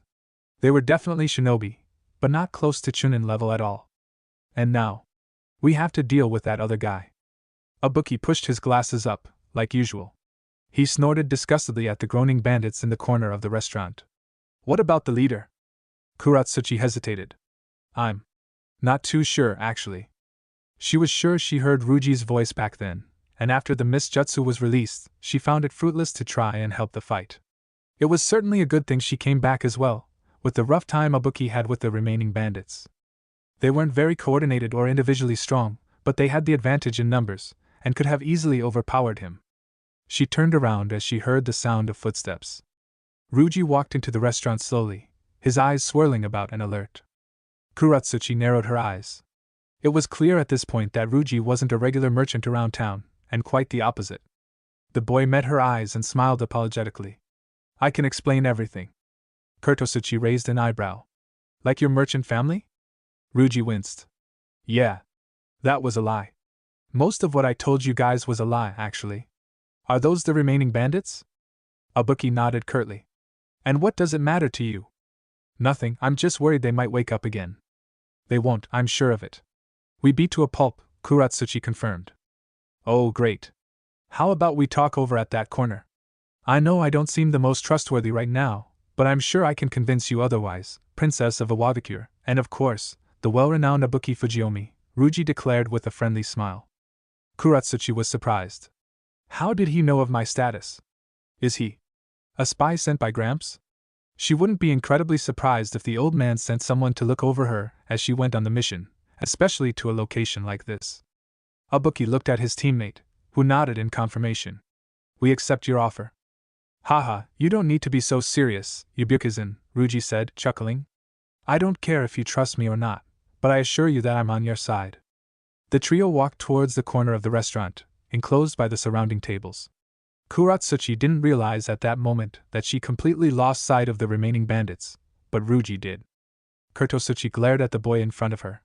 Well, Ruji, can you introduce yourself again? This time, the truth?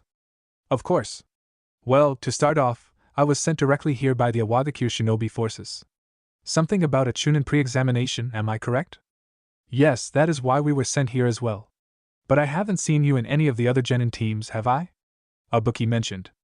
That's right, I'm not in any of the genin teams. I was sent here to monitor the examination, or competition between Konoha and IWA, and help protect the coming IWA team if necessary. To be honest, I didn't expect you guys to come so fast, so I was slightly unprepared for your arrival. For that, I'm sorry, Ruji said, frowning. Kuratsuchi's mind was set by now. The person in front of them was genuine, at the very least. She was still mad that Gramps sent someone to monitor her, especially when she had made him promise to not treat her like a child again, but that was a matter for later. She smiled brightly at Ruji. Well, our Jonin sensei will probably come soon. Do you want to come back to IWA with us? I'm assuming you beat the leader, right? Jonin sensei? Ruji stuttered randomly. Yes? Sure. And yes, for the leader, he's completely knocked out for now. We can go and get them later. Ibuki scrunched his face, confused. Why not right now? Ruji shrugged. Your wish. And also, one last thing. I'm sorry. For what? Ruji turned into a cloud of smoke. Kuratsuchi gasped in surprise, standing up from her seat immediately. Ibuki did the same thing, albeit without the gasp. Kuratsuchi ran towards the entrance of the restaurant, looking for any remnant of the black-haired shinobi. But something felt off. She couldn't describe it, but the atmosphere itself seemed different. Kuratsuchi? Ibuki slightly yelled from inside the restaurant. What? Kuratsuchi snapped, frantically looking at the empty road in front of her, before looking back inside. The bandits are gone. What? Kuratsuchi screamed in her head, coming to confirm the truth for herself. There was no trace of the bandits left. Ryuji had taken them all. Which meant they had been played from the start. A sudden wave of memories entered Naruto's brain as he dashed back to the hotel quickly. Wait, that actually worked? The genin thought incredulously. He thought Kuratsuchi and Ibuki would have asked for some kind of confirmation for his identity at the very least, and had prepared his clone for that type of response. Little did he know he didn't need to do that either. Naruto chuckled evilly. He felt a pang of remorse for lying to the kind Iwa genin, but he couldn't lie, it felt good tricking people. His whole stunt was a much easier way of getting his goals accomplished, without having to fight in any way. He was kind of forced to lie as well, there was no way he would stand a chance against both of them at once. I'm here. Naruto realized. He knocked on the door loudly. Kakashi-sensei, it's me, Naruto. Kakashi's voice came muffled a second later. Password? Eh? What password? Come in. Naruto opened the door with a click, smirking at the presence of a defeated Sasuke and indifferent Kakashi. Naruto looked at Sasuke knowingly, and with a smug grin. Did you find the bandits, Sasuke-kun? Sasuke merely grunted. No. Well, guess who did? Come in, men. Naruto's clones barged into the room at once, dropping the unconscious or frighteningly injured bodies onto the floor. 10 bandits laid on the floor, each of the bodies matching the descriptions given in the mission list. His clones saluted, before disappearing a second later. Naruto removed his own henge a second later, trying to deepen in his point. Kakashi looked at the men, once again, with indifference. You found and beat all of them up? Naruto scratched his head. Well, it's a long story. I guess I'll give a short summary. I found the bandits, beat them up, and brought them here after a scramble with the IWA team. Actually, that was a bit too detailed. Sorry. Sasuke eyed him like he was a freak. Kakashi just shrugged. Naruto frowned. He expected them to be more impressed. Sakura barged through the door a second later, the large ruckus waking her up from her own room. What happened? Naruto greeted her before continuing. Like I said, it's a long story.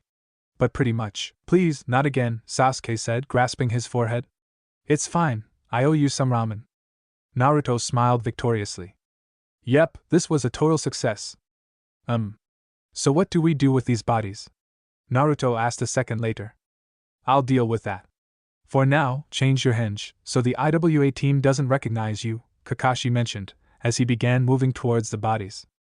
Kakashi bit his finger, allowing some blood to reveal itself through his pale skin. He put the hand to the floor, which was followed by a circle of inky, black seals enveloping the floor. More smoke appeared, and then out came a pack of dogs? All of this is getting too wild. A week later, Naruto looked at the weird, perfectly straight rock in front of him. You guys can get out now. Konohamaru and his 2 friends crawled out of the contraption slowly after. How uncomfortable was that? Naruto-sensei. The blonde groaned. He forgot about all of this with all of his time outside of Konoha. You promised! Konohamaru yelled, pointing at his face. Naruto racked his brain to remember what he had said. Promised what? You said you would play ninja with us today. Naruto winced. Did I really say that? Sakura smirked at her teammate. Really, Naruto? Playing ninja with little kids? I can't really blame her. Boss, who's the girl with the big forehead? Konohamaru asked. Oh no. Sakura's face scrunched up in anger. What the hell did you say? Konohamaru and his sidekicks ran away from the girl in fear, the girl in question looking truly angry as her eyes widened in rage. But then Konohamaru crashed into someone. Calm down, kid, the person growled. The person in question wore a black, baggy bodysuit that radiated creepy energy. On where his forehead was supposed to be, an unfamiliar forehead protector was attached. Someone from another village, why are they here? Naruto thought. Oh wait. Chunin exams. A bunch more people from other villages are most likely going to come soon, so I should be too surprised.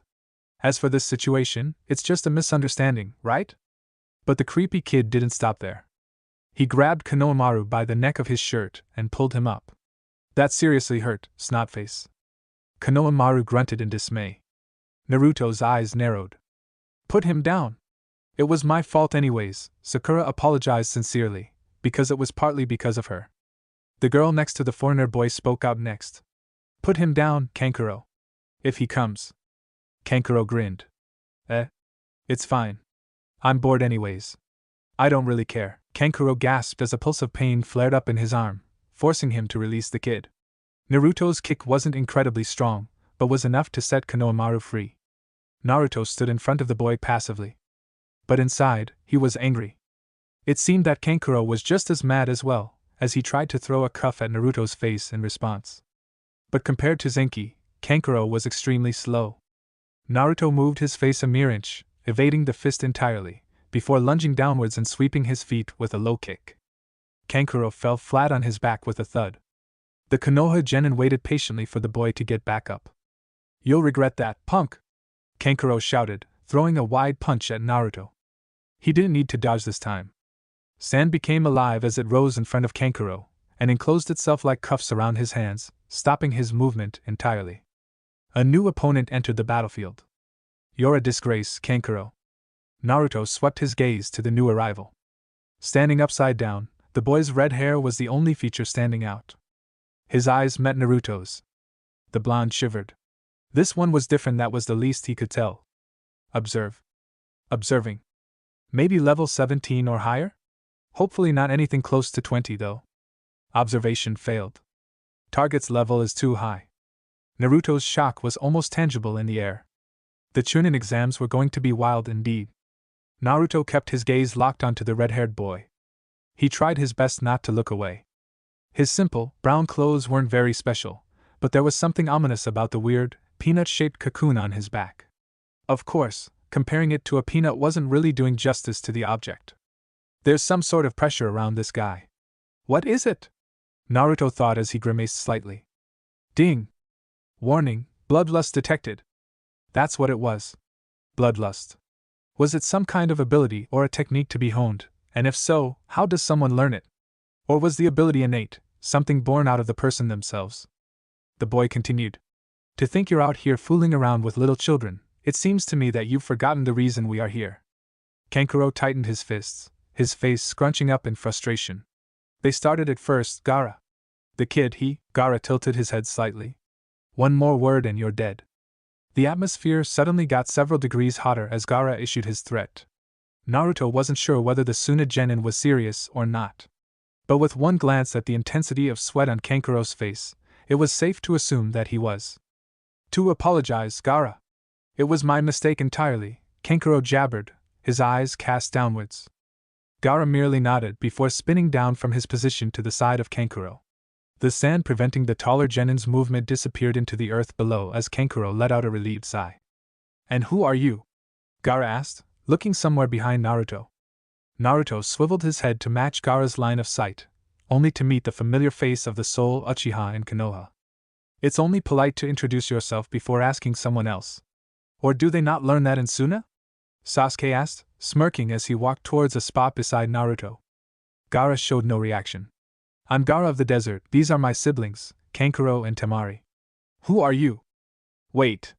He threatened to kill his own brother? Naruto realized, eyes widening with horror. Just what kind of boy is he? I'm Sasuke Uchiha, and these are my teammates, Naruto and Sakura. The Suna shinobi didn't show any sign of recognition. Why are there Suna shinobi in Konoha land? You are our allies, but you simply can't cross borders like that, can you? Sakura asked strictly, crossing her arms together. Well, you aren't the brightest of the bunch, are you?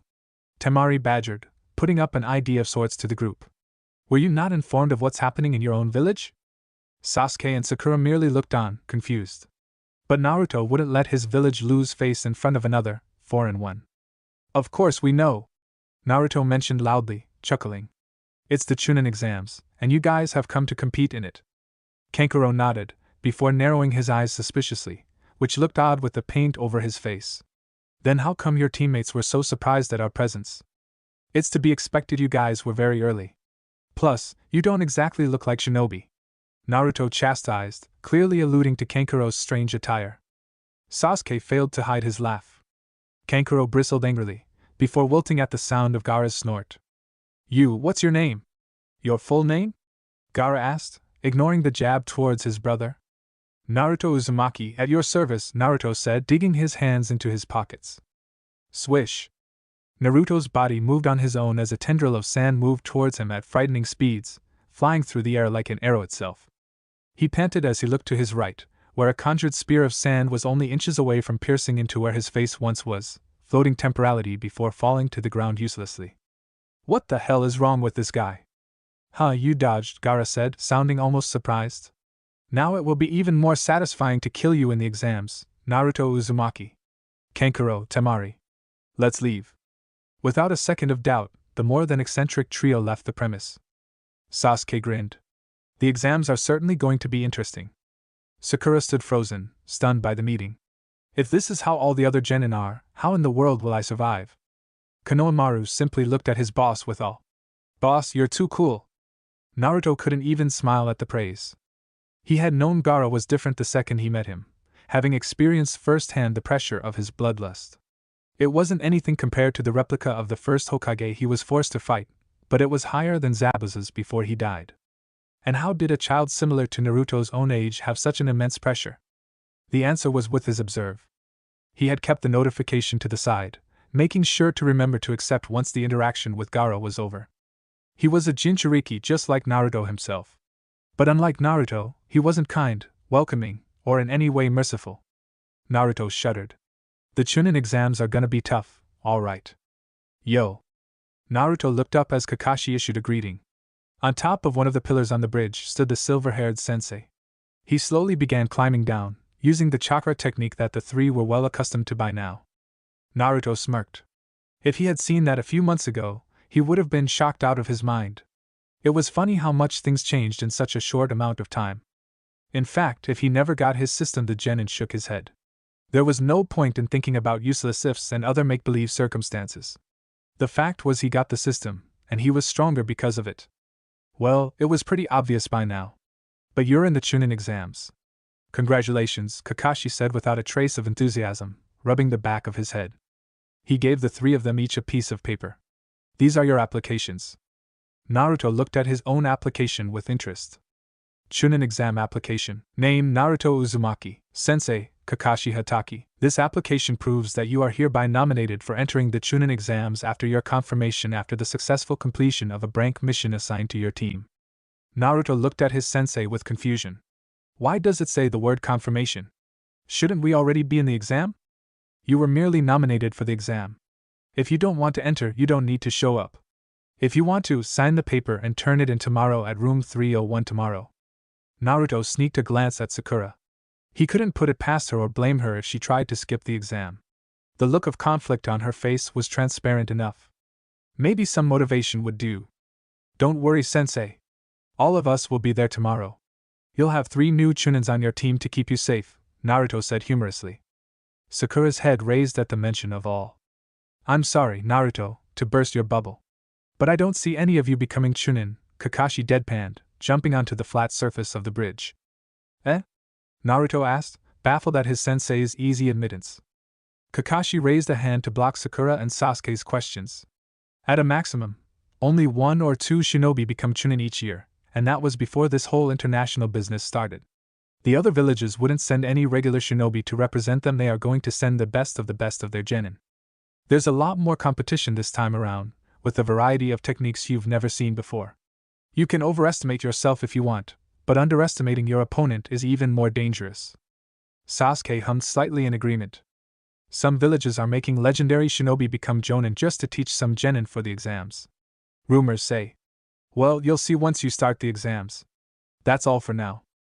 Naruto yelled before the jonin could leave. Wait, Sensei. What do you need us to do to become Chunin? Naruto asked desperately, eager for any kind of knowledge to increase his chances. Kakashi was right. With the number of genin attempting the exam, there was bound to be more people like Gaara out there. Hell, even Kuratsuchi was a monster. Rookie genin were fighting against people who had a year more of experience. The only thing you need to do is improve tremendously, and I mean at a very fast rate. Ha. Ha ha. Heh. Naruto couldn't stop the chuckle from escaping his mouth. Kakashi and the rest of Team 7 looked at him amusedly. Improve? At a fast rate? If there was one thing Naruto could do quickly, it was improving. Naruto looked at his stats idly as he stood in front of the door of room 301. His increase to level 10 wasn't a huge surprise. Having fought Senki and doing multiple quests on the side, Naruto received a whole lot of experience from those situations alone. And that was without even mentioning the increase in his stats due to the amount of training Kakashi had put him through.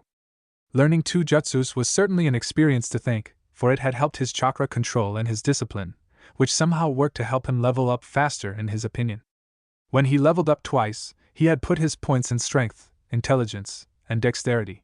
He ignored vitality considering the number of times the number grew due to his personal training, though that number decreased the last few weeks. Intelligence clearly had the biggest effect on Naruto's mindset, which was why he focused on that next. It didn't particularly change his personality per se, and neither did it suddenly give him the vocabulary of a seasoned author.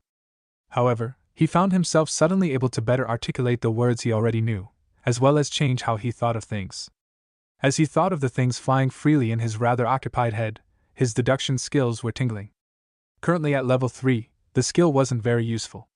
Or rather, it showed how little he actually tried to deduce things. But Naruto trusted his gut feelings. He looked over at Sasuke and Sakura, who seemed to come to the same realization as him.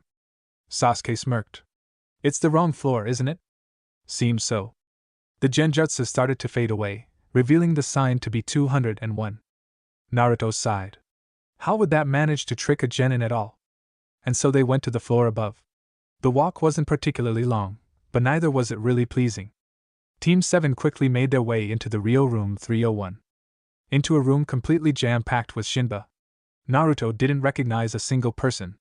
The stares of each of the genin quickly focused on the incoming Team 7, who tried their best not to wilt at all the attention. Sakura failed completely, blushing in nervousness.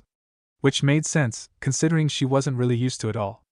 Sasuke, as the only Uchiha left in Konoha, was also used to the attention. Naruto was used to it for darker reasons. As the container of the Kyuubi, he received a lot of looks in his days, which were usually bad rather than good. Wait. Was that? Short, black hair, and regal attitude? Kurtotsuchi was in the exam, along with her teammates, a bookie and some random person he didn't know. But how? They had completed the mission and the IWA team hadn't, meaning the IWA team effectively failed their own task. Thus, they shouldn't be in this room right now. Naruto thought, as he watched the girl talk animatedly with her team. She was a princess, however, it wasn't entirely impossible that her family pulled some ropes to get her into the exams. Or that there was some sort of backup test for teams which happened to fail the qualifying exams. But it didn't matter. The only negative that came out of this was that there was one more tough opponent in the exam. Of course, there was Gaara. Even in the presence of the rather large crowd, he wasn't easily missed either. Partly due to his flaming red hair, which stood out like an apple hanging on a tree. IWA, Suna. Kumo. Kiri. It certainly was an international Chunin exam. It also made absolutely zero sense considering a lot of these villages were currently not allies, and even worse, hated each other to the guts. And even worse, IWA was present inside of Konoha itself. Naruto-san. Naruto tried not to groan as he heard the familiar voice. Rock Lee stood proud as he shouted out to Naruto, letting everyone else in the room hear in the process. I challenge you to a duel. Why did it have to be me? A duel right now? Naruto asked incredulously, eyeing everyone staring at him. Of course, Lee stated. I've fought Sasuke-san already, and that day I did not really want to fight you as well since he needed some medical attention. Naruto tried to think through the situation clearly. He could rightfully just reject Lee's offer and prevent a plenitude of problems from arising. However, he did also want to see how much he had improved since Wave as well. His fight with Zenki was not a standard battle for sure, and his use of Shadow Zabuza was concerning as well. He needed to see how much he could do without his special abilities, which he couldn't use publicly in the Chunin exams for sure. An ability that could quite literally raise the dead, and be used to his will certainly would not go well with the rest of the world. If people killed and stole children for a Byakugan, what would they do for his ability, which they would assume was a special Kekai Jankai? But something else made him want to take the challenge even more. Ding! New quest, rock, paper, Lee created. Quest details. Accept Lee's challenge and spar. Quest rewards, EXP 1000, increase taijutsu level by 2, Lee's respect. Failure, lose all hopes of becoming a taijutsu master. Does player accept the quest? Yes/no. And so, Naruto accepted. Sakura rolled her eyes. That's the old Naruto I know. Well, we can't fight here, can we? Let's go to one of the open corridors. There's a lot of space available, Naruto said, gesturing for them to move. Lee waved to his teammates, Niji and Tenten. The former simply scoffed, while the latter waved back. Well, he hasn't changed a bit. Naruto thought amusedly. Sasuke, Sakura. I'll be back in a few minutes, Naruto told his teammates. Soon enough, they were in the open with no spectators. You can use any jutsu of your wish, Naruto-san. Whoever is knocked unconscious or admits defeat is the loser. Are you ready? Lee asked, already in his iconic pose. Any jutsu? I really don't want to make this place a mess. Let's see. Lee is a taijutsu expert, meaning I have to beat him with other methods. Using Sasuke's taijutsu would be practically wishing for death, seeing how Sasuke fared last time with his fight against Lee. I need to outsmart him somehow. Naruto jumped a few steps backward. With a nod, he beckoned for the fight to start. Lee was fast. Seeing it with his eyes and actually experiencing it were two different things. Naruto ducked as a flying kick went to his head, before blocking a straight punch to the chest with his arms crossed together. The impact forced the blonde backward, who grunted slightly at the force. Naruto launched forwards, looking to start an offense of his own. But it was certainly hard, considering just how agile his opponent was. The Jinchuriki tried to land a blow to Lee's gut, who merely sidestepped with his hands behind his back and then attempted a wild uppercut to the jaw. Lee lunged forward, weaving past the uppercut and landing a sound haymaker on Naruto's stomach. Ugh! Naruto recoiled in pain but didn't let himself lose focus. A few seconds later, he was kicked back several meters, coughing slightly as he felt a bruise forming near his chest. That's gonna heal, I shouldn't worry about it. He didn't really like that the Kyuubi was inside of him, but if it came with such advantages as regeneration, it didn't really matter in the end. Naruto could not count on one hand how many times he had won a fight, or even survived because of the Ninetales' healing capabilities. Right now, he had no way of beating Lee if he continued how he was. The boy was too fast and too strong to be caught by a genin with a year less of experience. But Naruto had to try. His pride demanded such. He closed his eyes and began to truly concentrate. Lee trudged forward, uncaring of what Naruto did. Bright blue eyes snapped open. Shadow Clone Jutsu, Naruto called out, his voice echoing slightly in the corridor. Lee had the decency to look surprised as copies of Naruto appeared throughout the area before his expression hardened once again. Simple clones will not work to help you, Naruto-san. It wasn't very surprising that Lee did not know what shadow clones were, seeing how it was forbidden jutsu in Konoha. Other than Kakashi, Naruto didn't know who else could create shadow clones. And that improved their effectiveness even more. The element of surprise was a technique that Kakashi had drilled into the team, stating that even the weakest of ninjas could defeat a jonin if the situation was in their favor. Activate Uchiha Taijutsu. Activating. Skill, Uchiha Clan Taijutsu LVL3 activated. Usage drains 15 MP points each minute. User can use this skill for 1 minute without draining MP. The clones engaged their enemy. Naruto could feel Lee's surprise as they began to physically attack him. He probably expected the clones to disappear after the lightest of touches, but was confused after he found that it was not the case. But that did not really matter. Even though they could do real damage, they were not as durable as the real Naruto. The difference was evident to the seasoned genin. The clones disappeared one by one, but at that point, Naruto was finished with his next set of seals. Substitution. He swapped with one of his clones. Naruto completely tanked the sweat to his right shoulder as Lee's eyes widened in surprise. With a loud roar, he rushed at Lee with murderous intent. A satisfying smack was heard as Naruto managed to finally hit a solid, clean strike on the green-clad boy. Naruto huffed smugly. Yes. But the fight was not over. And according to Lee, it hadn't even begun. Lee charged once again, but this time, he was even faster. Naruto gasped as he felt a river of pain flood him. Lee had kicked him right on the chin, sending him high into the air. How is that even possible? Front Lotus. Naruto attempted to land accordingly back down but found that he couldn't even move while airborne due to Lee clamping down on his arms and legs. When had he come behind him? Bandages started to creep around his body, trapping his body entirely while in the air. Summon Shadow Zabu. Naruto stopped his summoning prematurely. He couldn't just reveal an ability right now, just before the Chunin exams. He looked at his upcoming demise and winced. This was going to hurt. That's enough, Lee. Bandages loosened immediately, freeing Naruto's legs to move. With his frantically moving legs, he managed to quickly gain his position in the air and land on both his legs. He had thankfully avoided a massive injury. What was Lee thinking? Of course, Naruto would probably heal back, but Lee didn't really know that, did he? That voice was awfully similar, though. Naruto moved his gaze until he found the source of the voice that had inadvertently saved him. And they found a giant turtle? Or was it a tortoise? He had never been able to tell the difference. Lee kneeled in front of the turtle as if it was some kind of deity, his face apologetic and full of worry. I'm sorry. Please, I only wanted to test my capabilities. The turtle scowled, the expression looking comical on the reptile's face. That move is forbidden for a reason, Lee. I am gravely disappointed by your lack of thinking ahead. A fight isn't just about bronze, unfortunately, or your sensei would have been the strongest in our village long ago. For your lack of obedience, a fit punishment will be assigned. Naruto just looked at the conversation blankly. This had to be a joke. I promise, I'll face the consequences without hesitation, Lee swore solemnly, putting a fist to his heart. The turtle nodded. All right then. I believe your sensei wants to talk with you. Smoke spun on the turtle's large shell, as a large man appeared on top. With his distinctly green suit, bushy eyebrows, and exuberant pose, it was obvious who it was. Lee's sensei Guy. Guy sensei! Lee shouted. Lee rushed to his mentor, who stood still and waited. Blood splattered from the boy's mouth as Guy punched him straight in the face, knocking him back for all it was worth. Naruto stood, shocked at the sudden turn of events. Lee, I'm very disappointed in you. If I didn't come any sooner. Guy shook his head.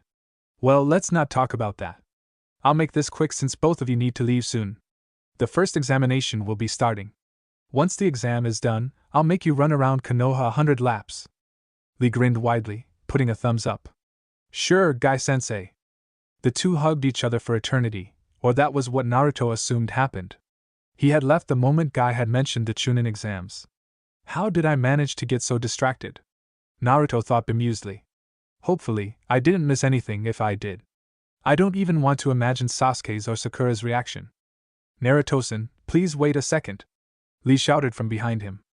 Naruto waited for the boy to catch up. What is it? The exam is going to start soon. Don't worry, Guy-sensei told me there is still some time left. We have 6 to 10 minutes before it starts, actually. I wanted to speak to you about something. Naruto was confused. What's there to speak about? He nodded for Lee to continue. During the fight, as I used the front lotus, I noticed something strange. I'm sure it was the case, however, as I'm pretty good at inferring things. You seem to be holding something back for whatever reason, Naruto-san, Lee said quietly, walking beside the blonde.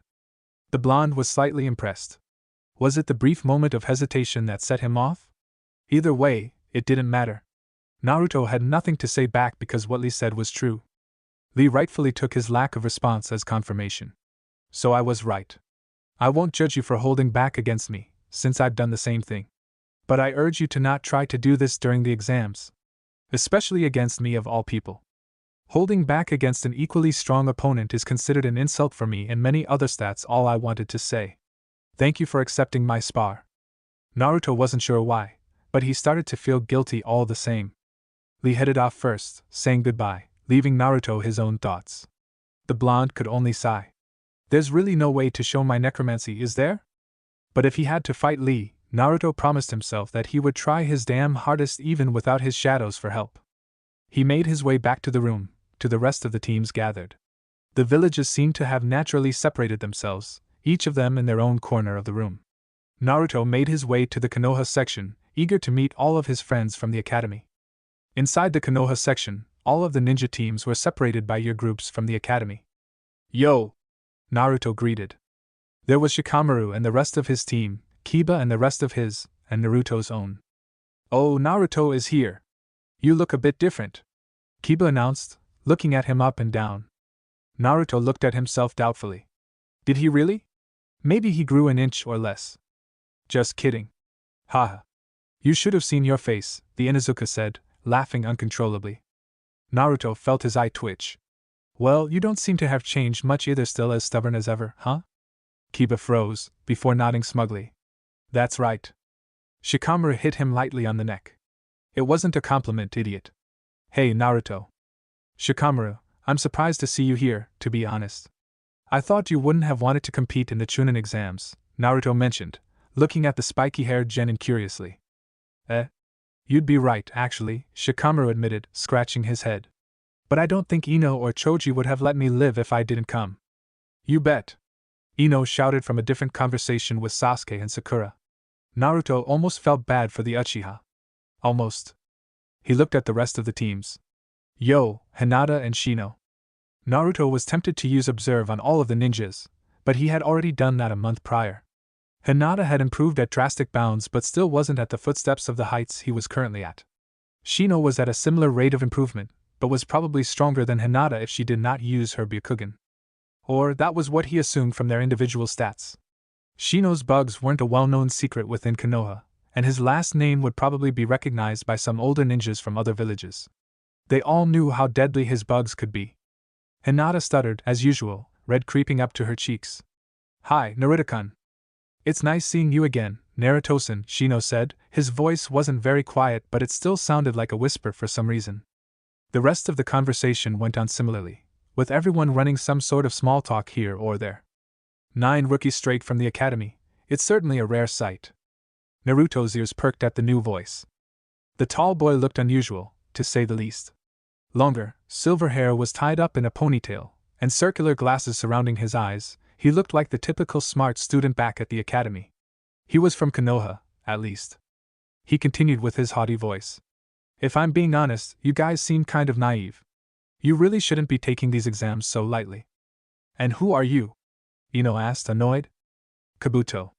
Trust me on this one, don't underestimate everyone around you. It's my 7th time taking the exam, and I still haven't become a Chunin. Here, take a look at these ninja info cards. Naruto eyed the pieces of paper Kabuto brought out of his pocket. They were bright orange and had some kind of kanji inscribed onto them. These cards hold a plenitude of information about a whole lot of things. The number of participants, strengths, and weaknesses of some of the contestants, and other stuff. Naruto just eyed the person in front of him warily. To have so much information. He wasn't just a regular shinobi, was he? Being a 7-timer for the Chunin exams didn't seem to deter his other talents. But it appeared to be incredibly useful, and he wasn't going to waste the opportunity to gauge his opponent's abilities. The main goal for all of this was to become a Chunin at the end of the exams, after all. The spectacled genin was practically begging for them to ask him about someone or something. Maybe to build some trust? Naruto stopped himself. He had begun being too paranoid these days. Naruto stepped forward. Can you tell me about Gaara? He's a genin from Suna. Kabuto smirked before shuffling through his cards wildly. He finally plucked one out, before he began to read out the details one by one. Gaara, huh? Well, he's quite the capable one, isn't he? 8 cranked missions, and 1 branked mission even before the entrance one. Not bad for a genin. There's not much information on his strengths, unfortunately. As for his feats, he has returned from all of his missions without a single scratch. Naruto listened intently. He had learned nothing from that, other than the fact the boy was even more of a monster than he expected him to be. He tuned the others out as Sasuke began asking about Lee. The Chunin exams were going to be even tougher than he thought they would. If they were any more monsters like Lee and Gaara, this would not end up well in the slightest. And that was without counting Neji. Shut your worthless mouths up, all of you. Naruto flinched a bit at the loud noise and explosion of smoke. The smoke settled out, revealing an entire gang of shinobi for everyone to see. The name is Marino Ibiki, the examiner for the initial test. Marino Ibiki was a tall man, who expressed an aura of confidence and intimidation. His face was scarred gruesomely, and the dark trench coat that he wore didn't do much to change his impression. Everyone please submit your applications and sit down at the seat number mentioned.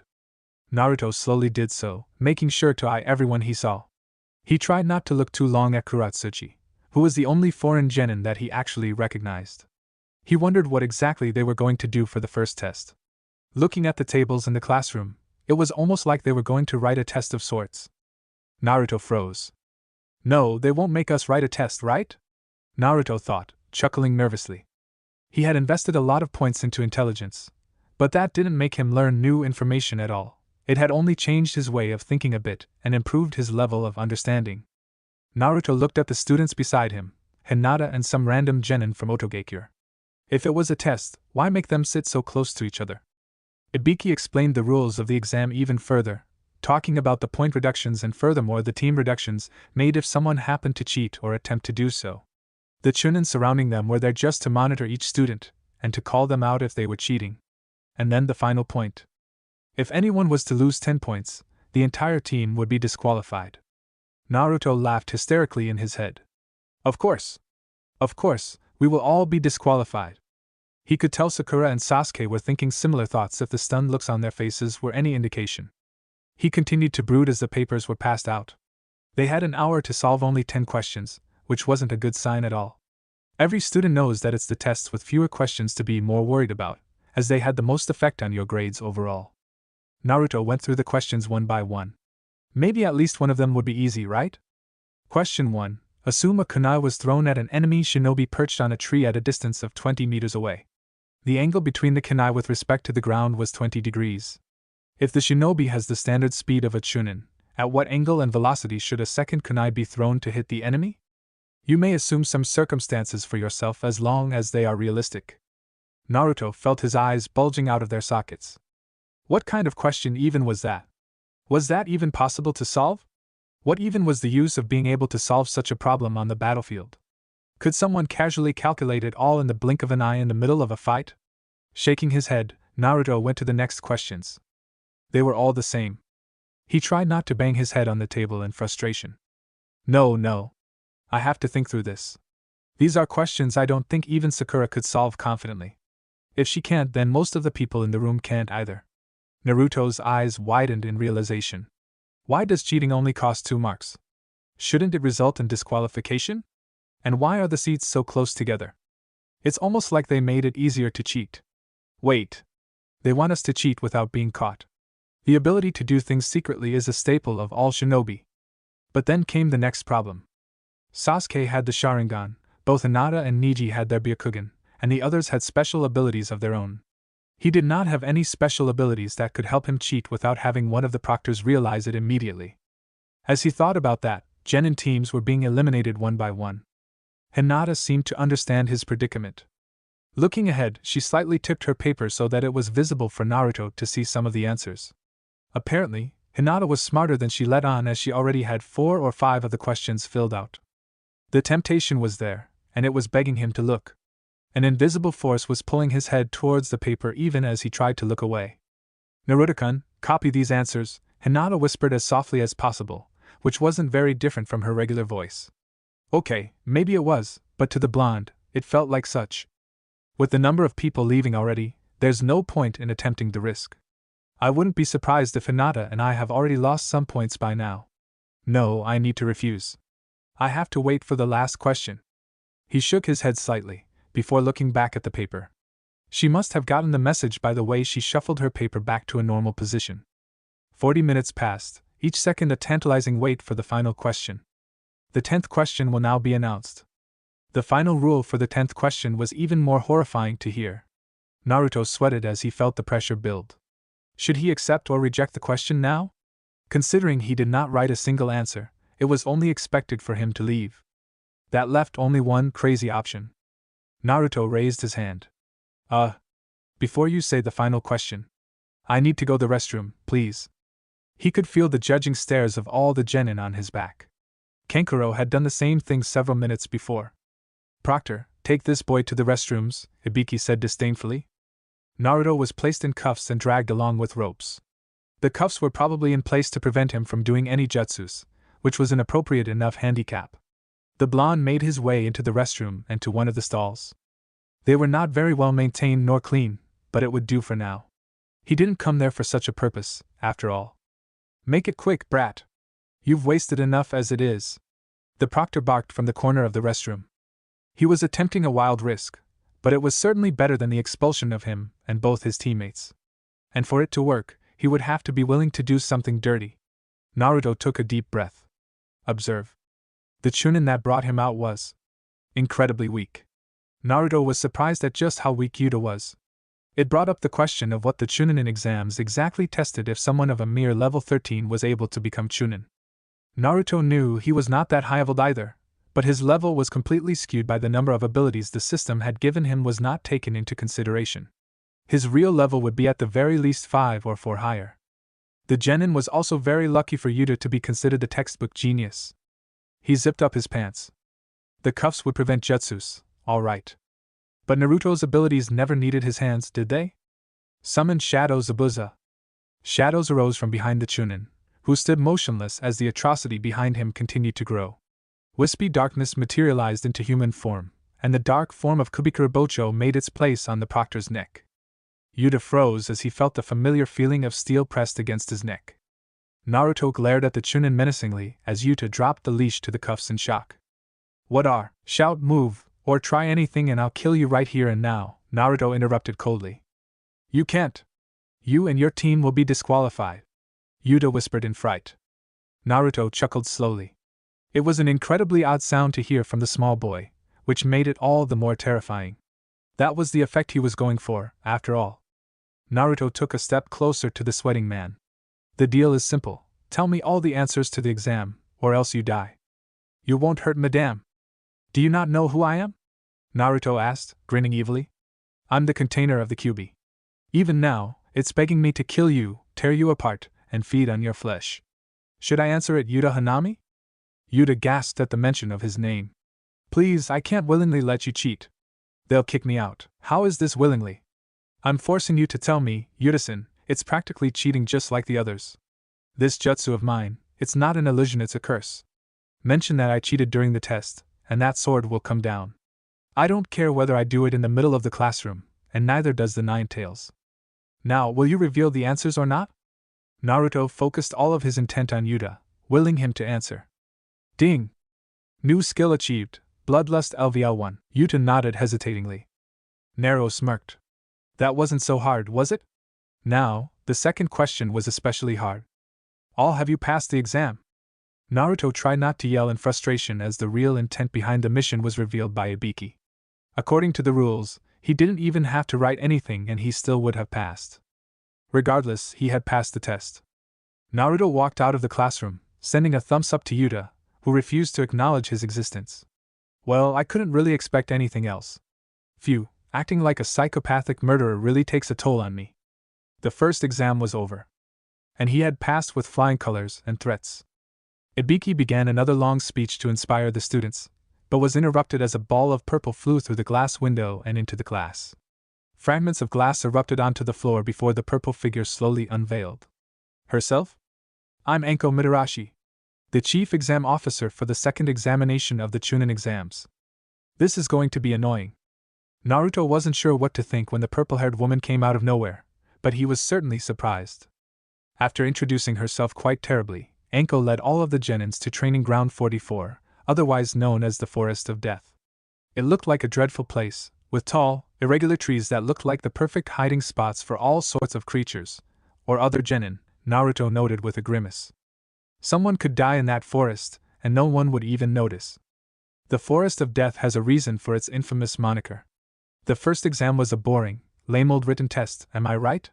Don't worry, there's gonna be a lot more action this time around, Anko said excitedly. Naruto was definitely more worried now. His thoughts wavered to Gaara, who he definitely couldn't fight evenly with his current abilities. A psychopathic Jinchuriki wreaking havoc in a place like the Forest of Death, where he was practically allowed to kill other genin, was surely not going to end well. Either way, Naruto would try his best to avoid conflict with the Jinchuriki for as long as possible, until he got much stronger. Then came the real decision to make. Choose between the two skills shown, Enhanced Eyesight LVL1, Iron Skin LVL1. Naruto had been waiting for something like this to pop up ever since he found out the system gave him separate advantages other than manually increasing his stats. Enhanced Eyesight? Iron Skin? I mean, I can guess what they mean from the names themselves. Enhanced Eyesight probably referred to a better range of eyesight, which seemed useful in a sense. Iron Skin most likely made him much more durable for a brief amount of time. Both of them clearly used his MP, considering they weren't really anything related to chakra if he was getting the skill immediately. Looking at his options, Naruto was definitely leaning towards Iron Skin, considering his own fighting style was mostly fist-to-fist based. Even in terms of the team he was in, enhanced eyesight had no use when his own teammate had a Sharingan of all things. Even though that was true, Naruto definitely needed more information before he could viably choose an option. Enhanced eyesight LVL1 info. While skill is activated, the user has a greater understanding of the environment. The range of the user's eyesight is drastically improved as well as the overall perception of moving targets. Okay, so based on what Sasuke has told me about the Sharingan, it's practically a much weaker version of his Kekai Genkai. Naruto thought to himself, weighing the words that were shown on the screen. Iron Skin LVL1 info. While skill is activated, the user's skin attains attributes of iron, making it much more durable and resistant to all sorts of attacks. Naruto was practically salivating at the idea of having both these abilities at once, and quickly closed his mouth as he saw other genin looking at him weirdly. While having both was a nice thing to think about, the system had only given him one option. And looking at his options, Naruto had a clear answer. Choose Iron Skin. Ding! New skill achieved, Iron Skin LVL1. Usage takes 10 MP and lasts for 1 minute before a skill cooldown of 10 minutes applies. Iron Skin was the skill that seemed to match his current abilities and skill set the most. Having something like Iron Skill would be incredibly useful while fighting people like Zenki, who is durable without the use of any skills. He glanced around himself.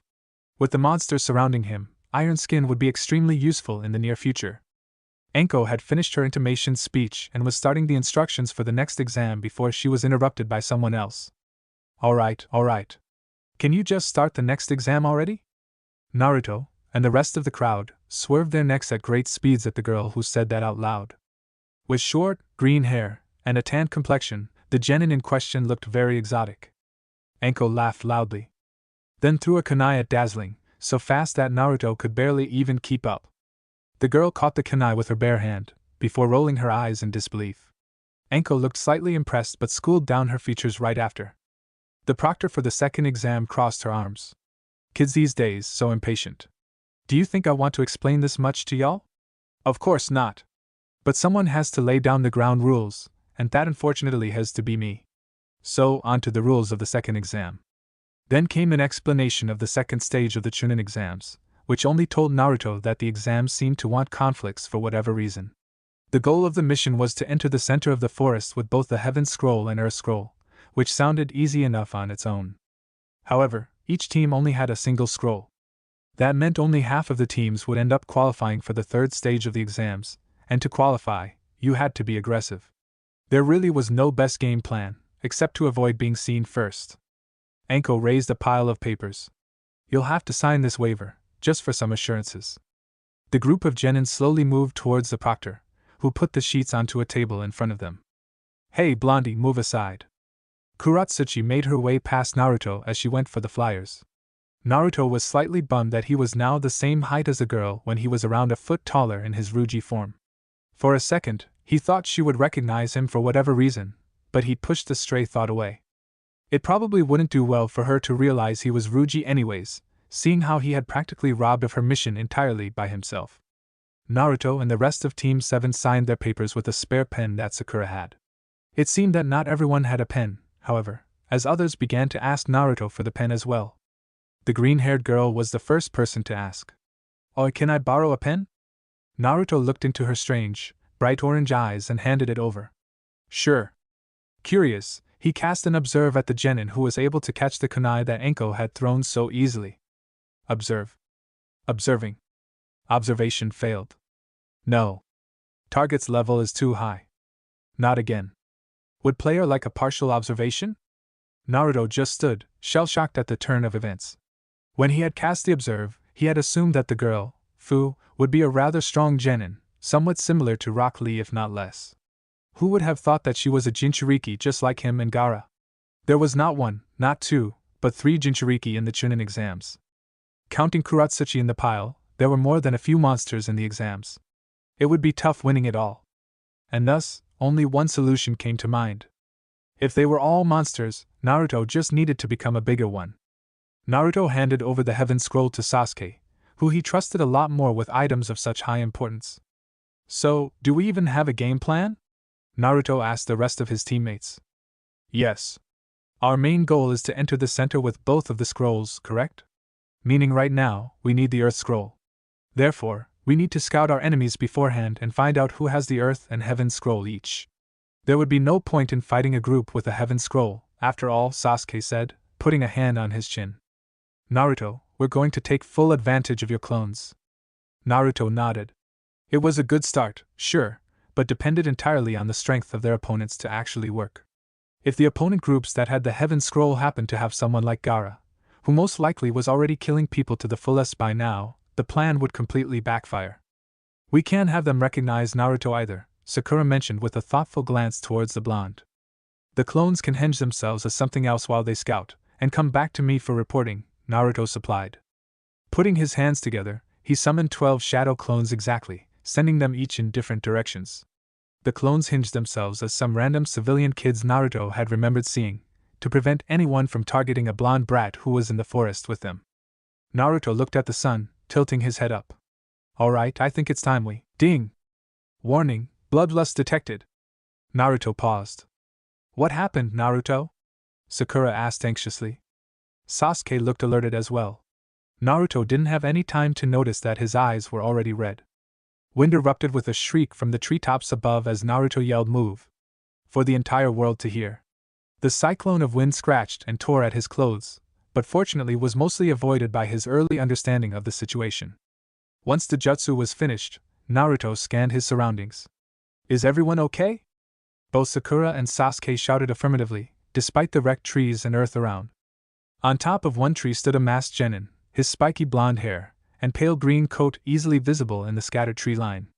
Based on his overall appearance, and of course, the headband he wore, it was clear the guy was from Amigakure. He then went into a steady crouch, aiming his stance straight towards an unsuspecting Sakura. Sakura, move! Naruto ushered immediately, running towards his pink-haired teammate. I didn't think we would get attacked so quickly. Naruto thought incredulously. I need to end this off quickly. Sasuke seemed to be thinking the same thing, for he attempted to butt in as well. Sakura quickly sidestepped the attempt on her life, her reflexes much faster from the hell of training she was put through by Kakashi. I might not be as strong as Naruto or Sasuke right now, but I can hold my own as well. Naruto dashed towards their enemy with great speed. He deflected the shuriken thrown at him with his kunai, before lunging for the attack. In a taijutsu battle, there were many who could beat Naruto. But there were also many who couldn't.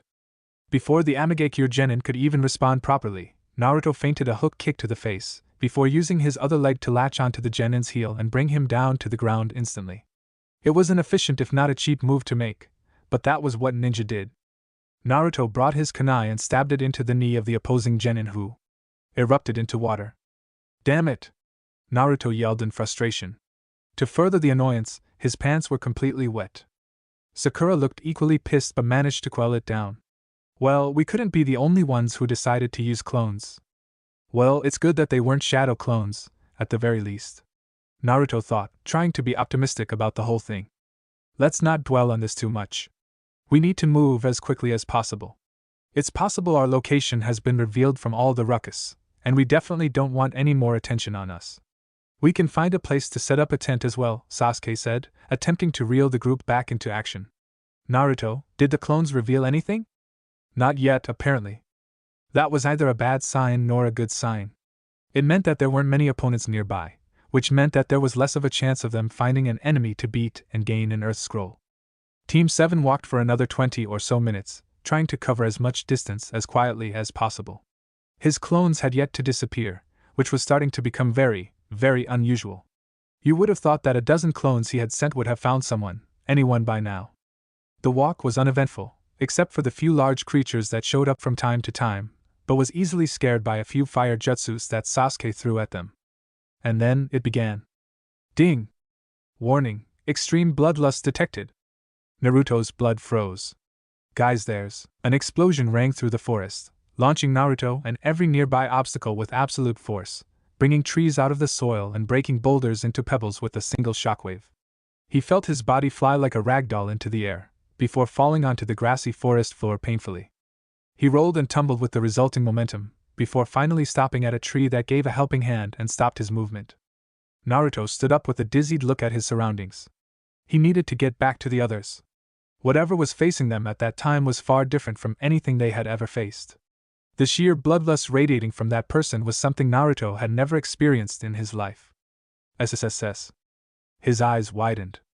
In front of him was a huge snake the width of a train, but not as long. Its green, scaly skin and reptilian eyes were a terrifying sight to behold. Naruto gulped as he faced the reptile.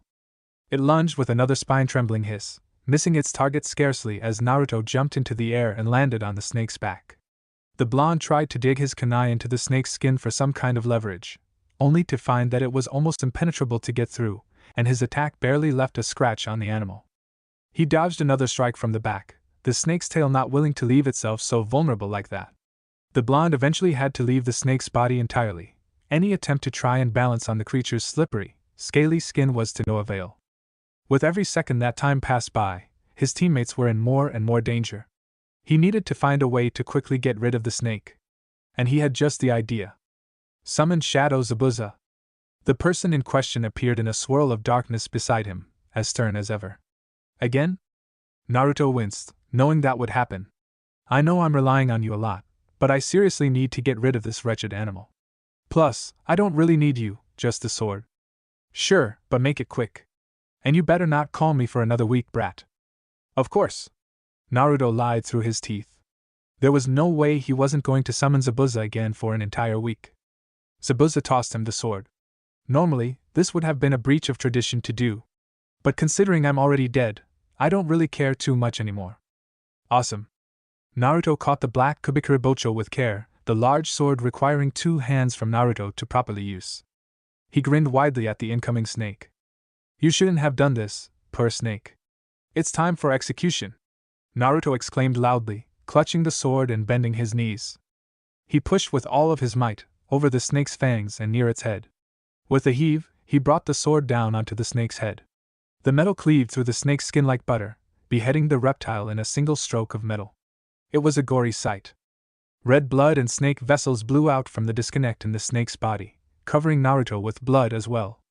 The genin brushed the blood away from his face with his hand, planting it into his hair. Listen, Naruto. Naruto immediately snapped to attention.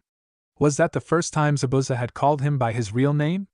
He normally just used brat or kid, which always managed to irk him for whatever reason. Zabuza looked very serious. The snake summon is a technique not known by many. To the rest of the world, only 2 people currently know it. But I believe, only one of those 2 would use it to kill genin. And if what I'm thinking is true, you and your teammates are in a whole heap of trouble. Who is it? Orochimaru of the Sannin. Sasuke grunted and panted in pain as he felt the blood from his thigh run down his leg. He had planted the kunai without a second thought, and was facing the consequences now. Fire style, art of the phoenix flower. The raven-haired boy yelled as he went through the hand signs at a record pace. Multiple balls of fire launched themselves at the pale snakeman, who twisted and turned through the jutsu, not allowing a single hair to be burnt by the bright orange fire. This guy. He's not like anything that I've ever met. It's obvious that I'm being toyed with. But why? What does he have to gain from keeping me alive? Sasuke thought with a frown. The fear and adrenaline in his body were the only things keeping him going at that point in time. Everything else was secondary. He was going to survive this, by any means necessary. He looked at Sakura beside him, who was clearly shivering in fright. Her eyes were devoid of all emotions. Except dread. I could use some help from Naruto right now. Sasuke launched backwards, throwing his ninja wire with abandon towards the man, who didn't even flinch at the attack. The wire surrounded the enemy, catching onto his body. Sasuke caught the end of the wire with his mouth and immediately held up a hand sign, making the thin, chakra-conductive wire erupt into a line of flames. Sakura's eyes widened with hope as the damage seemed to have been dealt. And it all did absolutely nothing. The man was back in full form, standing still on the branch, smirking evilly. What's someone like you doing in the Chunin exams? You're definitely not a genin, Sasuke murmured, trying to stall as much time as possible. The answer that the man gave him made Sasuke wish he hadn't asked the question in the first place. You, Sasuke-kun. I've come for you. Now, how about you reveal the ability you've been hiding? It would be a shame to let you die so easily, the man said sadistically, his voice low and condescending. Sasuke felt rage flow through his blood. But he couldn't do anything. The man in front of him was superior in every way possible, from catching Sasuke in that genjutsu from earlier with a mere glance, and being seeming indestructible from the way he tanked his jutsus. He closed his eyes. And the next time they opened, they were scarlet red with 2 tomos swirling around the pupil. The pale man chuckled. Wonderful! The real show can finally start. I have to try and surprise him with my offense. Trying to be defensive the entire time will only get me killed. I need to depend on my chances to get an open hit on this man. Sasuke sent a pulse of chakra to feet and bolted down the large branches of the tree he was on, finding that the snakeman was still. That would be his mistake. The Uchiha met him with a hook, which was blocked causally with a fist, before he went over the man with a jump, pulling his hand out of his grip. Now on the backside of his enemy, he attempted a sweep kick, which was gracefully leapt over. Sasuke backstepped to dodge a jab at his throat, before reaching into his pockets. He grabbed over a dozen shuriken and threw them at once at the opponent. At the same time, he put one of his hands into a seal, charging each of the projectiles with pure lightning. The man looked slightly startled, before he leaned back at an unnatural angle for any normal human, shinobi or not. Sasuke smirked. Naruto wasn't the only one who learned new jutsu during his training with Kakashi. Learning he was compatible with lightning was a surprise, but a welcome one, and something he was going to take great advantage of. He pulled on the strings connecting each of the shuriken, bringing them back for a second chance at redemption. The man disappeared in a puff of smoke. Sasuke heard a round of applause from behind him. The ominous voice was recognizable. Good try, Sasuke-kun. I'm truly impressed by your versatility. It's a beauty to the eyes. But I'm afraid that this charade is over. Sasuke felt his vision darken as he felt a jab to his neck from behind. Itachi. Orochimaru smiled widely as he eyed the unconscious body of the Uchiha in front of him. Useful indeed, his body will be. All he had to do was administer the mark, and everything will be set to stone. The beloved Sharingan would finally be his. But who was this girl that stood in front of him, trembling with a kunai in her hand? Who cared? Orochimaru swatted aside the kunai before slapping the girl into the overgrowth at the foot of the trees. His plans weren't affected whether she was alive or dead, after all. She was a mere nuisance, someone that didn't need to be dealt with, and someone he would rather not kill just for the sake of time. An ant in a room filled with giants. But Sasuke, on the other hand. Orochimaru chuckled. His plans were going so tremendously well. Hey, snake freak. Another nuisance. Orochimaru didn't give him a glance, instead, he summoned one of his snakes and directed it towards the boy. Surely, that would be enough for the kill. I said, hey? You're really starting to piss me off, Orochimaru. The legendary Sannin finally glanced at the boy. Torn orange clothes, and yellow hair covered with blonde. Not a trendy look. But most surprisingly was the large, pure black sword that he carried over his back. Orochimaru grinned. Time for a slaying. Thank you for watching this video, I hope you enjoyed it. If you want to see the next part, don't forget to turn on notifications by hitting that bell icon. Please like, subscribe, and comment below to let me know your thoughts. Check out my other videos for more content you might enjoy. Until next time, take care.